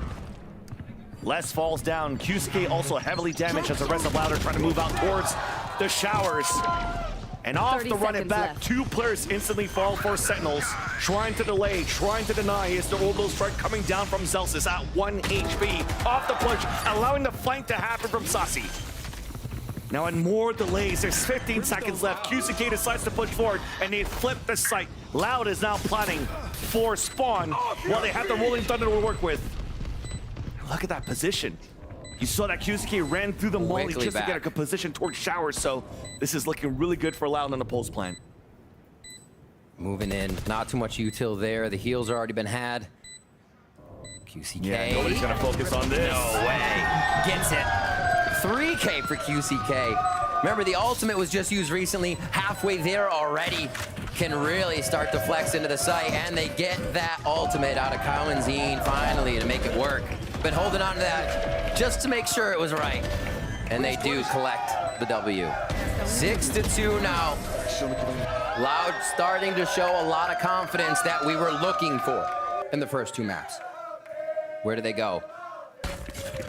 Just a split to the right side. Sadak is going to be the one who is on the lurk as per usual. This is the way we usually see it when Sadak's on the sky, when he's on something that can info detect. Here, he'll still be able to do it a bit with the knife and just his eyeballs.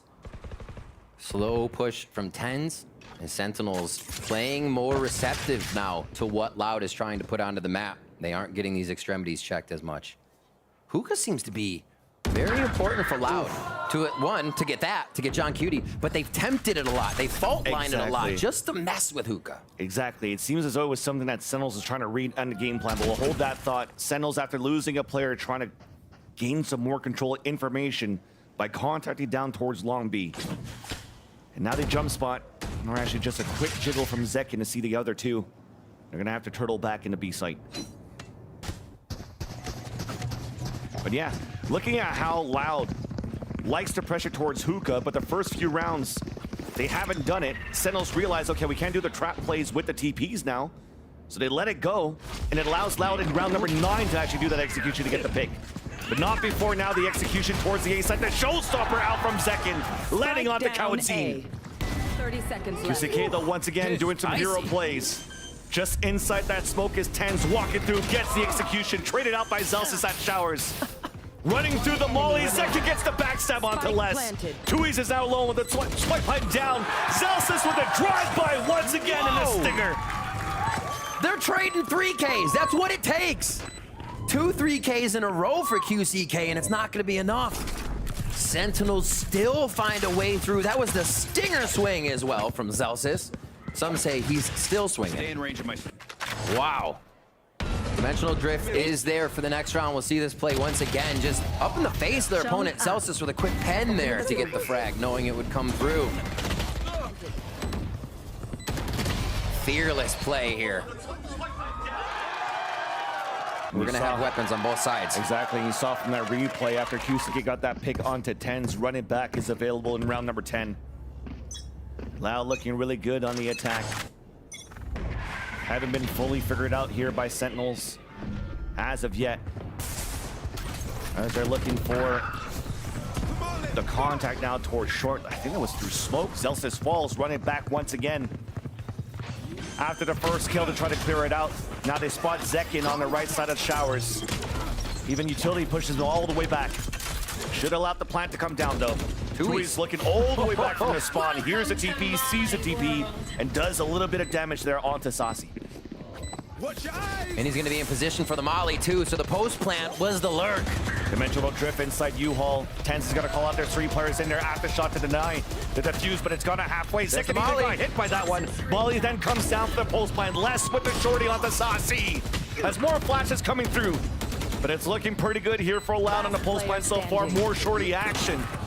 Oh my God. As the short kings come out for Loud. They take the lead by 4, or they maintain the lead by 4 so far. Yeah, Kawanzine there with his own 3K. Great play by Loud.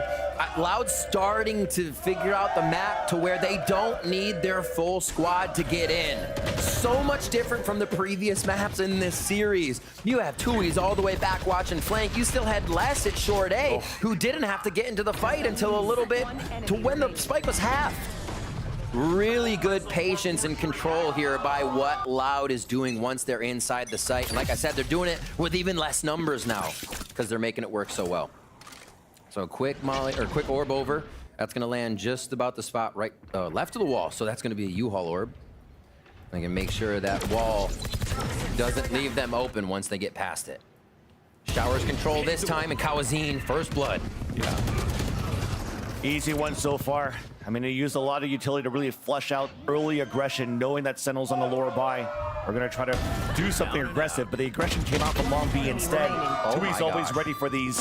Place in the last one, all clean. Like I said, 3Ks around. One for everybody. It's like a prize right now. Collected by Loud in handfuls here. Tui's all back up. They're going to be able to figure out whatever they want for final round, but they will receive 3 ultimates here from the side of Sentinels if they don't go down on that first blood. Loud went from slow playing kind of to the extremities to that round was Kawanzine walking up showers to contact and just frag somebody. Like they're using it all right now, and they're not they're trying to keep a precedent out of Sentinel's head. They're not showing the same thing. Loud keeps switching it up, and Sen keeps guessing. Well, they're guessing right this time around. Sadat solo into showers, but he still gets one before he falls. That's gonna pull some players across. Seekers coming out, confirming now that hookah control finally comes out for Loud. Ult from John Cutie, preventing a split from happening aggressively for the attack side as well.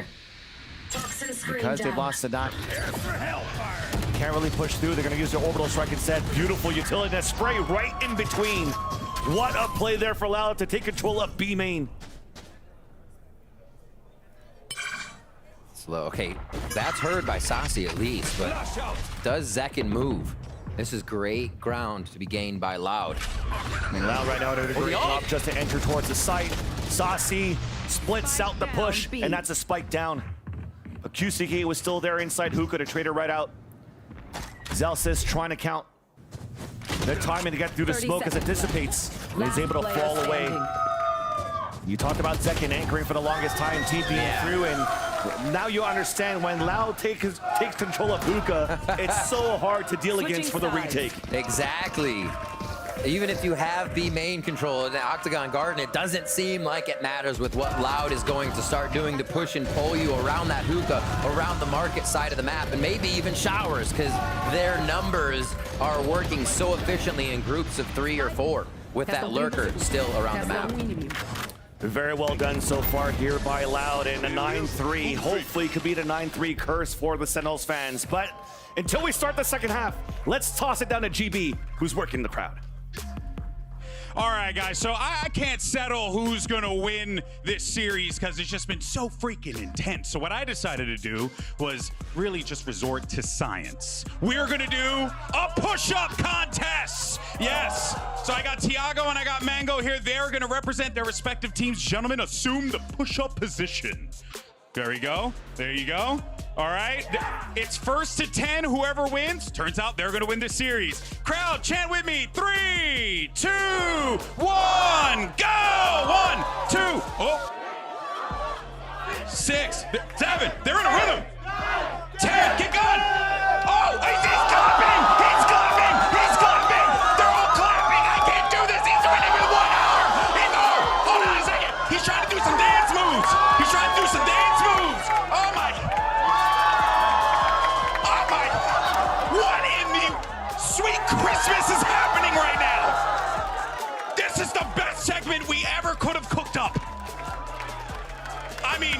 That's it. I got nothing else. Who won? Who won?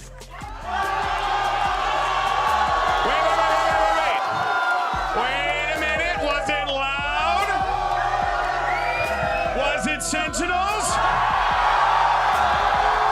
Oh, man. Odd number. We got odd numbers. They got odd number. They're being numbered out over here, guys. Firstly, I just want to thank you all so much for participating. Give it up for these guys. I mean, unbelievable stuff. Come here, come here. Oh, my God. And for you guys, Doug's giving out some free stuff. All right, Vansili Riv, please take this carnage away from my hands, if you don't mind.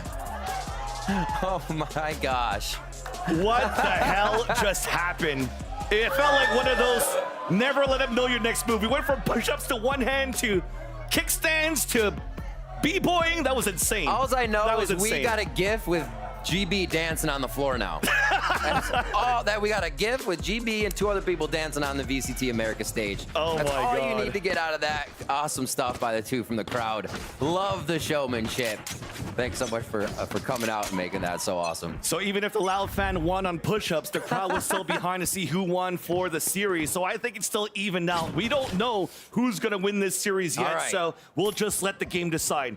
In the pistol round now, Sentinels on the attack, working out very slow contact to start things off at their default.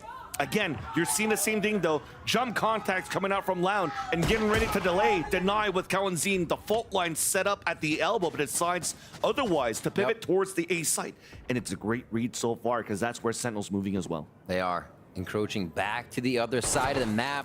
If you get that kill over towards B long, gate crash from tens, everybody's hitting the site, but they go back to strat B of round 1. That's going to be the A hit.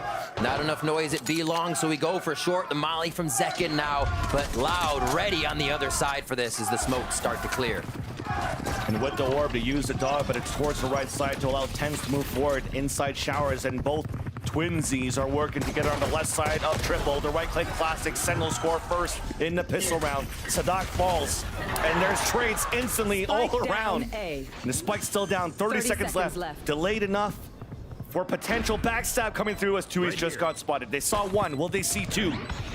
Beautiful flash coming out from Tens, but they both didn't see 2. Quick heal. Comes down to John Cutie. Left side of triple. Gas down, wall down as well. Pivot back from Loud, using all the time in their favor. Oh, the headshot. Kusike down to 8 HP just to try to delay, so Tui's come out of showers. Gets that pick, and there's the trade. Beautifully done on the coordination of Loud. They come out for the trade, and Tui's will get the defuse. Loud now are at 10, and they're really trying to push this to the brink in map 5. To go to Lotus between these 2 teams as well. One of the biggest chess games you can run on our 3-site maps. Cannot wait. Cannot wait. It looks like it is on the horizon. A stinger buy here from Sentinels. We saw this be effective on Icebox.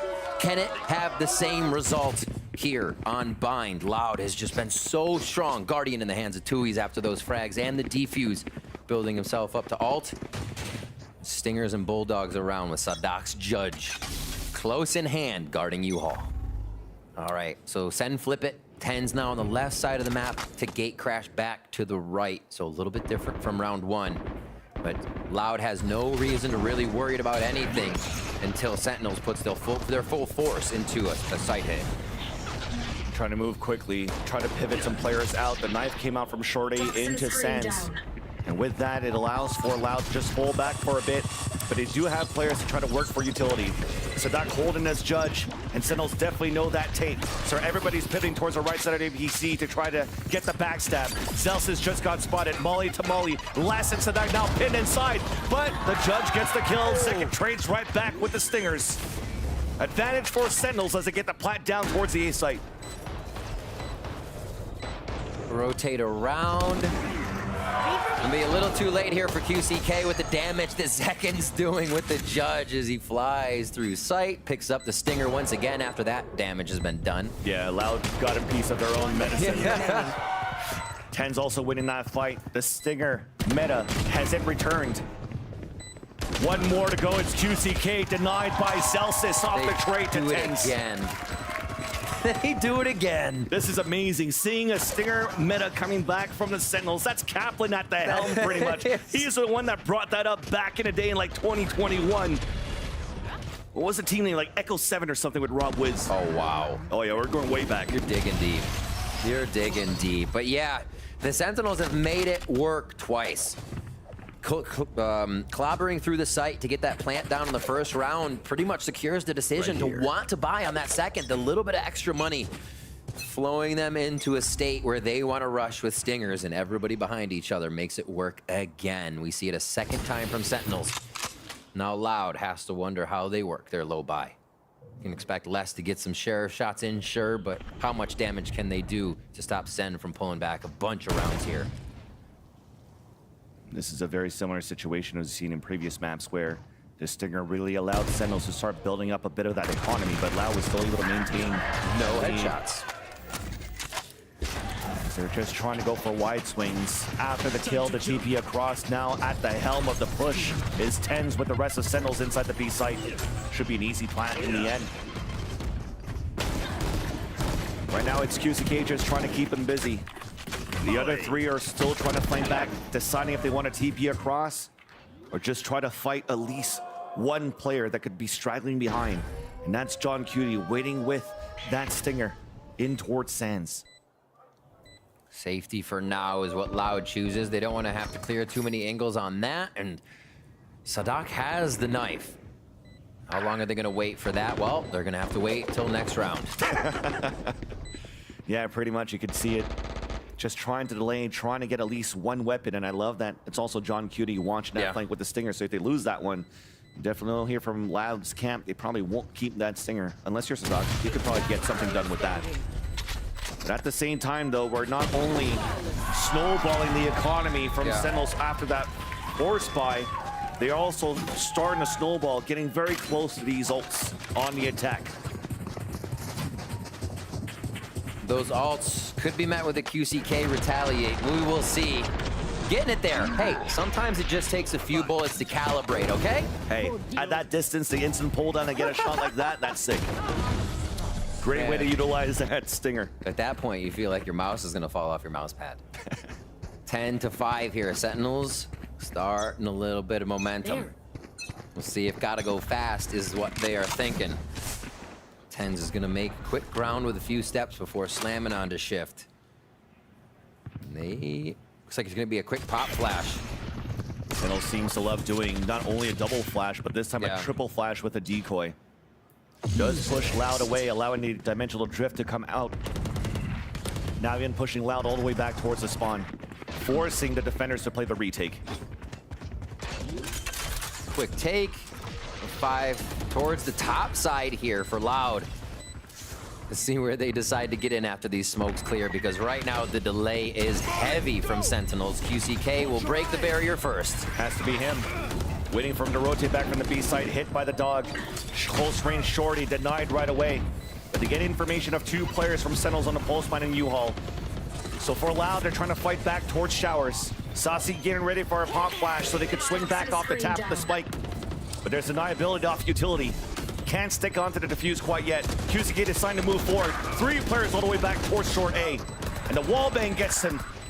But you saw that molly that just came down. There's not enough time here at this point, and even not enough bodies to escape for Loud. Everybody dies, and Sentinels, they get round number 6. The post-plant game is becoming so relevant here for the way Sentinels are playing. We see John Cutie using Viper lineups on different maps as well. Here it's up to Zelsis to stay alive on these ones. And a great push through. The shower push we saw was actually Sentinels using Loud's smoke against them. If a Yoru bounces his flash off the floor inside a smoke, it will pop flash right outside the boom of the smoke. Almost impossible to dodge. Combine that with a saucy flash as well, and a decoy, and Sentinels has answers for the defensive they're seeing. Answer right there as well. Exactly. Sometimes you don't need utility, just he tends to move forward and get that kill. And he's going to control Showers as the rest of Sentinels holding it back. Again, understanding a lower buy for Loud in round number 17. Fake teleport.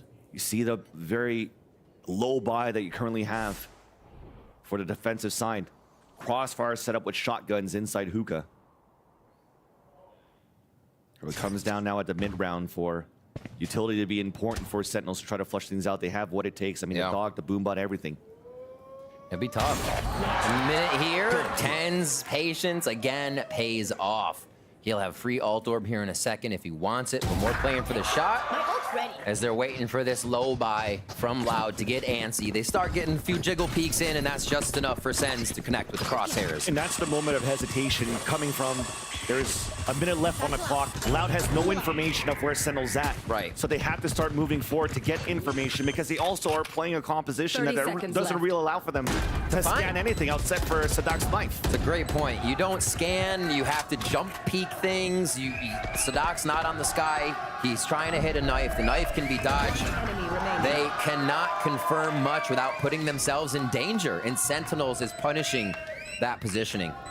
Every single one of those kills were just Sentinels posted at the right spot. Right. Everybody just walked into their crosshair. No jiggle peeks.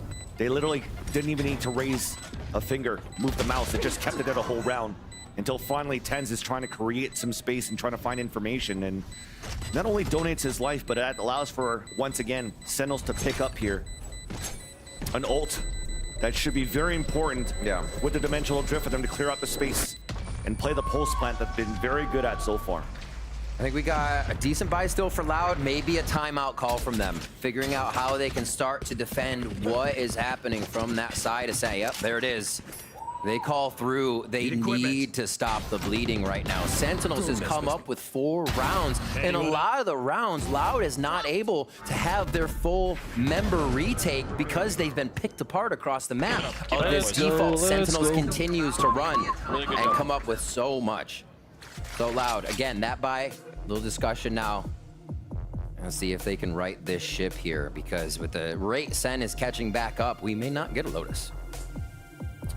Right now, you can definitely see what Ender was talking about, the vibes coming out of Sadak's briefcase. And he's always smiling, pumping up the team. But on the other end, the other IGL also brings up the vibes in a different way. Just small little chants, whistling, we got this, let's stay cool. Hell yeah. And Zelsis seems like he has a read on something right now on how Loud are currently playing the defense. So Kaplan letting him speak. Checking the notes. Trusting the calls. He's like, you sure we planned that? Is that one that I don't have that? No. We'll see. Loud getting the same amount of time to chat, and they have a lot to throw at Sentinels here. This could be a round they get that Kaunzin ultimate up. We've seen multi-kill rounds from him, one after the other. And it's very possible they have 3 ults to fight back on this, but Sentinels has a few on deck as well. This could be very chaotic. They go back to that default strat, setting up at just about every point of the attack side to make sure Loud isn't getting space. And Sentinels, we talked about it, of Loud's comp. Oh, Sentinels knows that Loud has to use their bodies to peek. They're their own sentries here if Loud, or if Sadak's knife misses. So they're always looking for these shots. They're about to go for a 4-player hit towards the long B side. So with the initial noise that they made towards Shower, so it was an instant TP from TenZ. A jiggle now spotting a couple, and that's a beautiful fault line, but it's instantly traded. Too many bodies to deal against. Les gets taken down, and that's Walls denied. Smoke's too far away to try to smoke it back out, so it gives a chance now for Sentinels to move inside that site, and that's why TenZ gave his life away, so he can have a dimensional drift this round over and allow Saci to get the plant and Seekers on top of it. Not yet, because it gets denied from the aftershock from Elbow. Orbital strike, but he's going to stick it still. No Seekers. There's a flank coming. That could be huge right there. Cusick getting the pick. The execution onto Zelsis. Null coming out. Up to TenZ and John Cutie. Now up to TenZ only. And they cannot hold. It took a while, but seems as though Loud finally were able to answer back on Sentinel's pulse plant protocols. I like it from Loud. They split up the flashes. They split up the aggressive entry and how it can hit the site. And QCK's Thanos timing it long didn't even require any flashes. He peeks, he kills, and the rest of the team of Loud is able to come through. They did get that orbital strikeout, and Kaunzin does pick up the Rolling Thunder as we expected on that round. So they can now fold over this power into another victory to bring it to game point. Again, Sentinel still has quite a bit in the pocket for this round with ultimates in Zek and Zelsis and Saci. Crash down A. Walk down. Clutch down. With Brimstone as well. Not Getting even that smokes. speed. It just went with a Brimstone flash. Taking control of B, instant rotating. But with that, look at Sentinels. They haven't budged at all. Loud's been very proactive, rather, with this type of composition on the defensive sides. Imagine they find something there, right? Loud's protocol is to just fight a war at Fountain at B long. Sentinels are now going to try to re-hit this area to see just how much came down, and QCK out of it. First blood for Tens there. Allows Seekers to come out too, to force to rotate. Even that Rolling Thunder that you mentioned before from Kawadzin, it's pinned towards that B site. But now it's read by Loud. That small split second saw the TP, heard the TP. So Sentinels now have to at least try to gain some ground. Loud trying to be ready for this one, but Sentinels also posted up so they can TP away if they need to, should Zekin not get the picks with a showstopper. And you don't expect the timing. Les does look. Inside the smoke though, Sadak gets the trade back off to Sasi. Second pushing all the way forward. A double swing towards the back of the site. He does get the first pick off to Sadak and also onto Tui's. The TP came across like they wanted to for Sentinels. Loud eating into the strategy, eating into the bait. And we'll have Sentinels pulse plant now towards the B site. And there's a bit of the singular pro play from each one of them. Strength coming out and some all-stars there. Now up to Kawadzin. Great shot to capitalize. It's going to be a tough one to get this down with what's going to be happening, obviously. He just looks for the exit kills that's going to happen to him. But with Tens coming around on the outside of this round, his teleport from B gate crashed into spawn. So Les had an inkling. Yeah, there's going to be a teleport, but maybe it's a little bit later. And Tens finally found that timing, even though Les did look. It just shows you just how patient Sen's pushing forward, how much they're making Loud have to consider this angle or this, when Loud just wants to be watching the site take and denying. Another kill for Kawadzin as we get a teleport out of Zelsis, searching a little blood in the water, but they cannot take him down. Kawadzin still been doing a very good job getting a lot of value out of these fault lines to not only set up himself but his teammates, but the amount of times we saw, I think it was twice in this series so far, where he was able to get a fault line aftershock combination to get picks, get kills. So utility is still quite good here for Loud. But again, it comes down to that storyline on that second half of that forced by Stinger that we had from Sentinels, allowing for them to pick up 4 rounds in a row. Now finally going back and forth. Loud still in the lead by 3. Tens looking for Showers control solo with the shorty. Flash being initiated down towards long B though for Sentinels to try to see if somebody's gonna try to tap an orb. Trying to deny it away from QCK. But he's got Tui's with him. Shoots first, TP's away. And he's gone. Now they have to worry. I mean, they heard the TP. Was it fake? You're gonna leave one? They can at least clear out and start to lean the other way. Calls from Loud are gonna say B long's getting hit right now, so just be sturdy in your positions. Kawadzin starts him off. Great way to be sturdy. The headshot through a couple of walls, dropping one. Right now, Sentinels are trying to move in towards this B site. Baiting out Util, baiting out the aftershock first, potentially even the Rolling Thunder, as Louder all towards the back of that site, trying to wallbang off the tap. John Cutie getting the plant and also getting the pit. Activates it on the top of the B site. But remember, QCK meanwhile picked up the orb on Showers, so they have Rolling Thunder and Run It Back to try to go directly against this pit. Here it comes right now as QCK leads the charge. Looking through, trying to spot some players. There's the headshot onto John Cutie. Pit will now come down. Oh my gosh. More information as Tens inside the smoke, traded out by Sadak. There's only one player left in Celsius.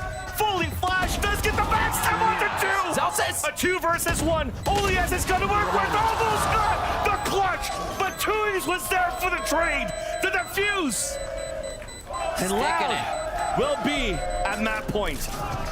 Game 5, Lotus on the horizon. Loud's timeout paying dividends a few rounds ago to find a way to get the Brimstone ultimate in. Then a few rounds later, the Rolling Thunder in. And now, the retake on the site again. Loud finds success. They stay alive. enemy remaining. And they have a chance to push us once more to our final map. Still a lot of chances, 4 even for Sen to get to the OT here. Loud almost has this one locked down, but you cannot give it to anyone just yet with the way they've been playing. See how they jump into this next round, where they're going, what they're doing. 10's ready off the rip for Dimensional Drift. And he's going to start just throwing out info to the team here. We'll see how Loud reacts. You got money to work with here for Sentinels in round number 21. Backs against the wall, spotting Sadak inside U-Haul, mauling into full to push them back. They can try to regain control. Les has a judge, but he's towards the B side. QCK and Dewey's holding the A site. Spike down A. Off the Dimensional Drift information, trying to get utility behind and sprays behind it. It's actually Loud that capitalizes on all of these kills. 10's alone against the world. How bad do you guys want a computer? 10's a lot of work ahead of him here. And I'm sure Kaplan is looking at the Lotus notes at this point. What a great 2 maps from Loud. Incredibly hard fought on the last map of Icebox. That was such a back and forth. He does get the first contact. Still 40 seconds to work with. Doesn't have any more gate crashes, so he can't really come through. Walking through the snake bite as well. Yeah. And that's going to make it even more difficult. 30 Pit coming out from left. Les, Judge inside, 10's dancing around the corner of that pit. Walks in right now to pick it up. No way. As he walks across the TP though, QCK's waiting. Is it going to get cleared? TP's across, didn't see him. He made it through this 14 seconds left as QCK chases him down. We will be going into a final map to decide the winner of kickoff.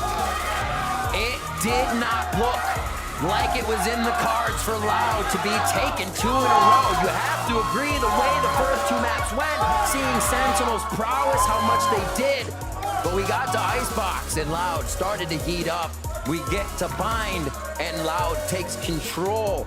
The question is who has the momentum going into map 3, these teams pushing each other to the distance. Yeah, definitely if you're looking at this series so far, it could potentially be Loud at this point. Winning those 2 rounds, those 2 maps the way that they did. Now also having tape on how Sentinels plays Lotus where they haven't pulled out on their side. They might be able to flip this series so far in that last final map on Lotus to be decided. Sentinels versus Loud after the break.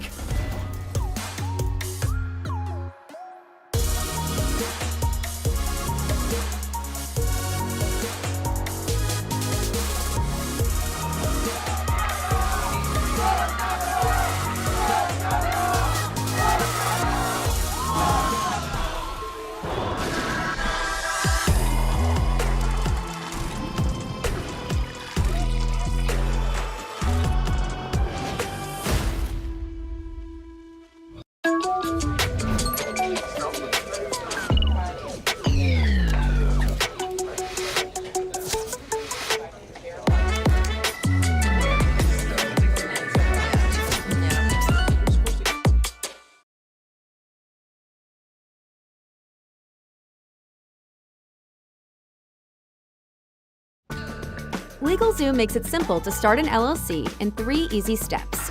Your business dreams are as close as your fingertips. Just answer a few basic questions, and once you've done that, you're on your way to becoming your own boss. Plus, LegalZoom is a one-stop shop for helping you run and protect your business, including access to attorneys and